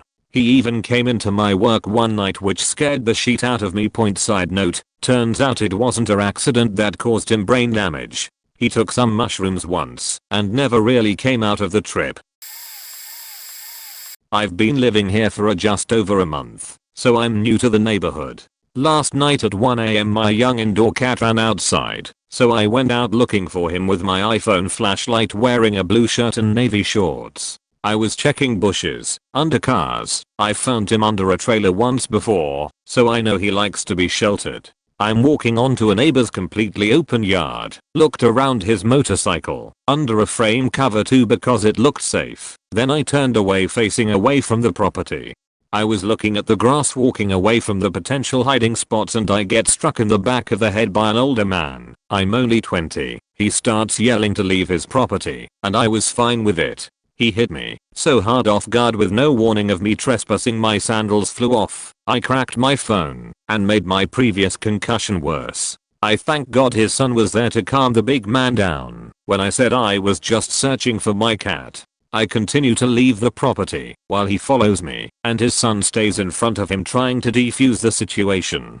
I understand I was trespassing, but it was past 1 a.m. I didn't want to wake people by knocking and asking about my cat. I get he has his right to defend his property, but he has to warn me first. In the state of Florida, TLDR cat ran out late af. I went looking, stepped into open property, no signs. As I was leaving I was sucker punched in the back of the head, no warning.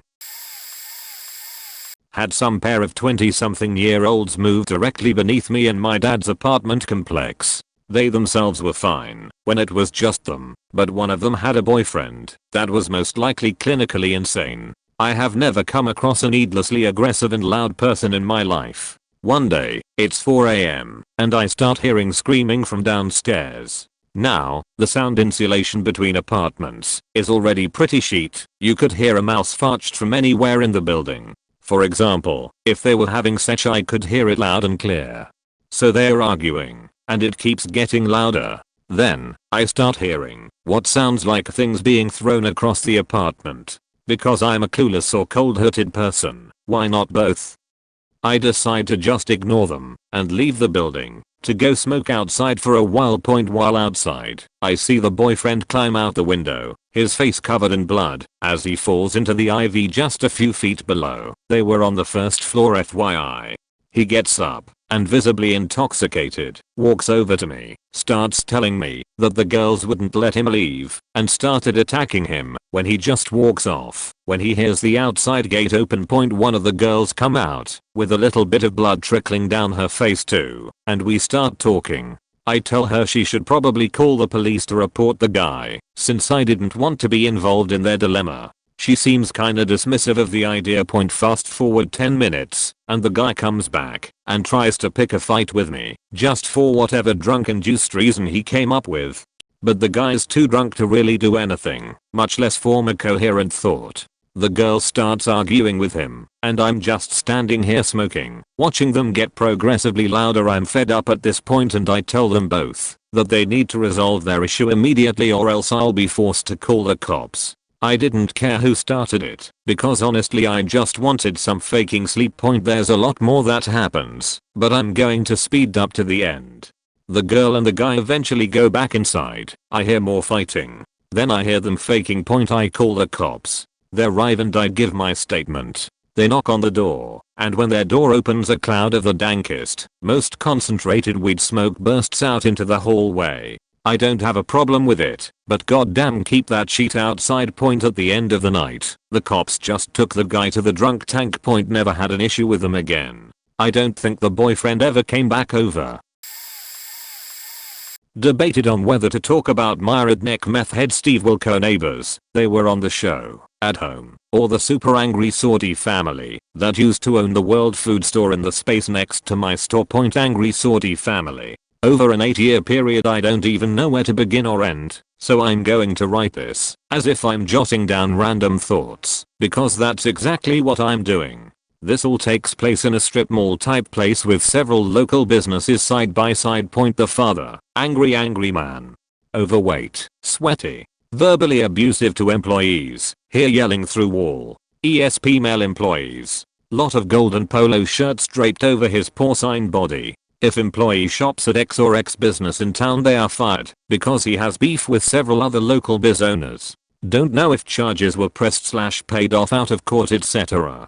Parks badly. Family leaves trash in parking lot. Called one of my customers faking her with stupid shoes. I don't know why. When I confronted, he flipped out, and when it was over, he called the cops on me. No charges. The local cops were tired of his BS by that time anyway.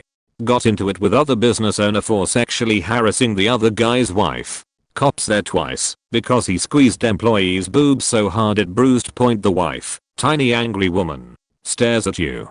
Can you feel her stare? She's double parked again, and so is her daughter. As if this parking lot isn't in serious need of more parking. Also yells at employees, but uses much less English than husband. Dumps grease in the shared alley behind stores, which makes the rear part of my store stink sometimes. Will not stop dumping grease. Negotiations failed. Cleans out her car and throws trash in parking lot. Saw her attempting to move one of the 8 large, cast iron planters that decorate the sidewalk in front of the building. Now there are only 7 planters. The kid's college-age daughter will sit on the bench, cover it with her tablet/phone/paper/backpack/etc. so that no one else can use it, and will sit there for hours. I wouldn't mind, but it's every day, and I built a bench. It sits between our entrances, which are about 15 feet apart. One time they dragged it all the way past their door in front of their window, so I dragged it back and anchored it to the concrete. The other 2 children are always in the parking lot/on the sidewalk in front of the store screaming, playing, and fighting. Their ball hits customer cars at least twice a week. The boy has an airsoft gun and there are green BBs faking everywhere 2 years later. Well, my little town has a big problem with meth. We just got a new family at our apartments, a mom, a daughter, and 2 kids. The mom and grandma are nice enough to only smoke meth on the back porch, instead of in the house with the damn kids. They constantly have people over, and the boyfriend isn't as whole point. They recently bought a dirt bike. The duplexes are isolated by country with the houses lining a P shape. I can't think of how to describe it, lol. Sound travels. Have you ever seen a methed out 60-year-old woman on a dirt bike? I now have. She nearly hits cars, swoops, and rides it at all hours of the day and school nights. They lock the kids in the house, 4-year and 1-year-old. Ask a neighbor to watch them. The house is locked. How? Then stay out all night partying. Point they regularly get in meth-fueled fights and start swinging at each other in their yard. The boyfriend likes to scream obscenities and make loud sex noises. Hey pappy, give it to me. Harder, harder. There are a lot of little kids in this neighborhood, including my little sister. A few nights ago, their car wouldn't start at 2 in the morning, so they called a friend. I was on the porch. I watched them all smoke meth, in plain view on the porch. Intoxicated friend tries to get the car to start, ends up passing out with his head on the wheel, hitting the horn. They all rush over, beating their hands against the car, screaming, pretty much, slurred gibberish for 20 minutes. Then break the window, pull him out, and drag his unconscious body through the grass, laughing when he hits something. I'm just watching, thinking what the fuck. So, yeah, it's been fun. They've been here for 3 months, and had the cops called 5 times. Reported to the management office who are doing nothing, so it looks like they'll be here for a while. I started locking my doors during the day, used to not worry, because I'm here by myself the majority of the time, or with my little sister, and don't feel safe. Yay. Found my neighbor's dog whimpering in my backyard, went over to their house, and rang the doorbell to let them know. No answer. I think okay, I'll try again later, and head back home, but I notice the blinds on the front door window close from my peripheral vision. I pause for a second, and think okay, weird, but I'll just go home, and come back later. I return in about 45 minutes and ring the doorbell again. Again no answer. Blinds are still shut. I walk back home, and kind of stand around a few minutes thinking through how the dog could have gotten back there, and what to do, when all of a sudden the neighbor's garage door opens, and the woman there starts backing out. So I half jog back over saying, excuse me, I think your dog. And she cuts me off, says I really gotta go, I need to pick up my kids. So I say okay, but can you get your dog when you get back? And she says that's not my dog anymore, I sold it on Craigslist. So I'm like, I didn't buy it, can you get it to whoever it was? And she say no, it's not her problem and to do whatever I want with it, and drives off. Lol. So I stand there even more perplexed than before, wondering what to do. I go back home feeling terrible and tell my wife what happened, and she says, okay, call the police or animal control then.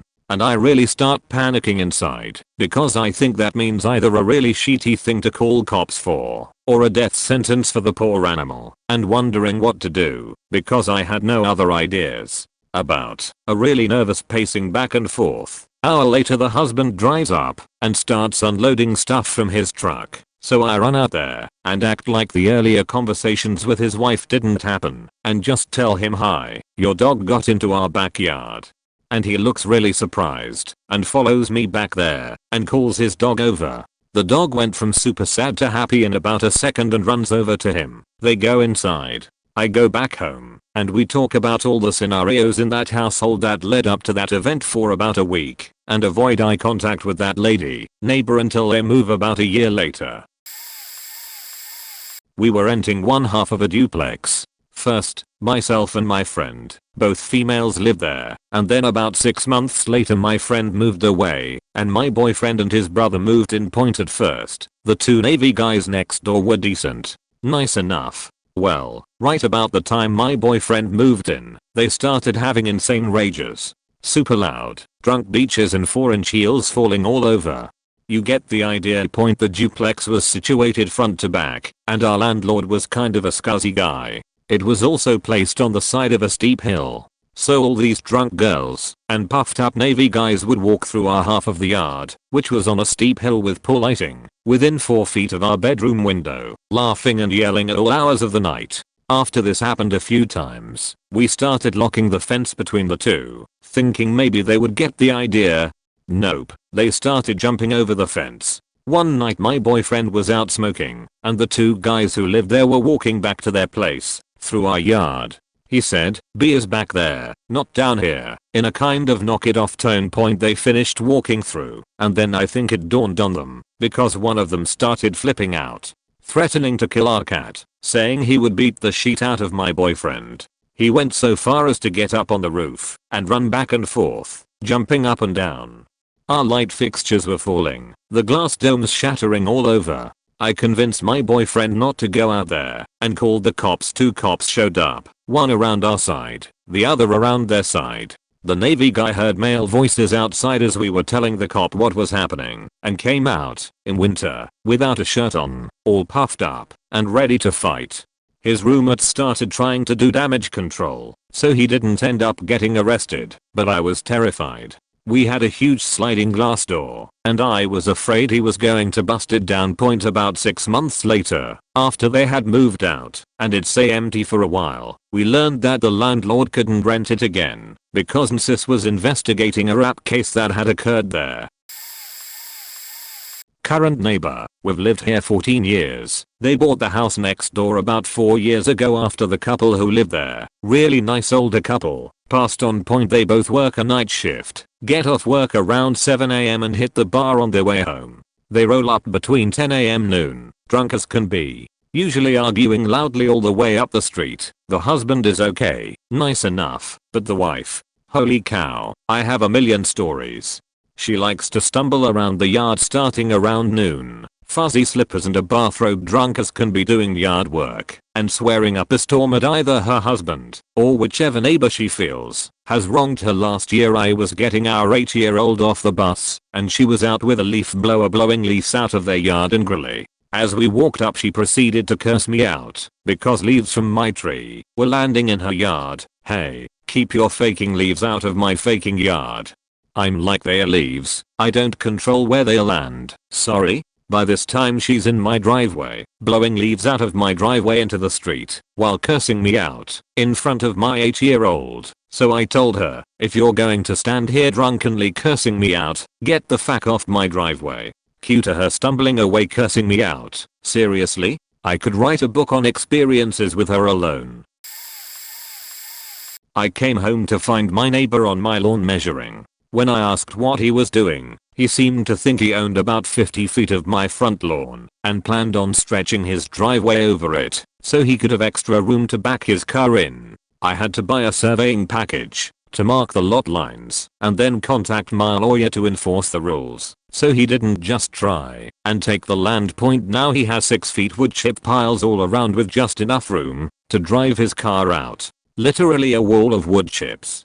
The city shreds up trees and gives them away free. He buried a igloo dog house into the side of one of these walls. He doesn't own a dog. Up until recently I thought his wife was dead and in one of the piles. Nobody's seen her for 2 years. We saw her outside the other day, so there's proof of life. He regularly does that Robert De Niro thing with his fingers pointing to his eyes and then to his son. His son is 40. His whole family is scared of him. Every few days he goes out with his son and measures the wood chip piles. If they settle more than 2 inches, he starts shouting, and they drive out. To get more. Point. About 20 years ago him and his son got into an argument. His son went out in the road and sat on the yellow line. I walked out there to see what was going on, and he said it was time to go. He sat there for about a half hour and the only person who came by was on a bike. Then his father went out and pulled him in. I live in an apartment, so I have 3 neighbors in my building. They've been mostly fine, but one that moved in 2 years ago and moved out in September was an absolute nightmare. Point. First of all, he looks a bit creepy because he was badly burned as a child and his head and chest are all scar tissue. This has nothing to do with anything, just made it worse. When he'd sneak up on me in the dark, I went down to introduce myself, give him the rundown on the other neighbors, gave him my number in case he needed anything. Our building is locked, and there's no doorbells or anything to tell someone that you're outside. We chatted and had a beer, normal neighborly stuff. Every day that week, he came up to knock on my door at least 3x per day to ask if I wanted to go to dinner or the local bar. I turned him down and asked him to stop coming to my door so often. The next time he knocked, I didn't answer, and I heard him rattle the doorknob like he was going to open it. That creeped me out quite a bit. I went downstairs to tell him that I'm in a relationship and to please stop. Immediately after opening the door, he pulls my head in and kisses me. I was what the fucking and basically yelled at him that I had a boyfriend and to knock it off. He slammed the door in my face. 6 months go by, and I get a text telling me he needs to talk to me about something important. I tell him I'll be outside the front door, so I can smoke. He comes out and stands directly in front of the door, so I can't get back in until he moves. He then tells me about how he wanted to date me, and he's never felt this way about anyone, and asked how I could resist these muscles and tattoos. His actual words. I start laughing, because I think he's joking. Except he wasn't, so I explained to him that and I have been together almost a decade and creepers, muscles and tattoos do nothing for me. I tell him sorry to disappoint, but it will never happen. Have a nice day. I was so creeped out by that, because I don't even know this guy aside from the introduction and chatting. I started keeping my door locked at all times, and I dreaded pulling into the parking lot because he'd see my car and come out to talk to me, always standing way too close. I blocked his number and then wound up getting a new number around the same time, so I didn't have to worry about it. The important things he had to tell me started happening probably once per month via Facebook, asking me to come outside. Always the same love confession, always asking how so and I were doing, and he'd always wait until my so's car was gone. Eventually I got pregnant, and at the end of my pregnancy, he tried it one more time on Facebook. I ignored him, so he taped an envelope to my door with a long note that looked like it was written by a 5-year-old and a $50 Walmart gift card. I was completely fed up with him and of being scared to come back to my own home after work every night. I wrote a note back telling him how that was completely inappropriate and that I didn't appreciate him pulling this shit for 2 faking years. I put the gift card in the note into an envelope and had my husband go tape it to his door. No faking joke. The very next day he had a moving truck and moved back in with his parents, as I would later see on Facebook. I still keep him as a friend on there because I love to read his train wreck of a life and post some of it on Reddit.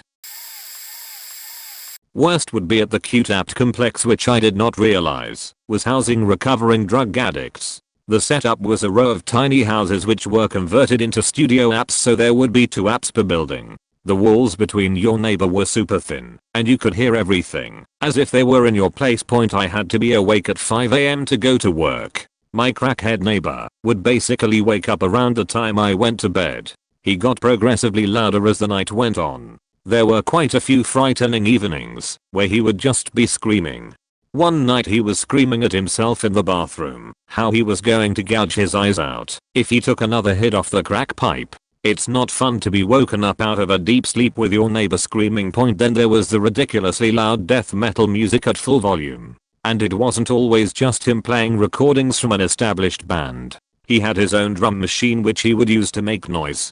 Didn't sound like drums, just noise. He had a microphone he would scream in as well. Not screaming lyrics, just screaming like he was being murdered. And he had a friend with a bass who would come over at 2 AM and jam with him.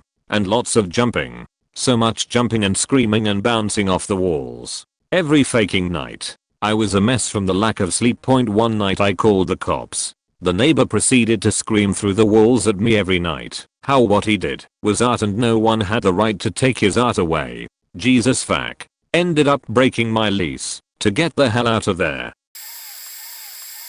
I live in a 2-story apartment. The upstairs neighbors are a young family, brother/sister, whose parents live overseas. The sister is pretty normal for the most part, but the brother is a nightmare. He had his younger brother stay over the summer, and when his brother moved out at the end of summer, they threw 20 suitcases down the stairs cause they were too lazy to carry it down. The older brother is also a heavy smoker who's been throwing his cigarette butts out his patio and onto our back patio deck. Dude double parks consistently, making it impossible for my mom to park in her reserved carport spot. Another issue with this dude is that he's a heavy walker and makes his presence known whenever he moves about. When he leaves the apartment he slams the door shut. When he walks around he stomps on the floor. When he goes down the building stairs he runs down and uses the end of the stairwell to break his momentum. If he gets locked out he bangs on the door repeatedly and starts cursing until his sister opens the door. I tried talking to him about being more courteous to his neighbors, especially when the time is late at night, but he accused me of calling him fat and blamed all the noise on his weight. He cursed me out saying the entire fault was shitty architecture and not him, so I told him I never hear his sister or the people across from their apartment going up and down the stairs. This more or less has been happening since I moved in around July of this year. We haven't reported him to police or leasing just yet since we are building a case of evidence first. We've collected about a whole 1-liter soda bottle worth of cigarette butts and trash. Edit. Candy wrappers mainly. No food waste, thank God, thrown over their patio, so in due time he will face consequence. My neighbor's kids across the hall and my old apartment were pretty bad. The household was a divorced father and his 2 daughters, one being a younger teen, the other about 3. Several times a week the 3-year-old would be roaming the hallway and asking all the neighbors for snacks. The older one was supposed to be watching her while their dad slept. He was night shift. I always took her back to her apartment and made sure her bratty sister got her in. The older sister was the primary problem. She would have her little friends in the hall late into the night blasting music on their phones, talking as loud as they could, and leaving food and trash all over the place. Her biggest dumb moment was when she stole my roommate's loot crate, took everything and filled it with goldfish crackers. We figured out it was her when she was wearing the shirt the next day. We went to her father and explained what was going on, and to his credit he was pissed off at her. She returned everything and had to make a full apology to my roomie. I felt bad for the dad because he was genuinely trying to do what he could to be a good father. I met his ex-wife a couple of times when she came to get the girls, and I can tell the apple hadn't fallen far from her tree. She had the trashiest attitude when had to ask her to not scream certain colorful words as my young niece was visiting. I made friends with a troubled kid when I was 9. His entire family smoked and drank. I'm pretty sure his older brother and parents were abusive. Well, I made friends with him at school, tried to be nice and all, but the kid was a riz to me. One day I invited him over to ride me and my brother's awesome 3-wheelers. These things were great. Talk of all the neighbor kids good. So he shows up with his brother, and luckily mine was with me. So we let them have a go at the bikes. They have a good time. Then me and my brother ask them to get off so we could use our bikes. So the little sheet of a older brother says we can't ride the bikes unless we've had the talk. Me being a clueless woman 9-year-old, I had no clue. My 12-year-old brother did. Now this is a important bit of backstory. I'm a faking giant. I'm currently 6 foot 6 inches and I've always been very large and strong for my age. So they start riding off with our bikes, and so my older brother basically gives me the okay to crack the idiots. So I run after them and catch up quickly. They were laughing and taking it slow. I close in on the older one and take him out first. I shove him off the bike and start riding the bike back home. So his little sheet of a brother comes after me. I get back home and he's not too far behind. He gets off and starts threatening me. So I take his skateboard that he left behind and kneecap him hard. His brother had recovered at this point and came to rescue the younger brother. So my brother takes a scooter and slams him with it. He got the asshole's ankle. So after them threatening us, they start limping away and leave their skateboard behind. So I, being a naturally gracious person, deliver it to them. I threw that damn thing so hard it broke off a set of wheels. They tell their parents, and so they confront mine. When they tell the ma side of the story, the mom basically said yup, that sounds about right, and left. Now this story is obviously a over-exaggeration. 9-year-old me was pumped full of adrenaline after all. But that's my wall of text's whole neighbor story. My dog at the time was just a puppy, maybe around 12 weeks old at the time. I was 18 and living at the end of a row of units. In the first unit there was a mum, her boyfriend and 3 kids. The youngest was probably 4ish. The youngest kid loved my puppy, of course. At the end of the units was a communal yard, and we were there one day, the kid playing with my pup. When it came time to go back inside, I said goodbye to the kid, but he was upset, so I let him walk my puppy back to my unit. We reached my front door and the kid then turned and started walking my puppy back to the yard. I told him no, that it was time for my puppy and I to go home, but that he could play with pup another day. The kid ignored me and kept walking. I said no again, not angrily or anything, but I was still ignored. I gently took the leash off him, and he tried to grab it back, and I said no more firmly, and then picked my puppy up, and we went inside. The kid started crying immediately, and I saw him race back up the driveway to his place. Not even 5 minutes later someone started banging on my front door and screaming. It was the kid's mum. She was screaming about how dare I hit her kid, she was going to bash me, open the door. I was shocked. I'd never touched her child and I didn't understand why she would be banging on my front door and screaming about how dare I hit her child. She started slamming her palm against my living room window and screaming at me to come out. I screamed that I hadn't hit her child and she screamed that I was lying, and she hit the window again several times. The glass shook so much I was convinced it would break. I screamed back that if she hit my window one more time I would call the police. There was a slight pause and she slammed the window again. Standing by the front door, so she could hear me, I called the police. This made her even madder and she started screaming about how dare I call the faking police, and how dare I abuse her child. By the time I got off the phone it was quiet. When I peered out of the window she was gone. I waited inside for the police for an hour. Then I got worried that maybe I'd somehow missed them. Then I thought maybe I should call back and say they weren't needed anymore, except if I did, that then the woman wouldn't take me seriously and might cause more problems for me. I ended up waiting on the driveway with my puppy outside my front door. The woman was on the driveway further down outside her own front door. Out of the corner of my eye I saw her and her boyfriend look at me. It's been many years, but I don't think I was scared that they would hurt me because they knew I'd called the police.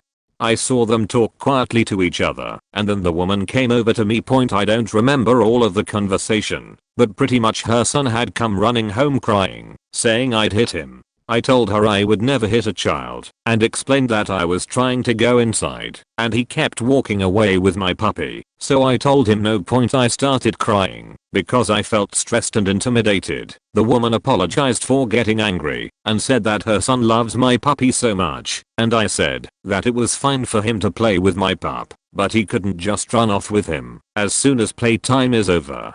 As we were talking the police came and spoke with the woman's boyfriend at the other end of the driveway. After a while one of the officers came over and asked if everything was alright. I said yes, and he wandered away, and they left soon after. I never had a run-in with them again, and I moved 2 months later anyway. Boring story short. TDLR. Child tried to kidnap puppy, accused of child abuse. Mother tried to bulldoze my house. We made up.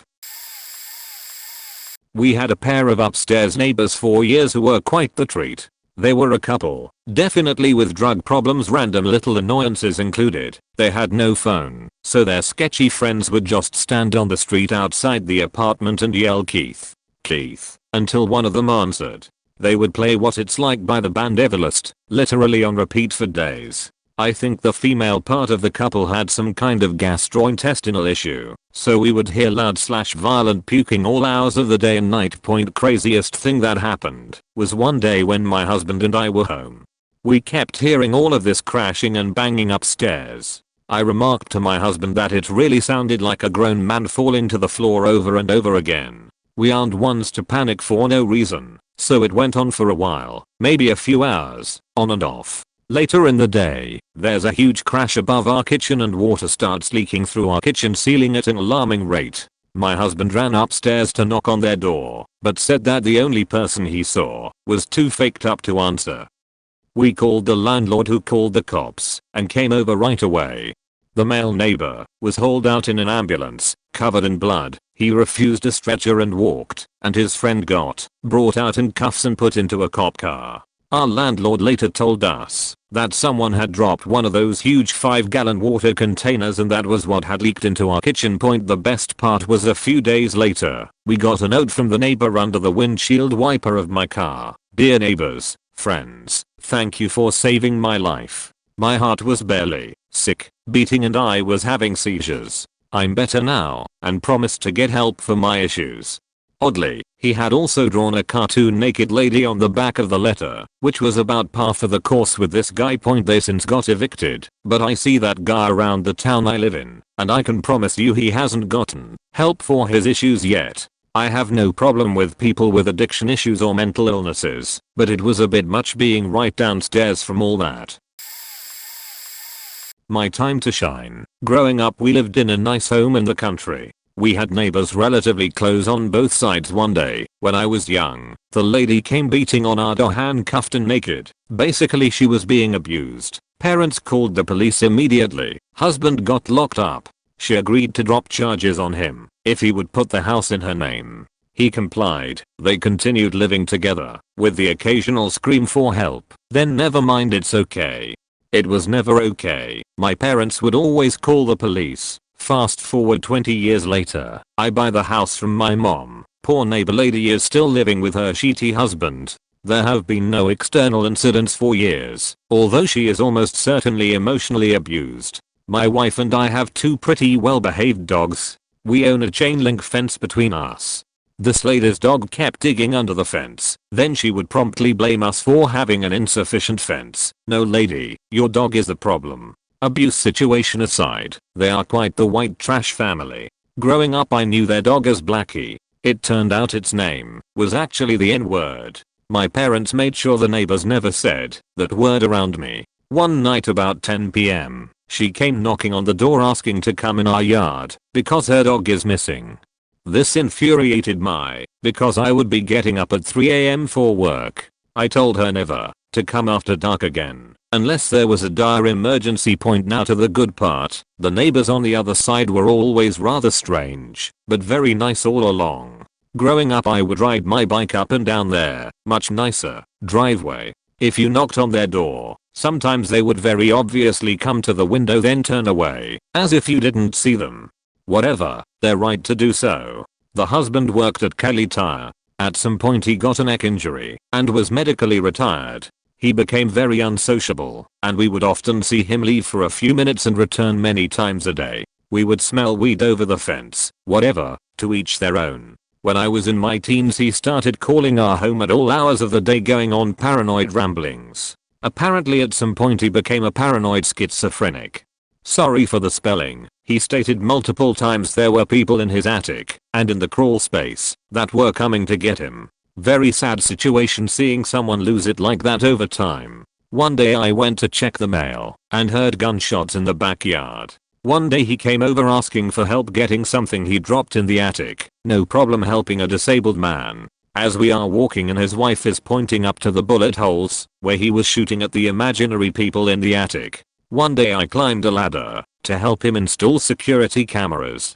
Never any hostility towards us at all. Fast forward to about 4 years ago. His wife had him committed to a mental health institution for quite a while. Sometimes the sheriffs would show up and take guns away. One day the poor lady on the other side of us dog got in our yard again. My yard guy is cutting grass and the crazy man told the yard guy he shot at the other neighbor's dog with a BB gun because it wasn't supposed to be in our yard.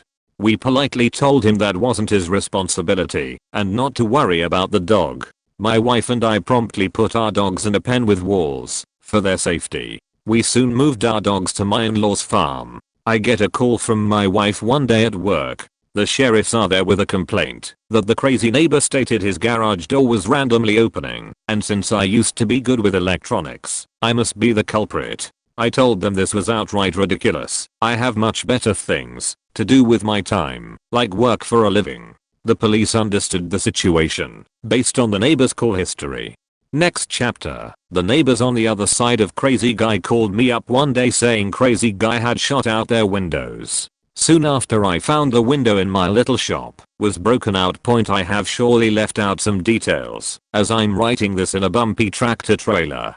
Partner is driving. Forgive the poor grammar and sentence structure. I would like to point out through this whole thing I have had the best neighbors anyone could ask for across the street. A retired Army Command Sergeant Major, whom my dad served with. Anytime the police would show up he would promptly come check on us to make sure we were okay. That meant a lot to my wife when I was at work and the police showed up. He feared something may have happened to me at work and they were coming to notify her. They always came to help after my dad died when I was 15. Neighbors that good are hard to come by. We are now in the process of selling our house and finding a place with no neighbors. This was when I still lived with my mom, but we had owned a duplex and would live on one side, then rent out the other. My mom always had a problem with people paying rent, so she would often choose people that had the state pay their rent. We never had bad neighbors until these people came along. It was a mother, her son who was about my age, and a daughter a year or two older. My older brother's room was right above their apartment because we renovated our attic, and so the window of his room overlooked their driveway.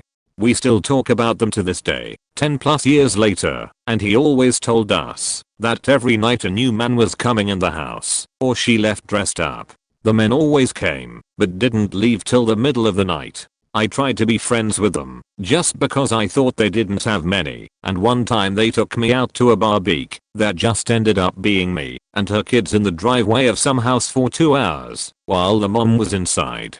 The mom was never home apart from the men, so the kids pretty much grew up on their own. If a man wasn't over, she wasn't home. There would be days that she wouldn't come home for up to a week. I'm sure it's not the kids' fault that they ended up how they did, but they were even worse. The kids would always argue, and we would be able to hear it next door. We would always hear somebody either get pushed or fall down the stairs. Like all the time. At least once a week we heard somebody/something fall down the stairs. They would also come into our side whenever they wanted. I remember one time my mom had just gotten out of the shower and the boy was just sitting at the island while my mom had just a towel on. This was also the time before cell phones. Like one time the boy had gotten into an argument and punched through the window. He came over and asked to call his mom with glass in his arm and blood dripping all over our deck, and when we asked where she was, he said he hadn't seen her in a few days. The kids also didn't really like us because we called the police on them multiple times. So not once, but twice they threw stuff at my mom's car. The first time it was eggs, and the second time we have no idea what, but both took paint off my mom's car. The second time was what led to my brother screaming at them and my mom promoting an eviction. They were definitely screwed up kids. The boy used to be in my science class, 7th grade, and I remember one day he came in late and the teacher were as over his sheet as we were. He has asked to go the nurse and my teacher said no, which prompted to his screaming at the top of his lungs that he had lice and just rapidly scratching his head. Like she was screaming, punching the desk, like going apeshit crazy. The teacher ended up calling the main office which led to our principal and 2 other guys I didn't know literally carry him out of the classroom. When they went to pick him up they punched my principal in the stomach and the principal retired at the end of the year.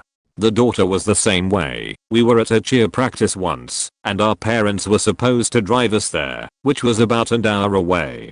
Right when we were supposed to go on the mat to compete we start freaking out because we can't find her. Turns out she didn't have a ride because she didn't know where her mom was and her uncle wasn't picking up the phone. We had to forfeit our place and as you would be, were very mad at her. They definitely had some crazy shit going on. They ended up getting evicted and moved to Florida. I don't talk to them, but from what I see from their Facebooks, the daughter has an ankle bracelet and the boy went to juvie. I remember when I was about 10, there was this family that moved in down the street from me. They had 2 girls, one around 4 and the other around 9. They seemed normal at first to me, and the 9-year-old became friends. After a couple months things started getting crazy with them. One time the 9-year-old grabbed an angel statue on another neighbor's lawn and threw it at their front door. Another time the 9-year-old would randomly push older kids off their bikes for no reason. The craziest stuff was with the 4-year-old who would constantly play in the gutter water naked, and one time she was dropped off by the mailman. Apparently she had been riding in other neighborhoods naked on her tricycle. We never saw or heard their parents say anything about it, but they moved before the year was up. Another one is about housemates, but I treated them like neighbors cause I'd always ignore them. They were two sisters who were either constantly fighting or getting high. They had weird rules, like I wasn't allowed to use the kitchen, and to clean up messes that I didn't make. Anyways, I remember one of the sisters' boyfriends tried to come on to me when I was trying to do homework in my room. He's constantly knock on the door and talk to me. Eventually he tried to kiss me, and I got out to dodge fast. I told her what happened and moved out as soon as possible. As I was cleaning out my room, she told me she took him back and he was gonna stay at the house for a bit. I guess having your washed up older's boyfriend hit on a college freshman isn't enough to stay away from him. Got a new downstairs neighbor a little over a year ago, and they like to party. I'm not trying to spoil anyone's fun, but when my entire living space was shaking with loud, shitty music every single day and you and your friends are yelling at each other with the excessive use of the N-word until 4 AM every single night, that is a bridge to faking far. Being the antisocial hermit I am, I wrote a note that was as nice as I could make it, while still being firm. It said something along the lines of, "Hi, I'm your upstairs neighbor. I can hear you guys all the time. I work from home and have a child living here, so if you could keep the music and loud activities to a reasonable level I would really appreciate it." I also left my phone number so they could call or text me if they wanted to. When I came home that afternoon, I found my note taped to my own front door with a giant wad of spit wrapped up in the middle of it. So I called the landlord, and who knows what that idiot told them, because it only got worse. They started talking loudly about bringing someone to the building to attack me with psychical violence. Then they started banging on the front and back door of my unit randomly at all hours, literally torturing me psychologically. They even started turning the music up louder than ever and leaving it on when they left for work. I finally got the landlord to believe me about how bad it was, and he told them to shut up or get evicted, but it shouldn't have taken as long as it did, and they have still never even bothered to attempt to apologize for being some of the most horrendous people I have ever had to deal with. Edit. I thought mine was bad, but bullet wound guy definitely wins. The business I work at has its own private parking lot. All the parking around our business is only 2-hour parking, except for our private lot and the lot belonging to the thrift store beside us. As long as we've been open, our customers and the thrift store customer were fine to park in either lot. We just shared between the businesses. It was never a problem. Thrift store gets a new manager, and the guy is a lunatic. If any of my customers park in his lot, he goes out and screams at them that they'll be towed, etc. He's lost a lot of business by being a total dick. About a year ago, a man had a heart attack while driving and was able to pull off the road into the thrift store parking lot and call 911. Sure enough, Buddy comes running out screaming at this guy to move his car. Ambulance shows up at this point to help this man, and the guy starts screaming at them too, telling them parking is for customers only and they had to move right now, all while the paramedics are doing CPR or whatever on this guy, who is now unconscious. I'm outside with my boss at this point, who is yelling at the manager of the thrift store to shut up and let them do their jobs. Meanwhile, the manager is on the phone with the towing company trying to get them to come tow the ambulance and this man's car. My boss ended up having to move this gentleman's car into our lot so that it wouldn't be towed while he was en route to the hospital. The manager was blue in the face from screaming by the time the ambulance left. I cannot believe this freaking guy. He's an absolute nutcase. I got a long one. Get comfy.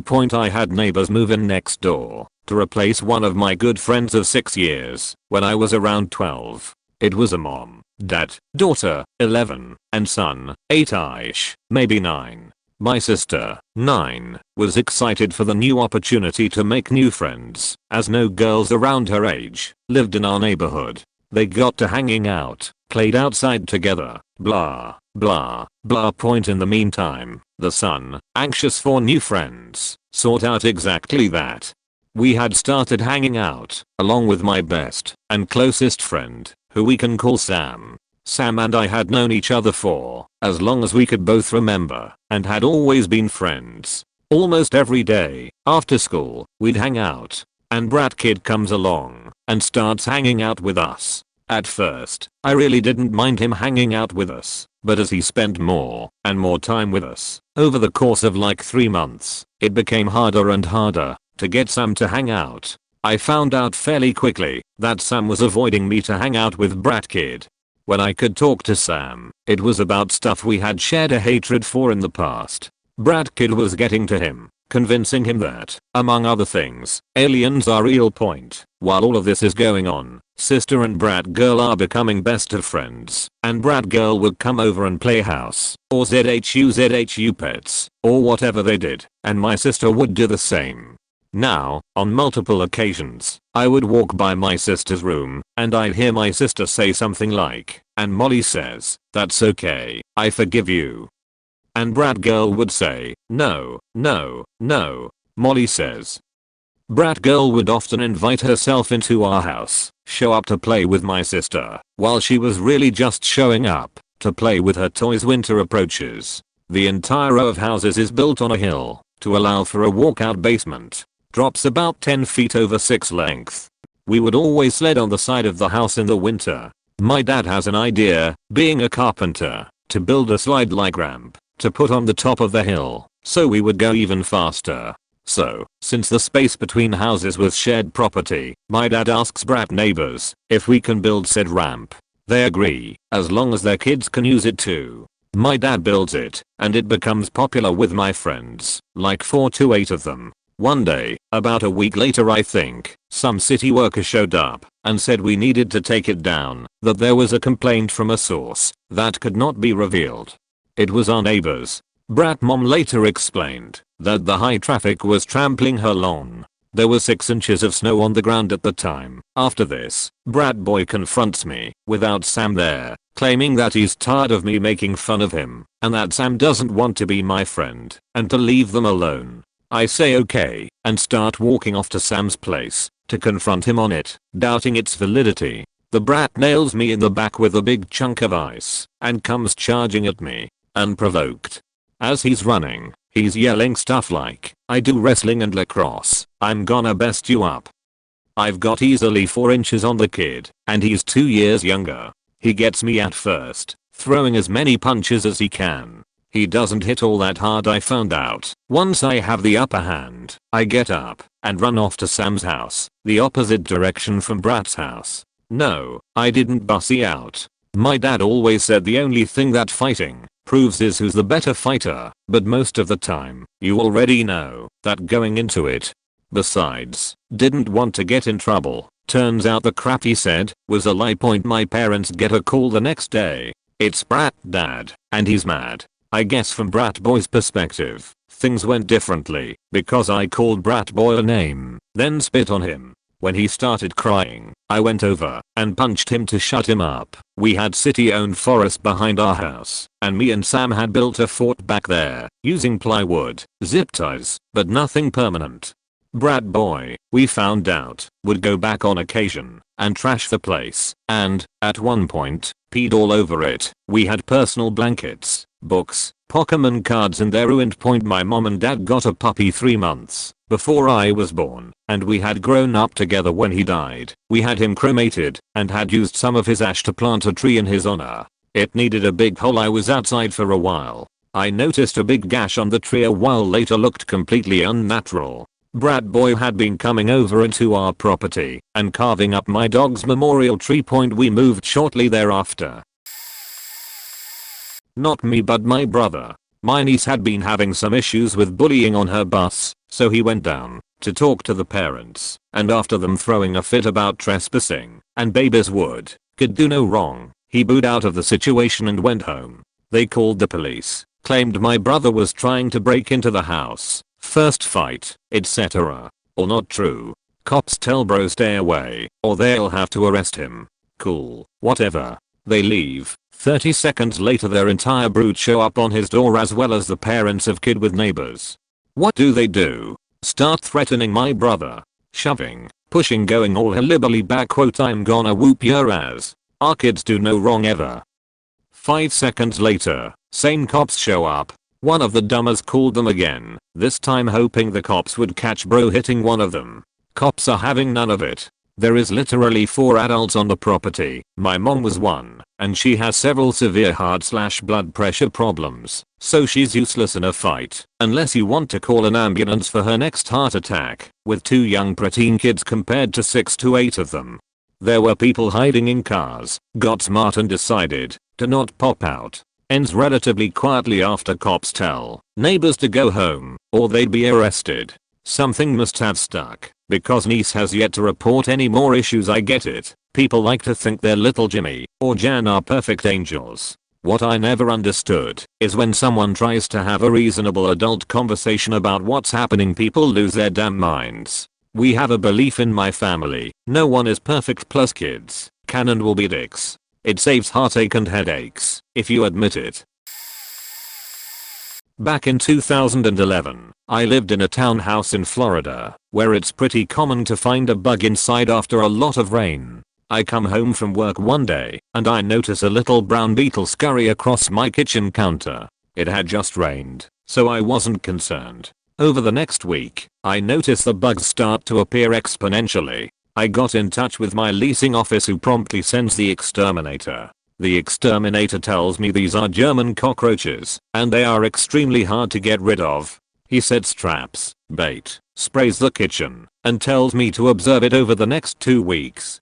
A few more days pass, and I'm still seeing tons of live roaches. They seem to be coming from the cracks in the wall separating my townhouse from the neighbors. That weekend, a moving truck shows up. The neighbors were moving. I assumed the packing had stirred up some bugs in the walls, and that this problem would stop once the move was finished. Come Monday, I get home from work and find an absolute infestation of roaches.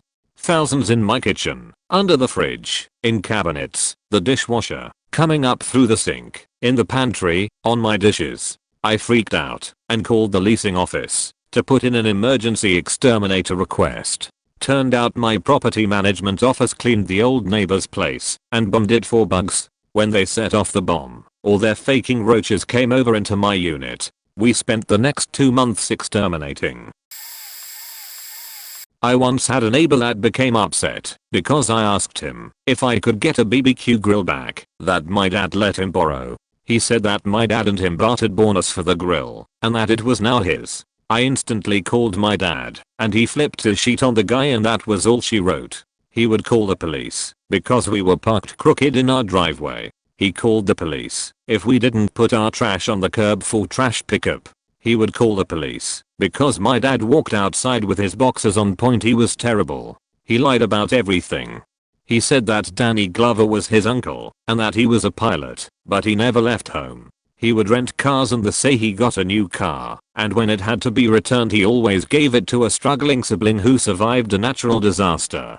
He said he was having a brand new house built, and that it would be completed in 3 months. He repeated that storyline every 3 months for 2 years. So it shouldn't have surprised me that the last time he called the police was on New Year's Day 2005, and he said that I threw a rock at his windshield and cracked it. I was 20 and wasn't even home for 2 days. I find out months later that there was a warrant for my arrest for felony criminal mischief from $500 to $20,000. Of course I'm pleasantly dumbfounded when I found out why I was charged this crime. Imagine being charged with a felony for allegedly throwing a rock and breaking the windshield of a 1989 Nissan station wagon. The motherfaking car wasn't even worth that much less a damn windshield. Wasting energy to throw a rock at this car was more expensive than his Pose car and wouldn't waste time trying to damage it. After wasting a year of my life, spending close to $5,000 in legal fees, and going rounds and rounds in court, the charges were dropped because the prosecution didn't trust their witness, and I bitterly went on my merry way. Even though prosecution knew their witness was FOs, I still had to pay $500 just for the case to be dismissed. A few years ago, we had a neighbor on the floor below He was batshit insane. Let's call him Stephen. He was a 40-something man with long hair, a beard, and he was very tall too, which made look him very impressive. Stephen was a dangerous man and his wife was also a beach. First of all, he was extremely rude. Every time someone would knock on his door, he would just tell them to piss off or straight up insult them for no reason. He never opened his blind. I don't think I ever saw his windows opened once either. We would often hear loud noises coming from his place. One day, it was decided that the building had to be renovated, so all the windows had to be changed. They added some insulation and even added an intercom. The builders kept knocking, but Stephen never opened his door, so they just gave up. Now this is where shit gets crazy. Stephen and his wife had 3 kids, 2 boys and a girl. The oldest son must have been about 17. The girl was about 15 and the youngest was about 8 to 9. I'm pretty sure he was on the spectrum too. So, one night, we hear loud noises coming out of his place, and then a scream. My mother was kinda worried, so she checked in the stairway and Stephen was pulling his son, which was shirtless, by the hair, and threw him out. My mother called the police. They arrived 15 minutes later, and they just left him with a warning. What the fuck? But later during the year, he was finally gone. So, in my building we all have a small balcony and Stephen decided to do a barbecue on it, without telling anyone. We see smoke rising, and, naturally, we all thought there was a fire, so we called the fire department, and evacuated the building, except him, since he didn't open his door. So the firefighters arrive, accompanied by the cops. My mother took the opportunity to tell the cops everything about Stephen. After 40 minutes, they finally managed to get into his flat, and a few minutes later, we see him coming out of the building, handcuffed. He just looked at my mother and said, "Are you happy now, you bitch?" And my mother responded, "Yeah, I am." And we never saw him again after that. His wife and kids moved out a few days after. Growing up, we had these neighbors, which was a mom and her 3 sons. The oldest moved out eventually to do his own thing. The middle was a troublemaker, but seems to have started a family. The youngest was trouble. One time he broke in our house, stole some toys of mine, $70 I was saving, and ripped up and burned my dad's hunting tag so he could go hunting. That was one. But the worst, I had moved out at this point for a few years, but I was maybe in my late 20s, and he was in his early 20s, the youngest brother. He had a history with the law at this point, but was living with his mom, still. So he would yell at my dad, taunt him, etc. Then one day he was yelling at my dad from the sidewalk that my dad was hiding his dad in my family's house. Thing is, this guy never really ever saw his dad, ever. So as the time progressed in that day, he began freaking out, smashed my dad's back window of his sub with a hockey stick, threatened to kill him, even came out with a knife a few times. When the cops came, he tried to make a run for it from the driveway, but was tackled down. He was losing his pants, his shirt, but was essentially hog-tied and thrown in the backseat of the police car. As the cops were talking to my dad, he started smashing his head and feet on the window and shattered it. There's more details I know I'm forgetting, but this guy grew up to be a mess. The funny part is whenever the mom's kids got in trouble, she'd try to pin it on me being the bad influence. They scarred my face as a young child. Twice. The worst scar is when she came over to our house in blackout drunken rage and accused our family of stealing some of their tools. My dad was somewhat friendly to the husband, and they had been doing some yard work over the weekend, and somehow she had gotten it into her head that we had kept some of the tools. My mom was home alone that night as my dad was at work on call that night and had to go into the hospital.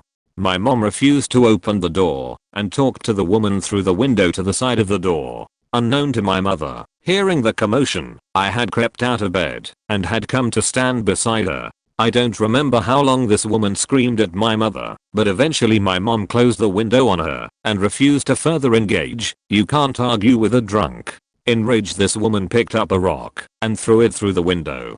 My mom saw and ducked, but didn't know that I was standing there and didn't pull me out of the way. A big shard of glass cut across my lip and chin. My dad found out what had happened when I got taken to the for stitches, and I guess someone saw the last name and let him know. Years later, the husband had the audacity to come up to my dad one day in Costco to complain about my brother's driving. Granted, my brother was a bit of an aggressive driver when he was a teenager, and told my dad to speak to him as there are tots on our street and he was concerned about their safety. I hate my neighbors. When my sister and I were very little, I believe I was 7 and she was 8, we lived across the street from this rental property, inhabited by 20-somethings who threw big loud parties. My dad was a big party guy in his youth, so he didn't really do the grouchy old neighbor bit much when things got too rowdy. He was a big guy with lots of tattoos and a shaved head, so if push came to shove he'd just walk across the street and ask them to keep it to a dull roar since his kids were sleeping. Usually they complied and all was typically well. On one particular 4th of July, I live in the States, and this was in Texas, they threw this big ass rager that spilled out onto the lawn and the street. We were within city limits, so fireworks weren't allowed, but they were popping them anyway. Someone called the cops and they stopped for a bit, so my dad figured it was fine for my sister and I to head outside to watch the city fireworks show from our front lawn and play with sparklers and little firecrackers while he and my stepmom had a few beers in lawn chairs. Yeah, I know, simple family holiday stuff. Well, my sister and I are outside playing, and a few guys from the flop house come outside and start having a Roman candle fight in the yard. For those of you that don't know, Roman candles shoot what are basically colored fireballs. My dad walks to the end of the lawn and shouts, "Hey, my kids are playing here. Chill out." As previously stated, they usually didn't give my dad much trouble because he looked intimidating as all hell and open carried. Again, Texas. But this time I guess they were hella drunk or something, because one of the dudes decided to shoot a Roman candle at my dad. The problem here was that they didn't hit my dad, they hit the tree I and my sister were standing under. It had been a super dry summer, so the whole goddamn tree burst into flames. I mean, it lit the fuck up around us. Set half the goddamn yard on fire before the fire department got there. To this day, I've never seen my dad so pissed. He yelled at my stepmom to call the police and fire department, ran across the street with his Glock drawn, tackled the dude who had fired the candle, and held him face down in the concrete with a gun to his head in a citizen's arrest until the police got there. Again, Texas, y'all. I know the kid who fired the candle got arrested for a slew of stuff, and my dad sued in civil court for destruction of property. Don't know if he won though, since my mom stopped letting me go around the house a year or so after that. Dad was not a great dude. But yeah, I've had some crazy neighbor stories in my time, but that was the only one where I was actually deeply afraid. My neighbors behind me were good people. They lived there before us, and we got along great. When we moved in, they told us we actually owned more land than our fence showed. Apparently the lady before us placed the fence where it was most convenient due to a couple huge trees. They planted a pumpkin in their garden, which butted up to the fence, for my 2-year-old, and she really enjoyed going over, watering it and watching it grow. They sold the house in early October and a new neighbor moved in. A young couple. The woman was a real bee. When our neighbors sold to them, they had told them about the pumpkin and how it belonged to our daughter. However, the new neighbor woman made it clear she had no intention of giving it to her. My 2-year-old was devastated as Halloween grew near. We had multiple issues with the couple right out of the gate as they tore out all the trees along the fence line, and she made multiple complaints to the township, all of which the township people who came out laughed at. The township inspector told me that the woman had ticked off every neighbor on the street with her constant complaints. One day we come home to find our entire fence on that border ripped out as they wanted to install a privacy fence. Apparently they had it surgery and claimed we owned less than we did, and our fence was in their land. Of course we had to fight, and after investigation it was found out that the surveyor couldn't find the survey stake, so they measured off what they thought was a corner on the far end of the street. Had anyone asked us, we could have pointed out the marker, because it was on our front corner. Their survey team had to come back out and survey, and we found out we owned 15 feet more, and our neighbor's brand new garage they had just built was on our property. The court ordered the neighbor to tear their garage down and to pay damages. They have since moved out of the house. Rumor is they bought another house. Their house has sat empty for 4 months now. They have not paid any damages, fixed the fence, or tore down the garage. Apartment complex. I lived upstairs. Downstairs neighbors were girl and guy couple, mid-20s. Typical loud music, late hours rowdy bunch with friends over a lot, and never seemed to work. One day I'm in the community pool for a bit, and their whole crew shows up, so I ask what they're all about. The guy lets me know that he was in a farming accident when he was a teen and got a $450k settlement that's being paid over 20 years and he'll never have to work etc. Which confused me as to why he would take that money and rent an apartment instead of getting some small starter house which would have more room to fit all his flat brims, monster hoodies and Copenhagen swag. Fast forward 5 months and many petty turn that sheet down arguments from me later, and I get a knock on my door. It's the police, and I'm asked to come to the station to talk with them. See, this little bastard was screwing around with not 1, not 2, not 3 but 4 underage girls in his apartment, while his girlfriend was working at the tattoo shop, and he told the cops that me and a couple other people in the complex knew about it and also partook in activities, his exact words. After none of the storylines the diddler came up with matched up, and the 3 of us were able to easily alibi timelines, we were released. His stupid has made all the local news, and he's still in jail 6 years later. Sadly his family has a shadow now, because he went from the poor kid with a gym hand and bad eye to the pose who banged 4 14-year-old girls, and got 1 pregnant. The people living in the flat above us were always weird, and timing worked out that I never really saw them. It was a young mom, her child, and her boyfriend. They always fought, but it never seemed to come to blows or otherwise be anything more than fights over money until one day I came home and heard them being louder than usual. After a bit, the girl started scream, no, stop. Stop it please. And I immediately called 911 and told police I had no idea what was going on, but something definitely wasn't okay. Around this time I heard their son, 4 or 5, start screaming and crying too, but 4-month pregnant me alone at home couldn't do anything but wait for police and sheet myself. They arrived, and within a few minutes the boyfriend was being led downstairs, which I heard rather than saw, and after he got led away along with the mother and son, not arrested, going for questioning in another squad car following behind, I had to give my statement.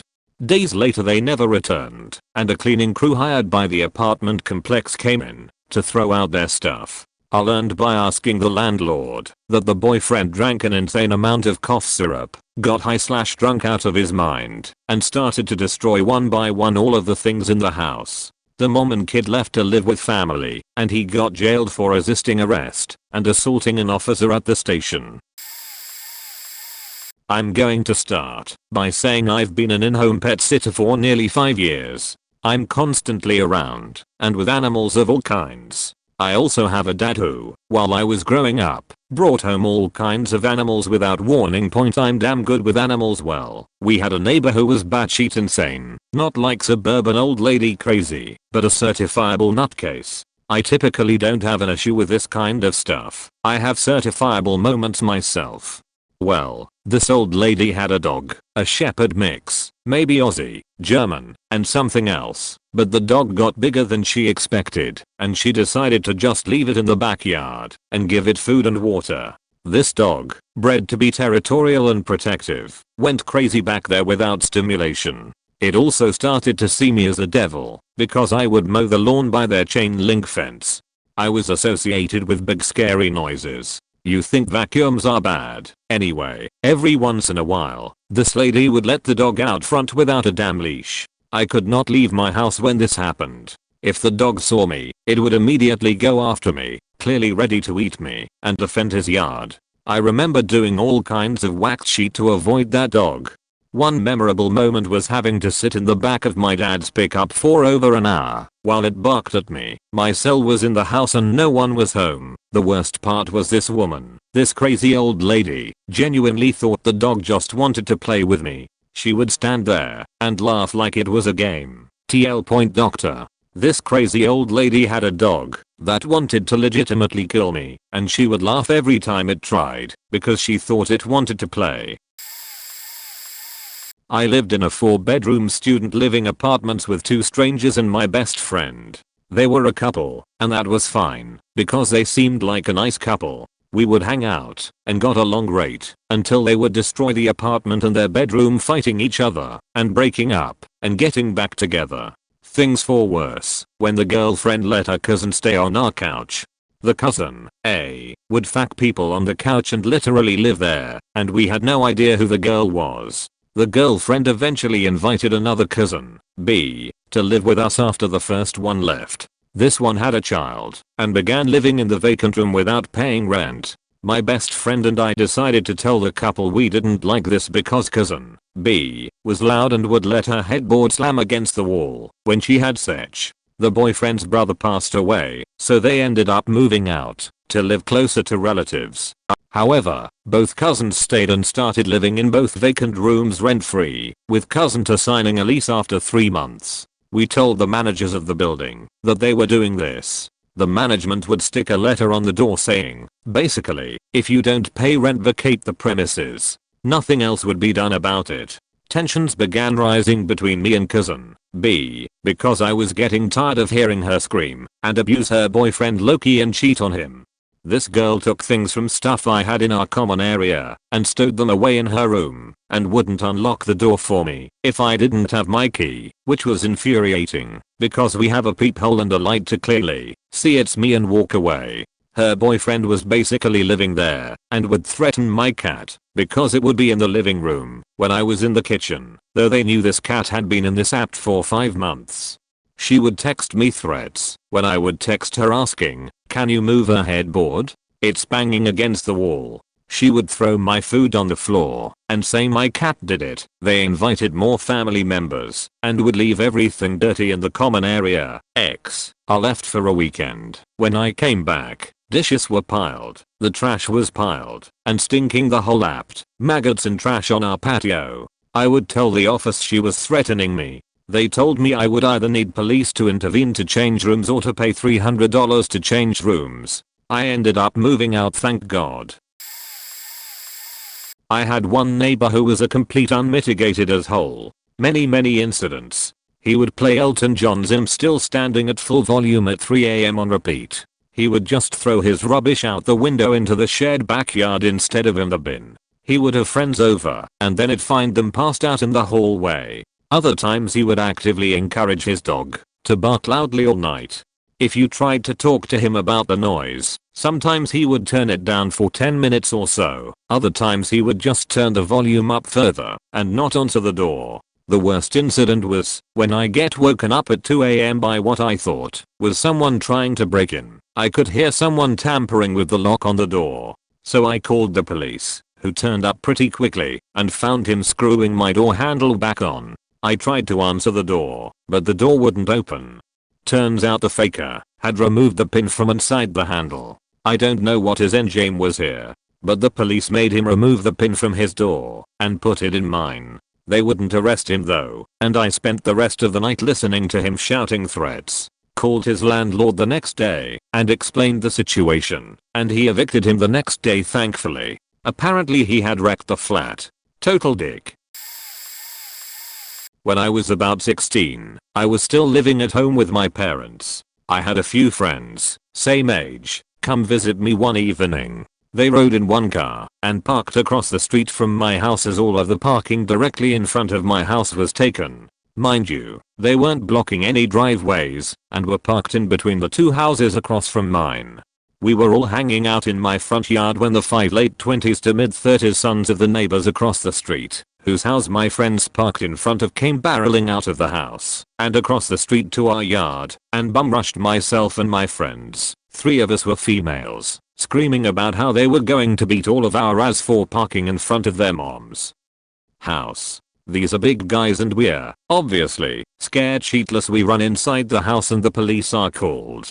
Once they arrived, they speak with us and the men who claimed we weren't allowed to park in front of their house because the street belongs to them. The police advise it is still a public street and we could park directly in front of their house if we wanted to. They became aggressive with the officers and 3 of the belligerent sons were arrested for making threats to the responding officers. The kicker is 2 of the vehicles parked directly in front of my house belonged to 2 of the sons. Fassipum. Needless to say, our families didn't get along very well after that.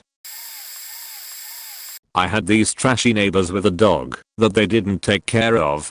They fed him, but that's about it. As such, the poor dog was constantly outside and desperate for attention. But because they were shitty people and they wanted a guard dog, the dog had no social skills. The dog would bark and growl at us and lunge. I ignored it as I felt bad for the dog and wasn't scared. The dog knew boundaries until it started ignoring its electric fence. One nice spring day, I'm sitting with my patio door open and one of my cats is sitting at the screen enjoying the breeze.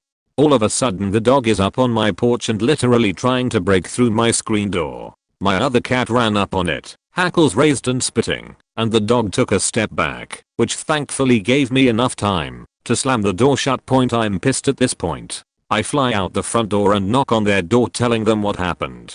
They laughed at me, said, well, you know dogs, it ended up happening again. And from that point on I started calling animal control whenever the dog was outside unattended. Unfortunately, animal control in that city only operates 8 to 5 meters F, except in dog bite situations, and they're kind of lazy. Since they had a dog that is illegal, BSL, in my city and I worked long hours, I never managed to get them. That was when we rented. Now we live in a different city with a fenced in yard. But God, I hated those people so much. We've had 2 different neighbors threaten to shoot us over their dogs. One was a meth head that had a literal pack of dogs terrorizing the entire neighborhood, killing people's dogs, chasing cars, etc. They actually gutted one of our good neighbor's dogs, and my grandpa had to beat them away with a walking stick and carry the poor thing back to his owner. Animal control wouldn't do anything unless they killed livestock, so my aunt sat on a hill and waited for them to come over our property line, then shot at them when they did. Next day the crazy sheethead came roaring up our driveway in her pickup, high as fuck on God knows what, with her pack of dogs behind her. Started screaming that she was going to kill us all and your grandkids. That's me. Hooray. She drove off when we called the police and she crashed into a ditch 50 feet from her own driveway. Pretty sure she got arrested that night, but it's hard to differentiate all the times she got arrested and released. Apparently she had rich parents that still supported her and her habits. In case anyone is wondering, the dogs were all caught and either euthanized or rehabilitated. She got to keep 2. One of them was a mama to several litters of puppies, one of which found his way through the woods at 5 months old and into our porch. It's been almost 4 years since then, and he's my best little guy. He's terrified of smoke and the sight of guns, even toy guns, though, and it's not hard to imagine why. A couple years ago the other dog that she kept got shot when she sicked him on a cop that was trying to arrest her. The poor thing was a sweet dog, just doing what he was told. He used to come over through the woods and play with our dogs all the time. He was terrified of everything having to do with humans, but he eventually trusted me and would come looking for treats and scratches. Sad that he had to go that way. Just goes to show the resilience and ingrained love of dogs, I guess. TDLR. Druggy neighbor's dogs were terrorizing us. We shot one legally. Neighbor threatened to kill us. One of her puppies found a home with us. We had some weird neighbors up in northern Ohio. When we were moving and they were in our yard looking through our windows. Fast forward a year or so. We were on good terms. Went to their house a few times to play with their son. I was like 12. One day my brothers were playing near the property line. They had a few St. Bernards and a fence right on their side. My brothers were on our side. They were minding their own business playing, and the dogs were going nuts barking at them. Neighbor's mother comes over and tells my brothers to get away, that they were harassing the dogs. They tell my parents and they are pretty livid over it. Then the neighbor and her mother had the audacity to knock on our front door and tell my pissed off dad, I understand that there was a problem today. That's all they got out before my dad basically told them to fuck off and never step on our property again. Fast forward several months, my brother is playing in the yard, not even near the property line, and I was mowing another part of the lawn. One of the St. Bernards broke loose from its enclosure and basically tackles my little brother. He's terrified. Keep in mind he's like 7 and this is a fully grown Bernard.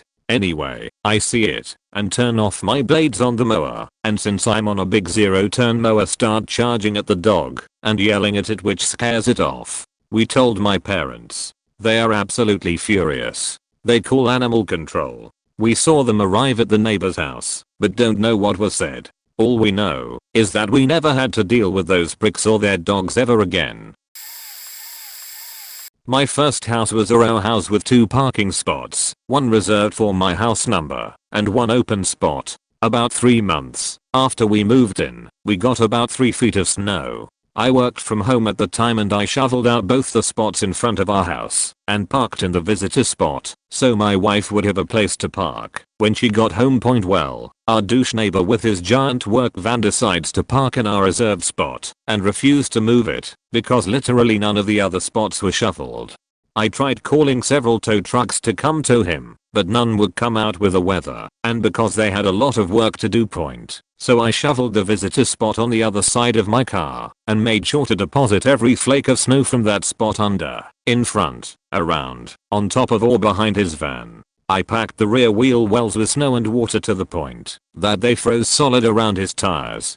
As I was finishing and my wife parked in the spot, he comes running outside all upset and asking what I'm doing, and he got all mad when I said I've shoveled 3 spots for my 2 cars now. Doesn't seem fair that you don't have to shovel any. He got really upset, like he wanted to start a fight, but I'm 6 inches taller and probably 80 pounds heavier and had a big metal tipped snow shovel. So he yelled and screamed and went inside and called the cops.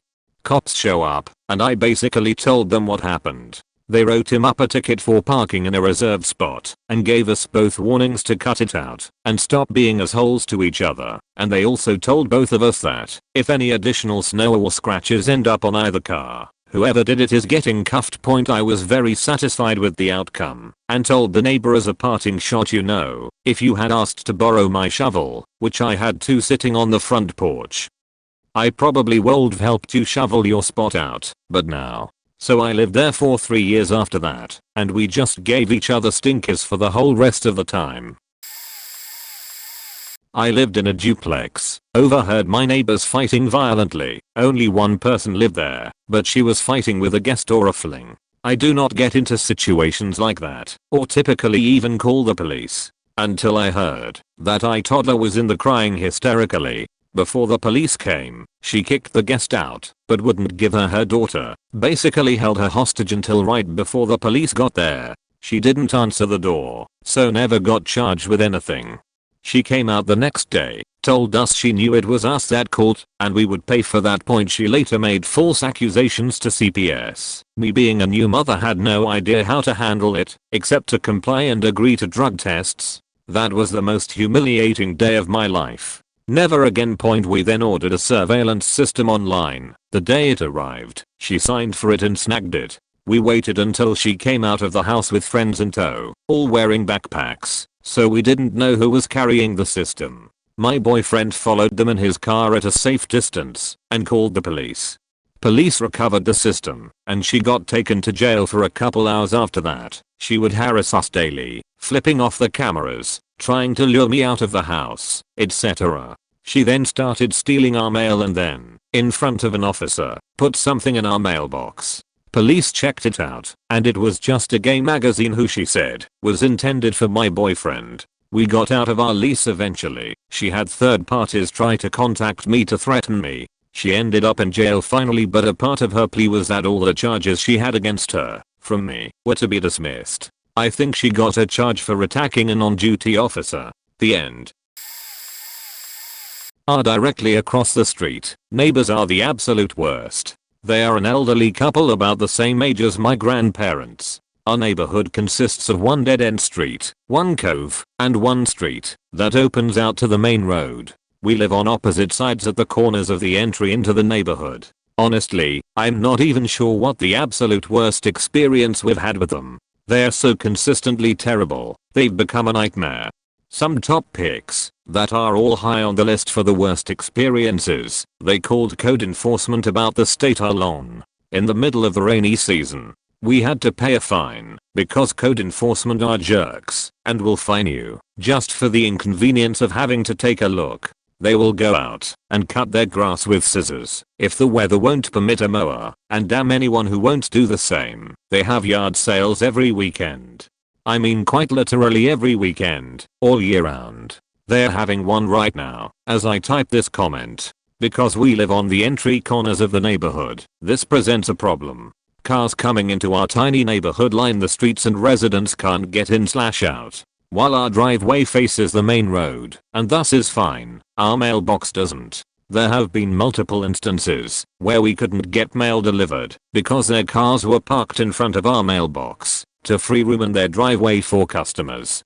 We purchased traffic cones and tape and tried boxing in the mailbox area with signs asking them not to block the road here. The neighbors returned them to us in a trash bin with a note telling us not to leave garbage in the street. Remember the cool thing they do from #2? Parking in front of our mailbox. They have 3 big trucks, a large van, and a Mustang. Only the Mustang and one truck fit in their driveway at any given time. The other cars are parked all along the street. There are 3 school buses that have to come into our neighborhood each day.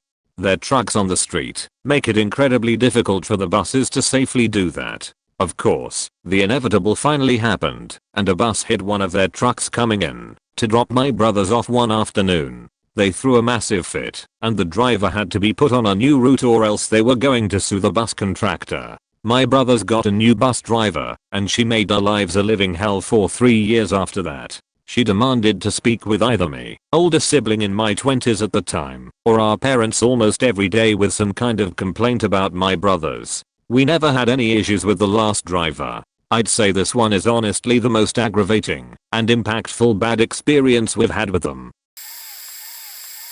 They weren't my neighbors, but a friend's neighbors. When we were between the ages of 13 to 16. The first summer I started hanging with this friend for some reason his neighbor hated us. He would yell at us all the time for being too loud/laughing/not letting his 10-year-old kid play football with us. He was one of those kids who would start crying if he never got the ball passed to him. His backyard, as well as my friends, had open patios and were connected to this huge field. We would play UGR on my friend's patio table and play football on the field.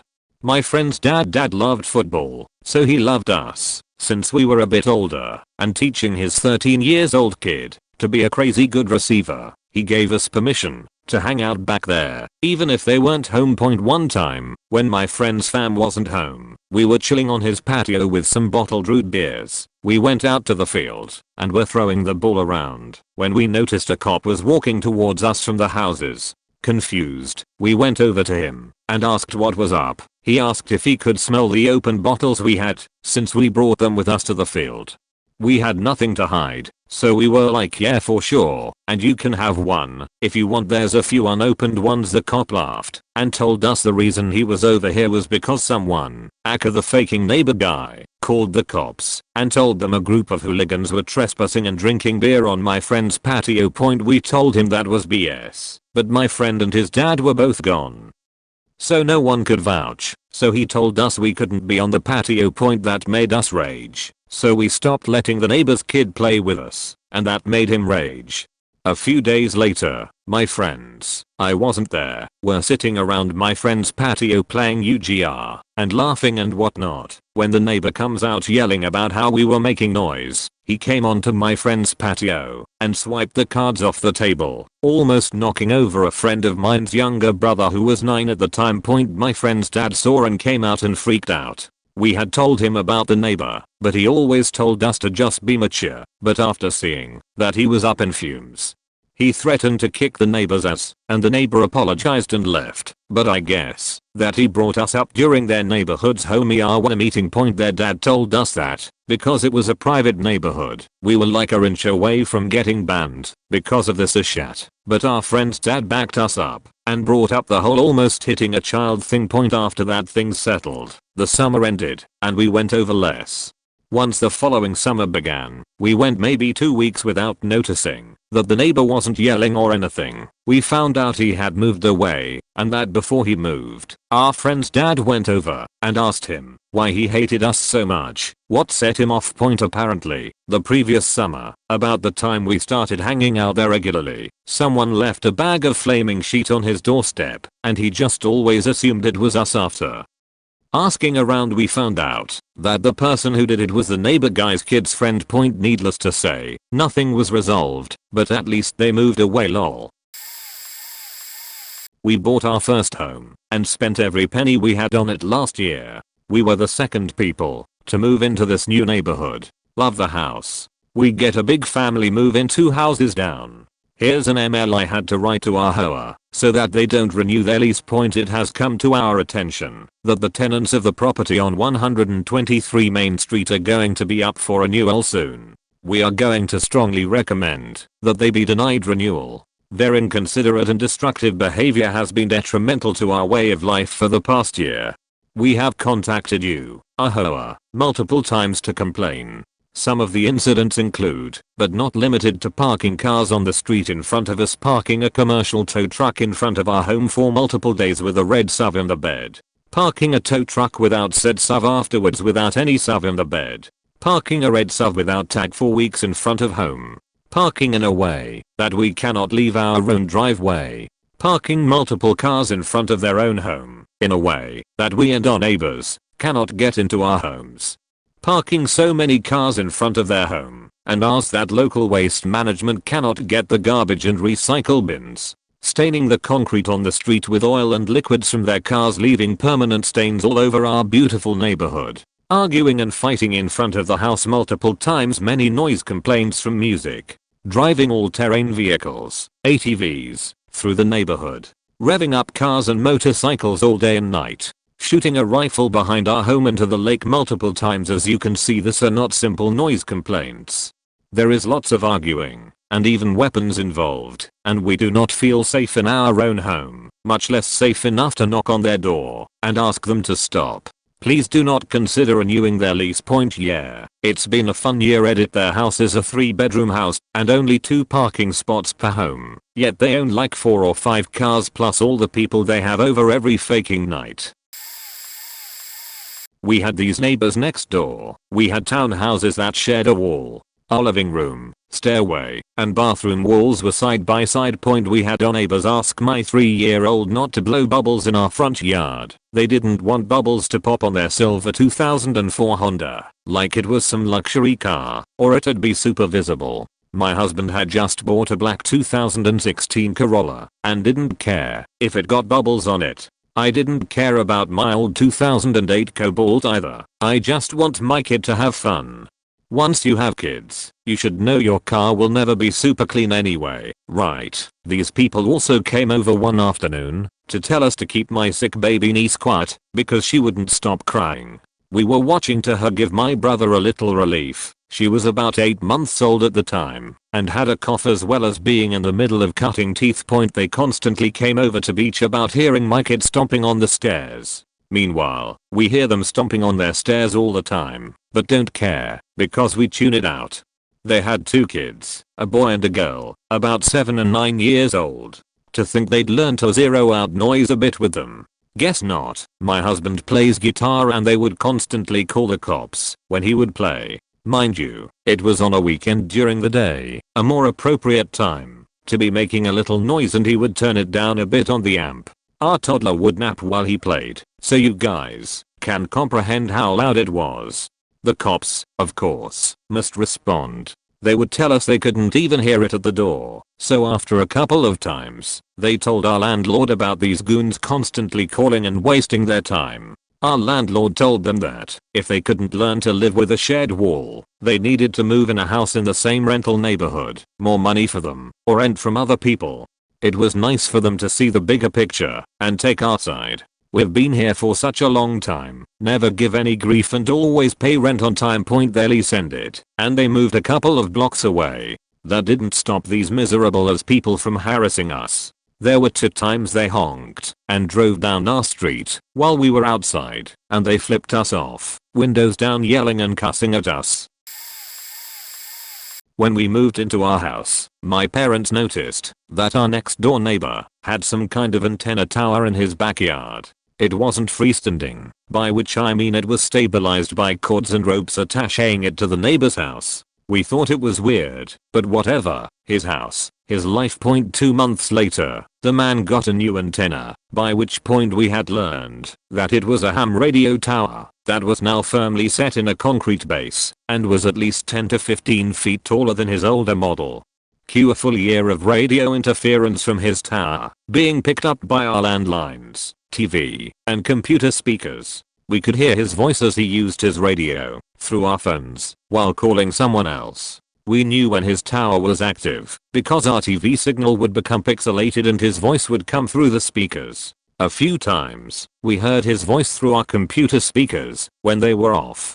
We called the city by law department, the police, everyone we could think of to help us resolve this issue. It turns out that his tower was 2 feet below the maximum legal height allowed for ham radio towers, so we literally have had to put up with it for the past 6 years. We asked the dude what he was using his tower for, and he said it was to talk to my relatives back in my home country. Oh, also, he owns 4 vehicles, 2 vans, a sedan, and a truck, and all of them have huge antennas, which I presume he uses to have ham radio accessibility as he's driving down the highway. Motherfucker needs to learn about Skype.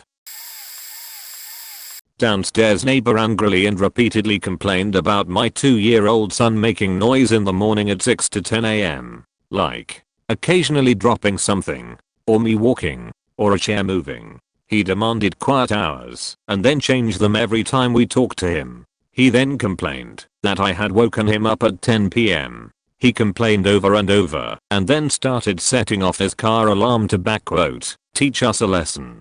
Or banging on the ceiling at 11:13. Then he demanded that we lock our kids in their rooms until at least 11, and he knows it's not that hard because his cousin has a child. Also, he emphatically states many times, I don't hate children.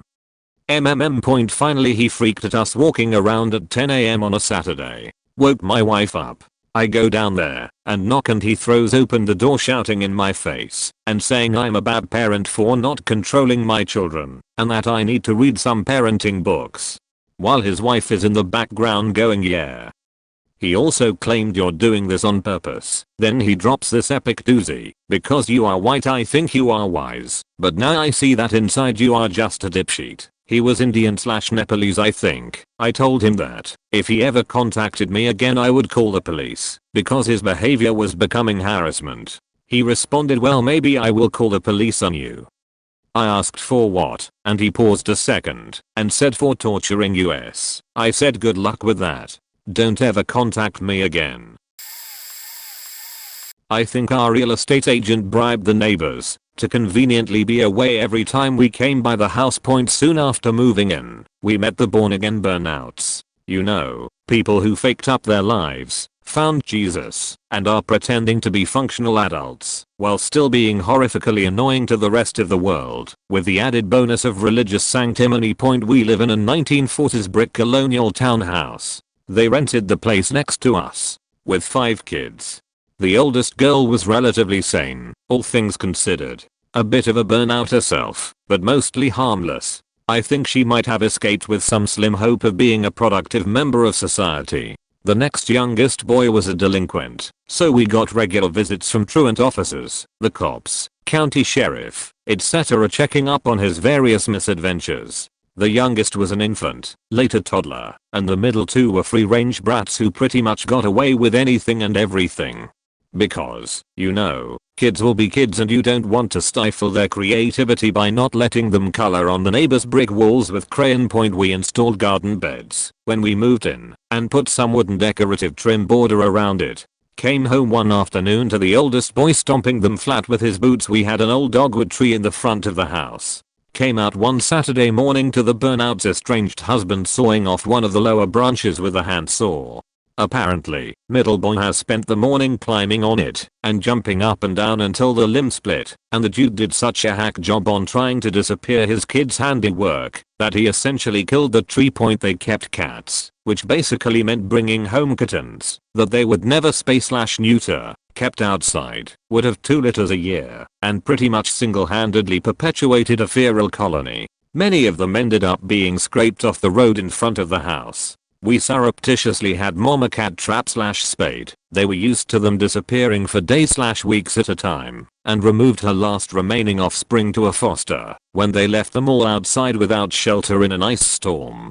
There was pretty much a constant stream of roaches coming through any chink in the wall between units. They never communicated at any volume level less than a scream. Sunday mornings involved herding all the little miscreants off to church services in the rattletrap minivan that leaked fluids copiously into the street. The yelling began at 7 AM and continued for the next couple hours until they left for 10 AM services. Miss Burnout was a one-ape flower child too. The forest of weeds that splayed everywhere? Those were wildflowers and natural, man. We had morning glory vines everywhere that clogged everything. They stuff grows while you watch, and it was to the point of creeping in our dry vent. English Ivy was slowly tearing the mortar out of the brick furnace chimney. She had a meltdown when we tore it down and round up the vines. Mr.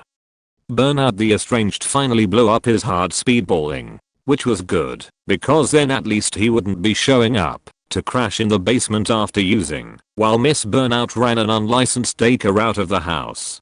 Field trips for the daycare, by the way, consisted of bringing a passel of toddlers over into our garden beds to pull the herbs and plants out by the roots, because your flowers are so pretty and the kids like to pick them for their moms. Eventually, they faked the place up so much that the landlord couldn't take any more. I think the housing assistance vouchers ran out too, or something. I do know the owner had to essentially gut the place when they moved to go live in a trailer parked on the corner of some relative's farm lot. The lady who moved in after and who eventually bought the house from the landlord has been golden. We treat her like a saint, even though she babysits some rambunctious nephews and nieces. Nice kids, but high energy AF, a couple times a week. TDLR edit. Neighbors when we moved in were a chaotic cloud of noise, filth, minor vandalism, legal sketchiness, borderline animal abuse, willful destruction, substance abuse, incomprehension of social niceties, and general unpleasantness. My neighbor hires master hunters to come kill elk on his property because they are a pest. These master hunters are usually old people who took a 2-hour class and have never even fired a gun before. On one particular occasion, 2 of these master hunters were in his yard, nearly shooting at our house. They tried to kill 1 elk and ended up using 5 to 6 shots. For all you non-hunting savvy folk, you really should only use 1 shot. The elk ran into our yard and stood in the creek behind our house. The master hunters were stuck until my dad, being merciful, let them cross into our yard to finish off the poor animal. With the elk standing in the creek, broadside, not moving, the master hunter still managed to miss 2 times. Finally, they dealt a killing blow to the poor critter and now they had a dead elk in a creek that they had to haul out. However, before they did that, one of the master hunters was unloading their rifle while it was pointed directly at my dad's head. Our security camera caught the whole thing. I'm starting to think that my neighbor only hires these people to fuck with my family. The hunters themselves are nice, they're just inexperienced and shouldn't be given a license to kill out of season. TDLR, neighbor hires hunters to kill elk, almost kills my dad instead. This was when I lived in an apartment complex, met a couple at the pool, they seemed super chill and funny. I was recently divorced at the time and had very few friends, so I am super excited when they invite me over for dinner. We have a great time, played video games, etc. Eventually we start hanging out at each other's apartments 4 to 5 times a week. They pretty brazen with their risky jokes etc. NBD. I'm no prude. In retrospect, I should have picked up on some shit way sooner than I did, because about a third of their jokes were about 3 somes. Cut to a month later, they're gung-ho about shopping for a sexy club dress for me. They end up buying this stupid short tight red dress for me. Naive me just thinks they're being nice, want to take me out and show me that clubbing isn't all bad. It totally faking is. Well, on the night we we all supposed to go out with their other friends, the wife is called away out of town suddenly. Oh well, it'll still be okay, right? So the guy and I go out to meet his friends, but there are no friends. I'm anxious AF, and he's pouring shots down my throat. I end up begging him to get me a cab home, but under the pretense of being chivalrous he insists on coming with me. Walks me to my apartment door and kind of shoves his way in. Insists he's too drunk to stumble the 5 feet to his apartment and falls asleep on my couch. I live in a studio, so I just crawl in my bed a few feet away, wake up to his dick on my back. I grab the hammer I keep next to my bed and scream at him to get the fuck out of my apartment, physically shove him out the door and lock it behind him. He runs to my patio door and starts banging on it begging me to let him in, and I'm screaming that I'll call the cops if he doesn't faking leave. The next day, he calls and apologizes, says he was too drunk and faked up. He feels bad for his wife because I'm her only friend and he doesn't want her to lose me because of his stupidity. I agree to go over for dinner one night the next week, but tell him if it's weird I don't want to hear from them again. We have dinner. It's awkward AF, and I feel super uncomfortable, but I also feel so bad for the wife, so I'm really trying not to be jaded. I'm still on the fence by the end of the meal about what I'm going to do. I go to leave and give her a hug goodbye. Then the husband gives me a really long hug and the wife says, oh that's not fair widget. He got a longer hug than I did. I need another. So I give her another hug, and she grabs my ass and leans down and motorboats me. I gtfo. The next day I have a million missed calls and texts from them. I leave my apartment and find a note taped to my door. I text both of them and tell them I don't feel comfortable with them and don't want to hear from them ever again. They start taking walks by my apartment and stopping outside my patio to smoke and watch me while I'm home. Then I start finding their cigarette butts in my patio, so it's obvious they've been in my actual patio when I wasn't there. I ended up getting the complex to let me move to another building, but was terrified of going to the pool or walking my pup for the remainder of the time that I lived there. Latent on mobile, so little formatting, but when I was kid we had these neighbors that lived behind our house about 100 feet away. Anyways, I was walking home from the bus stop one day and a dog tried to attack me. Thankfully my dog was there and lured me to death. LMAO. My dog would wait at the bus stop for me as well, and we would walk home together. Well, my dad didn't take it too kindly, and he started to try to figure out whose dog it was, and they were the first one he asked, since we knew that none of the other neighbors had a dog. They said no, it wasn't theirs. Then he said, well, I'ma kill it then, because it attacked my son. They said hell no you're not, and got really defensive about the dog. From then on for about a week they constantly tried to steal my dog, and every time they seen me, my dad or my mom, they would yell at us and call us vulgar names. One day the dog was at our house and was trying to kill my rabbits, so my dad shot that sob.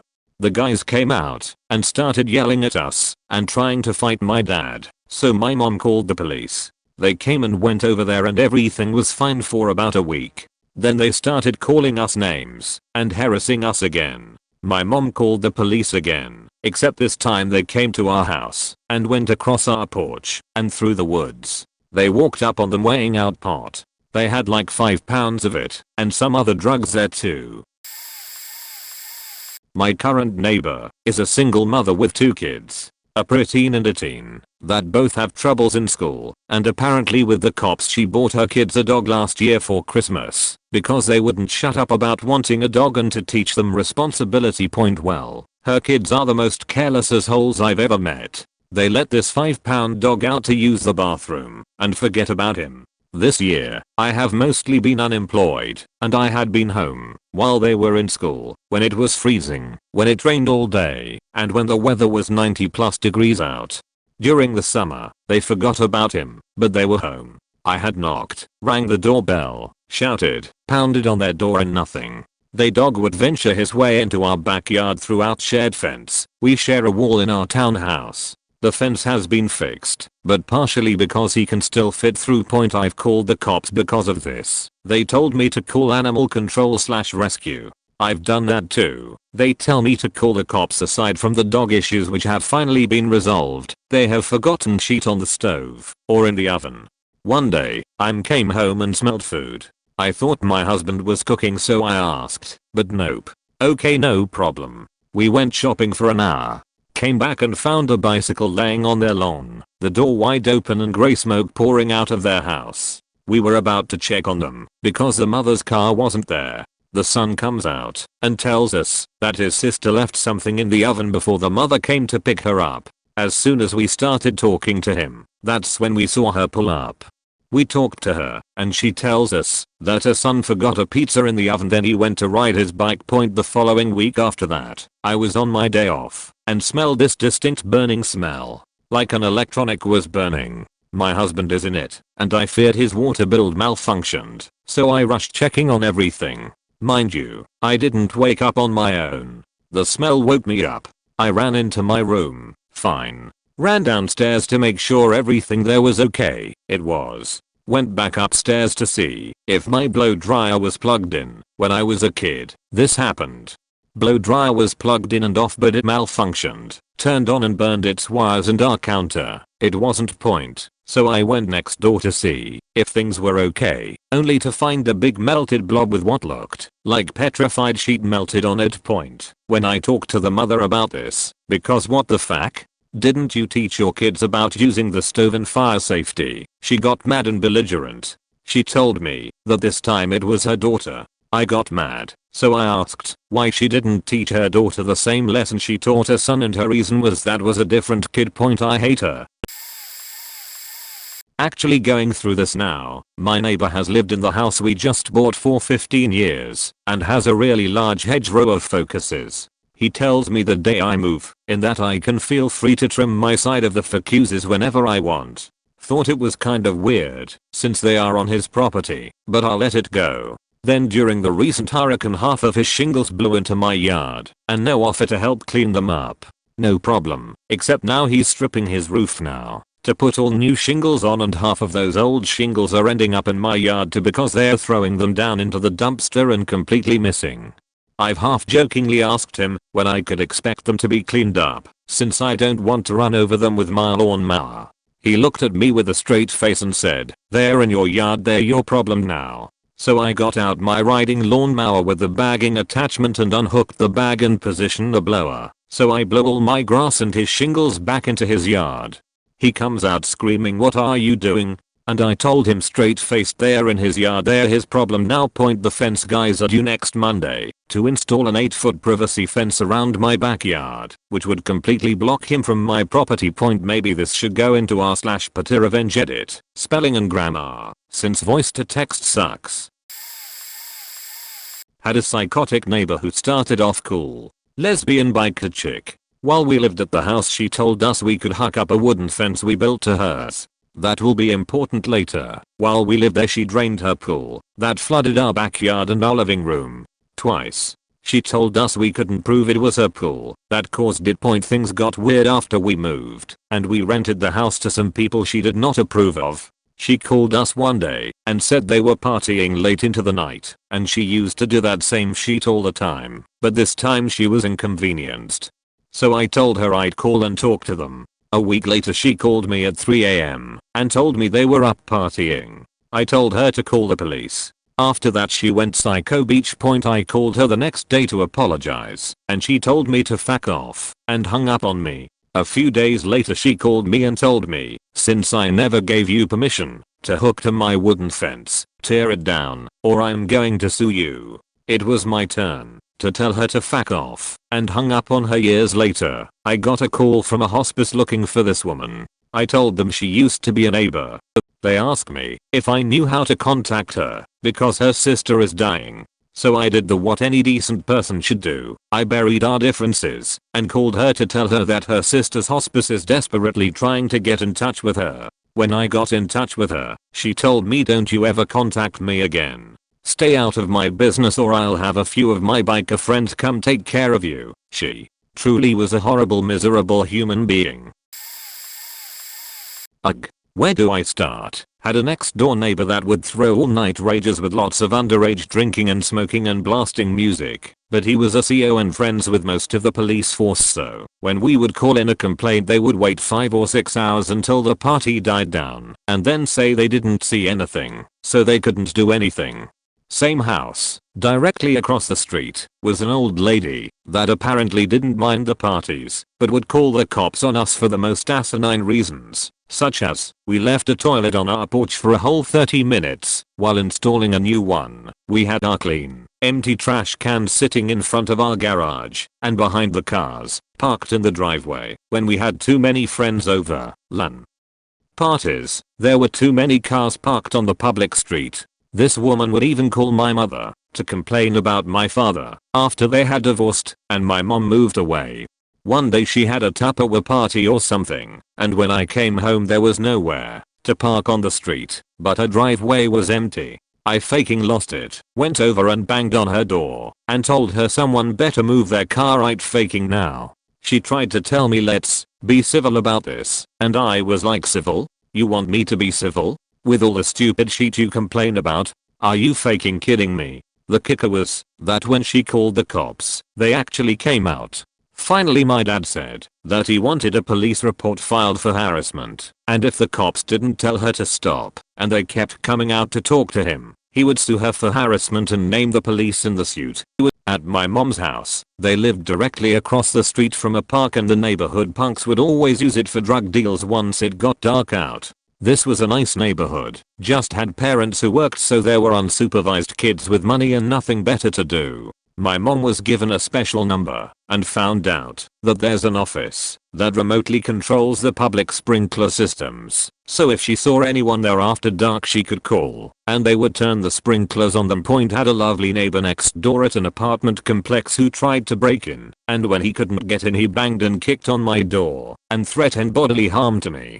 Called the cops, of course, then got kicked out of the apartment as revenge, because apparently they were besties with the property manager, lived with the hubby's grandparents for a time. There was a crazy lady in the neighborhood that came to the door and told his grandmother she thought she had seen her dog in our yard. My super friendly dog of course came trotting up to see who was visiting, and the lady pointed to him and said, "That's him, that's my dog." Now what you should know about this dog, and what grandma didn't know, is that he is my best friend and the most precious thing in my life.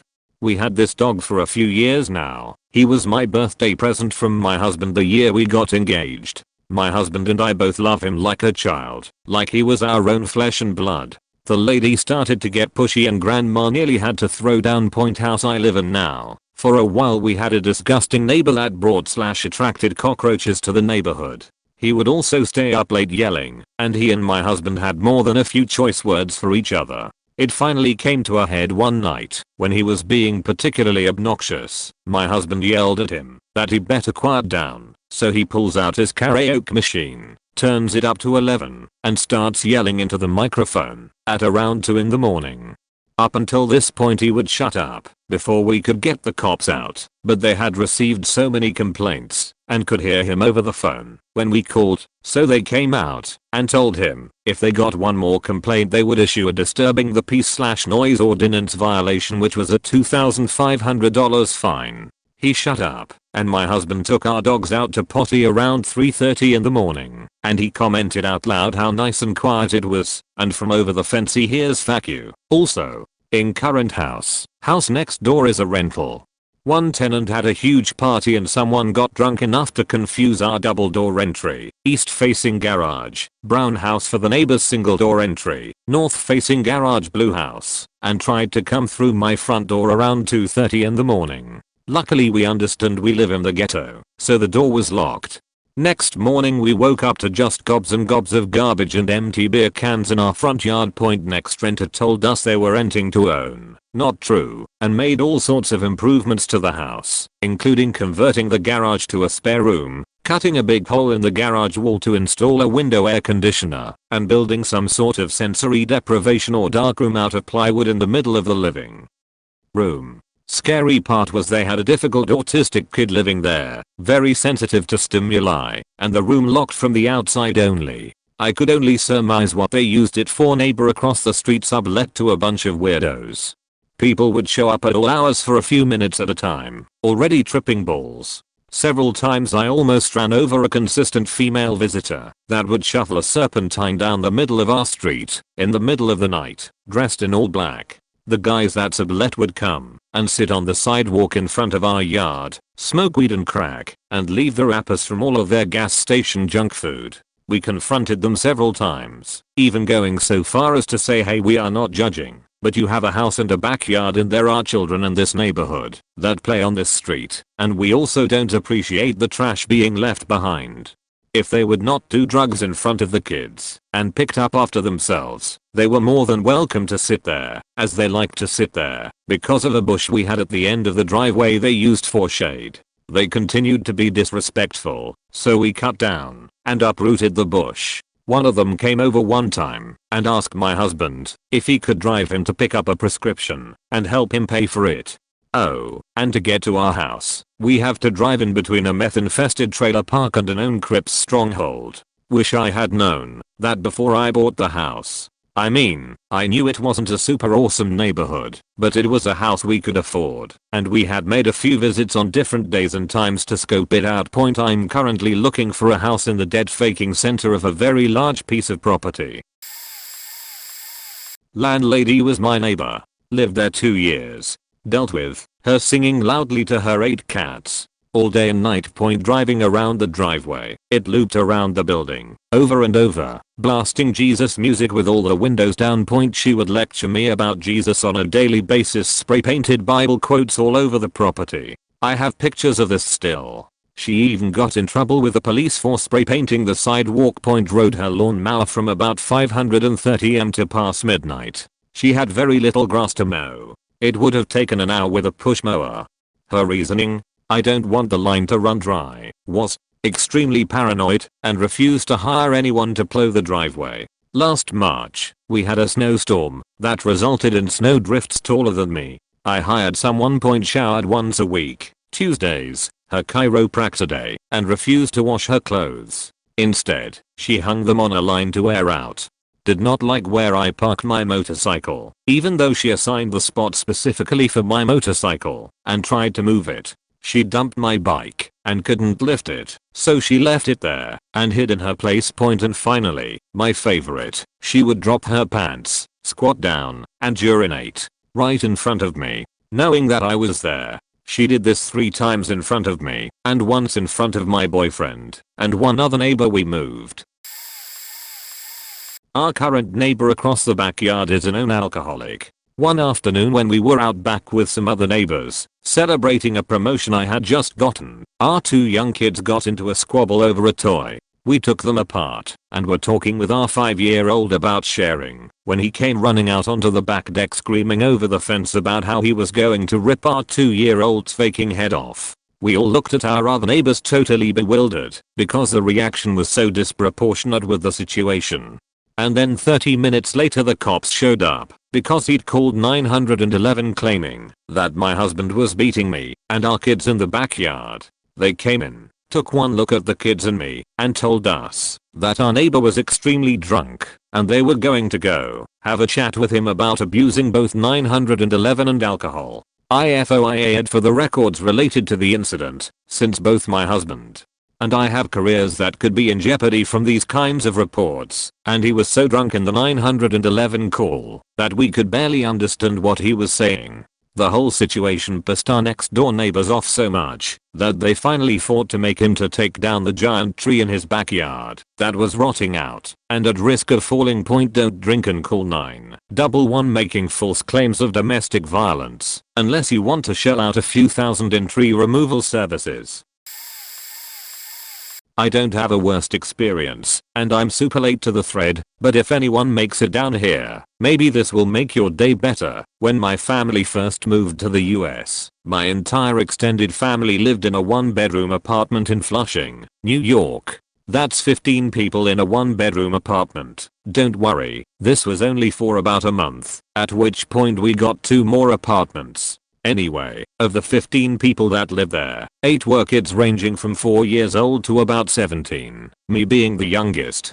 The three youngest ones, like all kids, had a lot of energy and we would run around and wrestle and break things etc. However, if you ever lived in an old New York City apartment building, you know that walls, ceilings, and floors are thin. The neighbor that lived directly below us would constantly get woken up by our running around because he worked the graveyard shift and slept through the day. Instead of doing what most people would do and taking a broom to the ceiling or making a complaint with the super, he knew we had too many people living there and it would have left us on the street. He decided to take a different approach.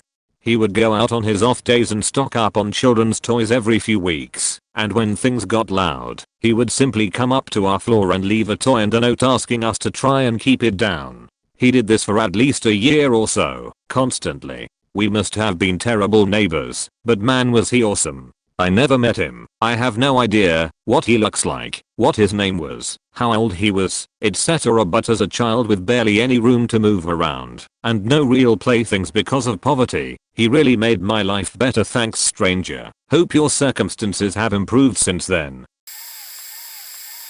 Crazy lady and special ed boy. They were our neighbors when we bought our first house. We had been warned about her. He was fine, just not very bright, by the other neighbors, but didn't have a real run-in with her for about 3 years. After our oldest daughter was born, we decided to put a chain link fence around the backyard so she and the dog would have a safe place to play. Prior to our moving in, she had leveled her backyard. All the backyards on our side of the street sloped downhill noticeably.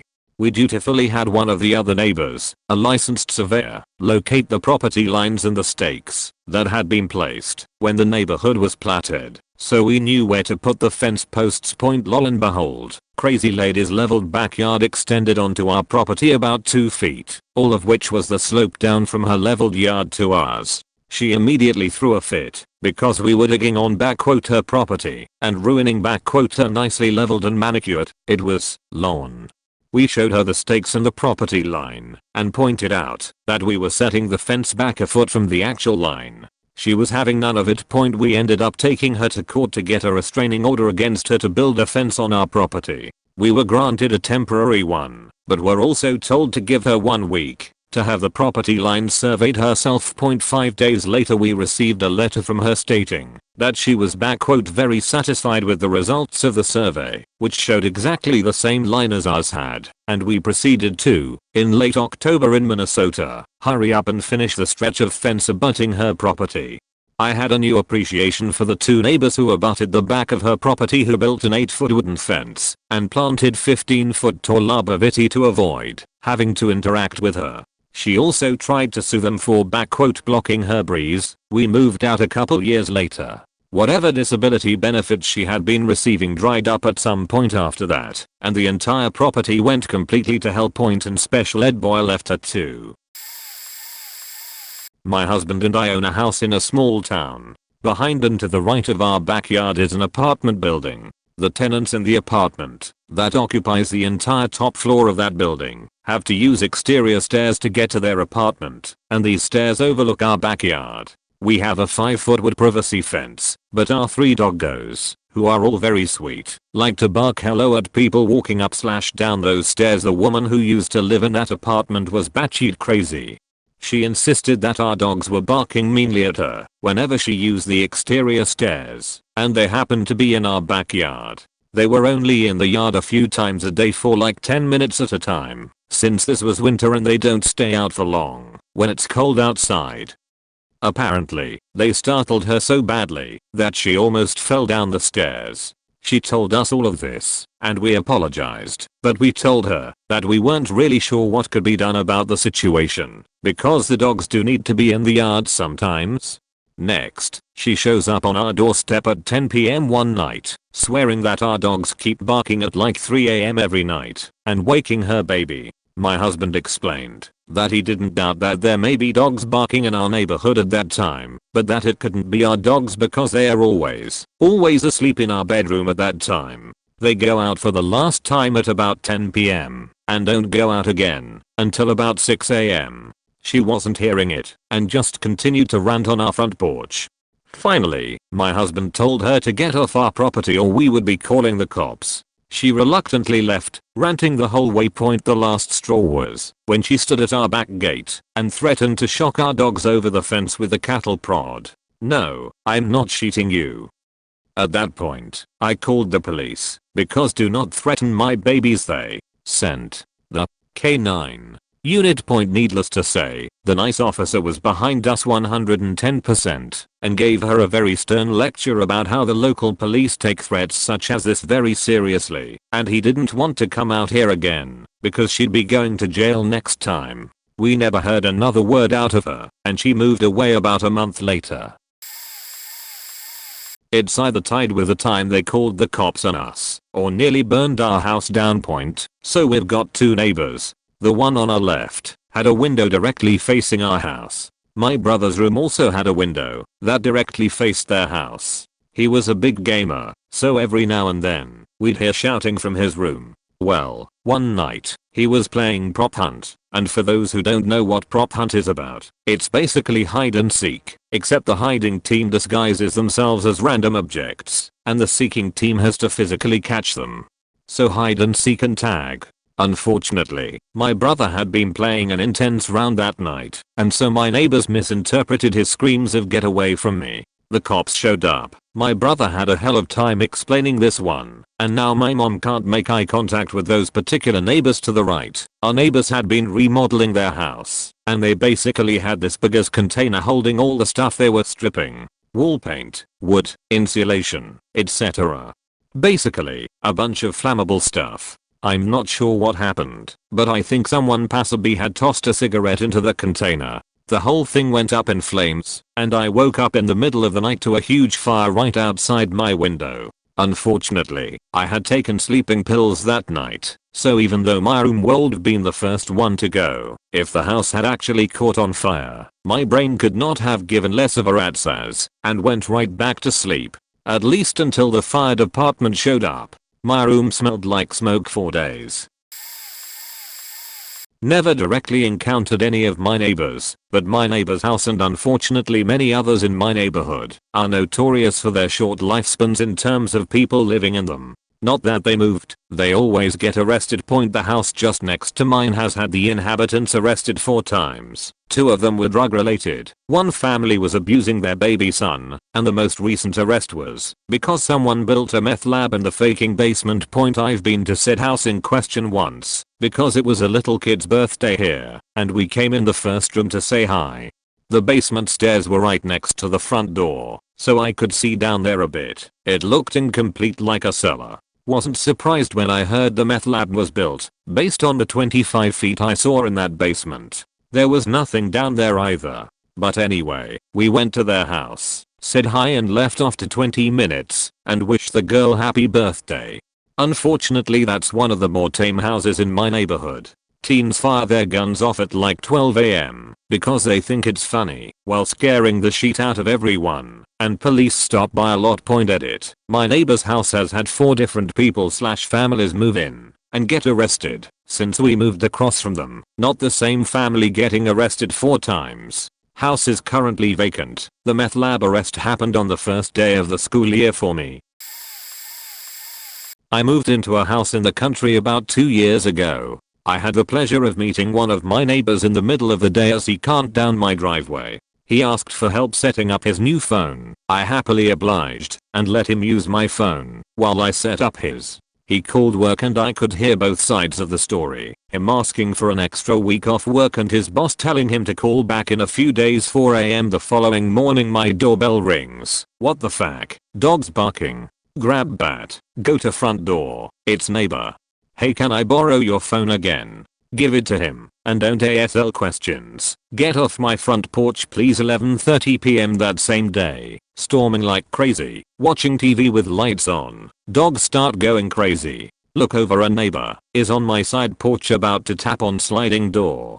Jump up and am talking to him while calmly sheeting my pants as to why he is here at 11:30. Hey, can I borrow your phone? Ask him what happened to his. Says he fried the battery. Asks if he can come in to wash his hands. Feed him some lime saying no. Dogs are already going crazy. Girlfriend is sleeping.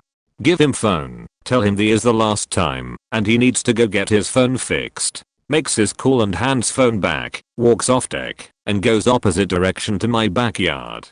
Turn on lights, and tell him he is going wrong way. Says sorry and heads right direction. Then I hear a thud in my kitchen. Door handle had fallen off, and is lying on ground. What the fuck? Walk over hesitate kitchen door. Have you seen my black kitty? Girlfriend is awake. Both start telling and screaming at him to get off our property. He leaves. Haven't seen him since.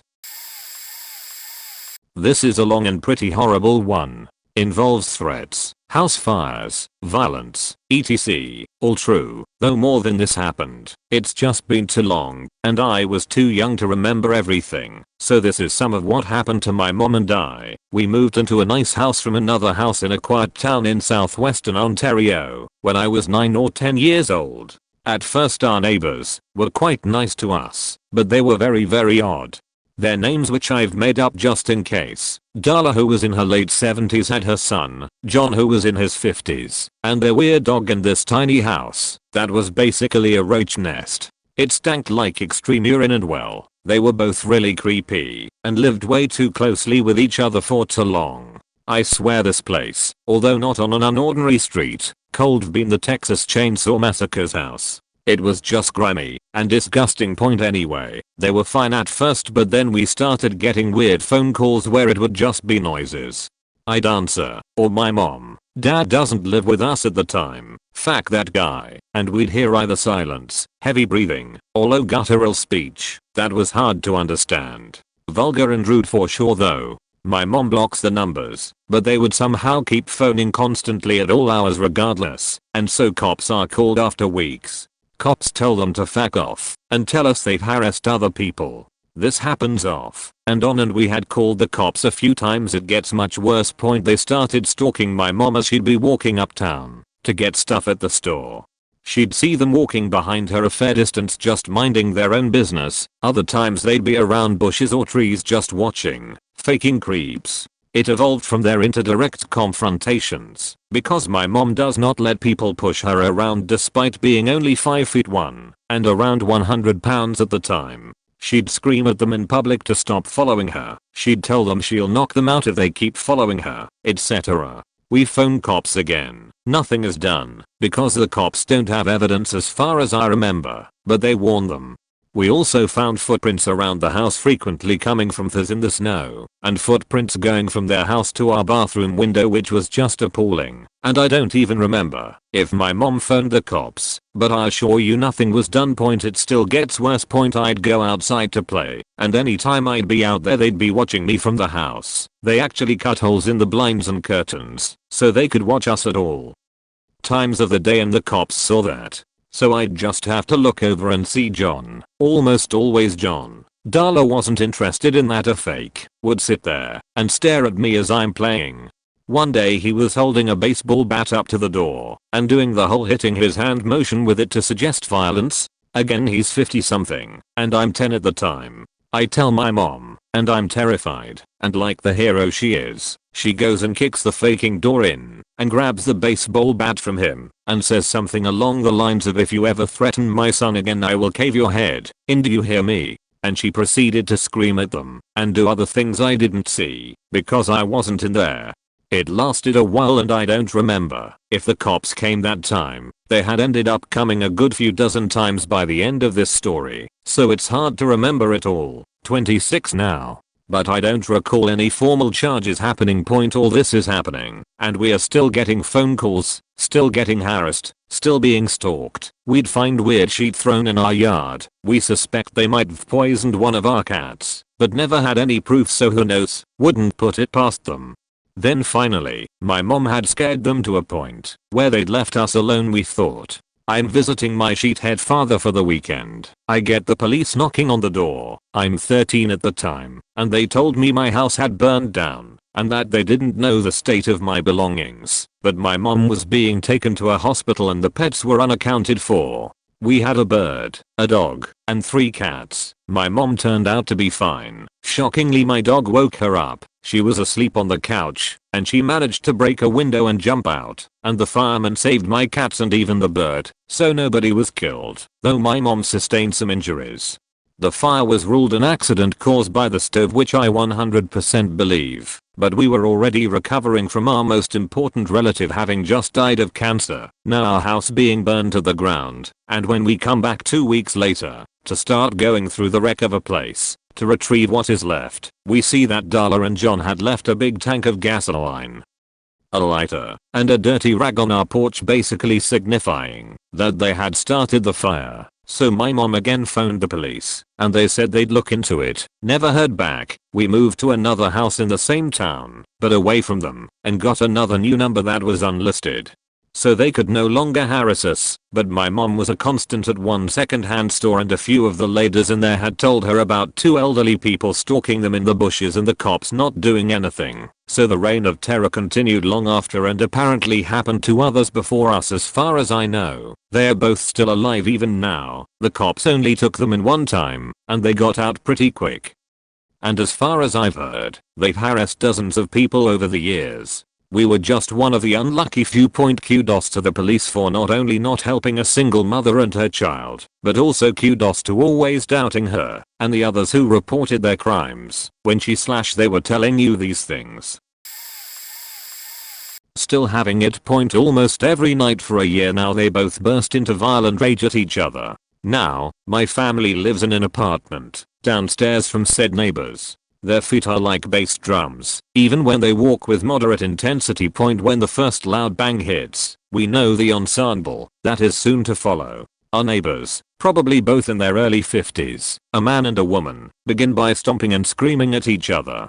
"Get out my house, you. Why don't you get that women to take care who I am? Give me my phone, woman. I'm going to my mama house. Give me my phone." This quickly devolves into an all-out brawl between them. They punch and push each other and slam each other to the ground. They sound like 2 alpha male bucks locking horns, or like they are playing bowling with each other as the balls. One time, the woman began screaming help, help, so we called the police. When the cops got here, they played it off like it wasn't that serious, and no hands were put on each other. But I digress. At the end of it, usually the man ends up leaving the apartment while still barking back at his lady and driving off. A lot of times the man comes back after 30 minutes and the trumpet match begins again. Within the next day or two they make up, and the cycle repeats itself.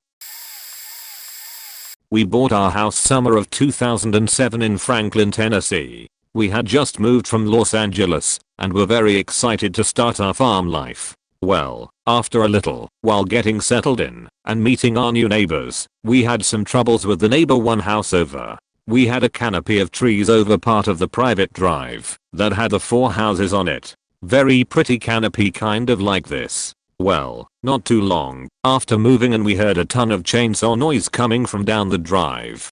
My parents went to investigate, and there were 2 men that had just started cutting down the whole canopy without permission from any of the owners of the other 3 houses on the drive, including us. After confrontation, they claimed to be cutting it down for Mr. Jolly's new RV. Our immediate reaction was, who the hell was that? After talking to our immediate neighbors, they had told us the person next to them had a church running out of their giant 7,500 square feet home. Stunning house. 5-acre lot. Essentially, it was a cult called The Gathering. The service was on Saturday nights from 6 p.m. to 12 a.m.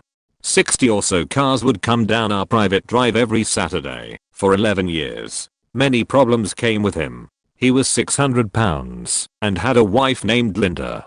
Don't worry, this is all publicized info that's in the news. If you'd like to read, here are some articles about him. I recommend reading them at the end. Anyway, some problems were him trying to cause trouble all the time. For instance, we had black-shouldered blue and yellow peacocks on our farm, not the more common spotted shoulder peacocks you may have seen. Well, he calls my home one day and my mother picks up, and it is Jolly. He says there are peacocks pooping in his yard. She asks what they look like, and he stumbles for words as he was probably googling images of peacocks. Lol. He describes the ones with spotted shoulders, not the ones we have. No one else we knew of had those peacocks. He had continuous construction happening for over half the time we lived there, ruining our private drive in the process. One time when we went over there for a 4th of July celebration to scope out what had been a mystery for, at the time, 6 years. Every single one of his followers knew our full names and age, and where we went to school. Very jarring point. Countless other things happened with him over 11 years. Last April he died, when in reality, he was about a week away from getting arrested for embezzling money from his followers and child molestation. So he faked his death and skipped town. At least that's what we think, since his body was never recovered. If you'd like to know any more about him, check the articles above, or just ask questions. TDLR, a cult leader lived and operated one house over from me for 11 years, and had countless run-ins and issues with him. He embezzled money from his followers, molested children, sold illegal degrees, all sorts of bad stuff. Feel free to ask questions. Edit. Here are some more articles, if you would like to read more about him and his cult. Hold my beer. First time homeowner. Live in a lower income suburb. Decent single family homes. I moved in with my wife and small kids about 7 years ago. The home beside ours was a rental. Nice place, well maintained. 5 years ago the owner moves in a family member, permanently. My new neighbor is mid-40s, single and sorta low functioning. He doesn't drive, and rarely leaves the house. We both keep to ourselves at first, but he is friendly, and so are we. One day he brings home a small dog. Seems great. He walks her, and it gives him some purpose. The dog is often outside, and being in a new environment barks incessantly. I don't really notice it, but it really bothers my wife. To be fair, it was probably 10 to 12 hours a day every day. Wife is really struggling with the noise, and one stressful morning of getting ready to leave she loses her cool, and silently gives the dog the double finger from our driveway. It's 7 AM. She is stressed. I watched it happen, and was glad she didn't scream at it. She moves on with her day. That evening we are relaxing on the back porch and my wife starts reading her phone. Neighbor man was watching us from his window. Watching us, at 7 AM. What the fuck? He saw the rude gesture, and sent a massive message calling us dog haters, and telling us we should be ashamed of ourselves. Told us our cat shit in his yard. Probably true. Basically lecturing her for being a scumbag over several incoherent paragraphs. She gets upset, and goes over to his house, which was not a good idea, but that is life. They argue through his screen door, and she comes home upset. From that day on the fun really began. He regularly waits at his door, watching us through his windows, to scream things like, ho, slutched, beach, and any other expletive he can come up with. He yells the same at me, and my young children. He deposits dog shit in my yard and driveway. He leaves ranting notes, and torn up paper in my mailbox.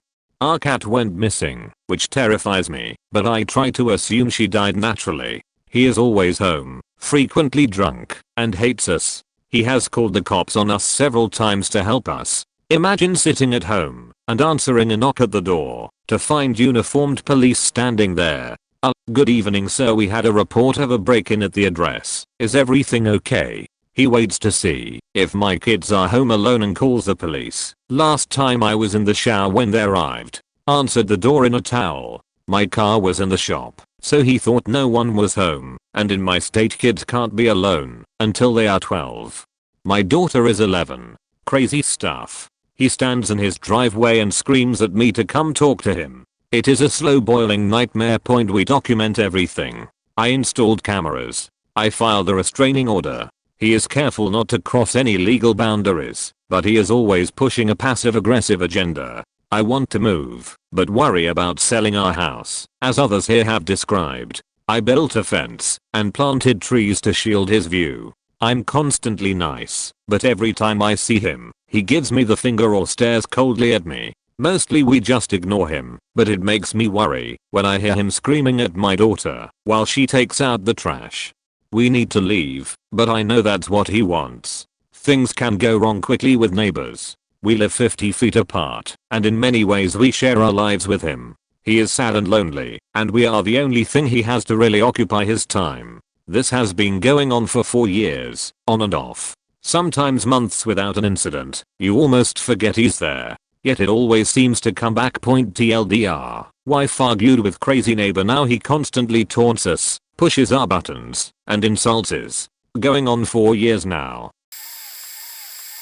My husband and I lived in a 4-unit apartment building for a while. Our downstairs neighbors were a youngish couple with a baby on the way. They seemed nice enough at first point initially. The main problem was the boyfriend playing movies at insanely high volumes that would literally vibrate our floors and walls. I finally went down and let him know that the noise was too much for us to handle. He was super sweet and clearly had some sort of hearing issue verging on deafness. They were totally quiet after that for a while. Then the wailing started. It woke us up one night and we were legitimately freaked out for a while until I finally figured out that it was coming from downstairs.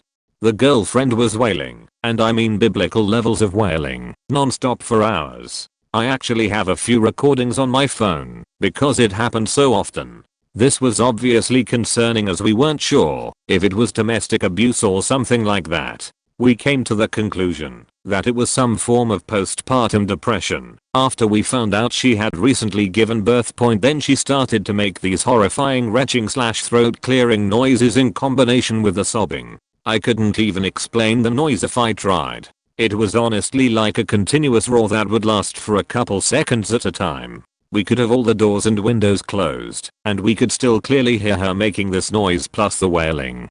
It was creepy as hell and would literally keep us up at night. Sometimes to top it all off, a woman moved in across from the wailing woman with her 3 small dogs. They would yap non-stop at the slightest noise. So obviously, when the crying lady would have one of her fits, the dogs would start barking. The more she sobbed, the more they barked. This would go on for what felt like hours. My husband and I got really great noise cancelling headphones around this time, which helped somewhat. We finally moved from that apartment when my husband's motorcycle was stolen from the building's parking lot. We now live in a much nicer, much quieter place. Written about this before. Very elderly neighbors across the street from us called the cops on us every week. Why? For parking in front of our house. When the cops didn't do anything like tow our cars or give us tickets, they went to City Hall to get our cars towed. The city even ignored them. Lol. Turns out they were mad at us for blocking the view of the town. The view they argued about was a freeway. Same crazy elderly neighbors blamed my family for calling the cops on their next door neighbors. NN. They didn't recognize NN, that they've lived next to for more than 40 years.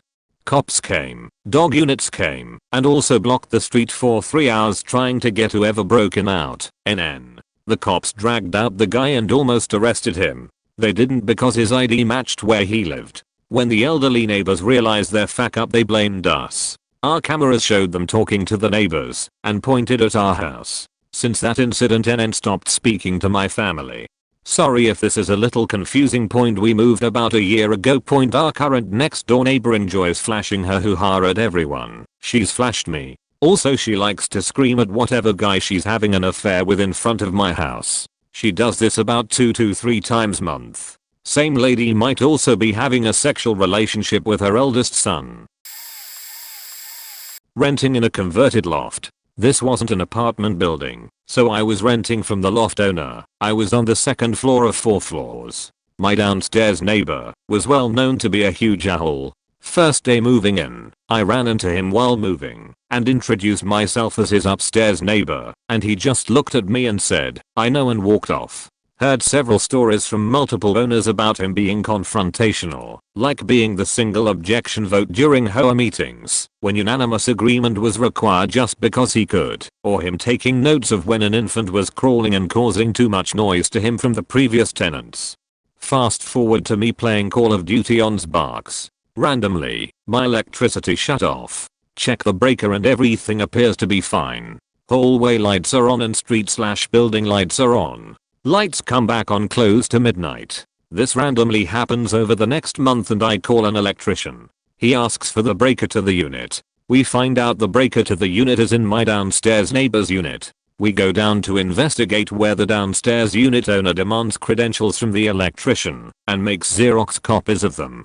He lets him pass and I follow, only to have the neighbor slam the door in my face. Electrician comes out after a few minutes, thanking neighbor for his time, and says to me, "He's shutting off your electricity." I bring it up with HOA and call the cops on him several times after. He never answered the door when the cops came, and he ignored HOA letters. Eventually, the hoa somehow got him to stop, and I bought a treadmill, and figured I'd get some exercise revenge until the end of my lease.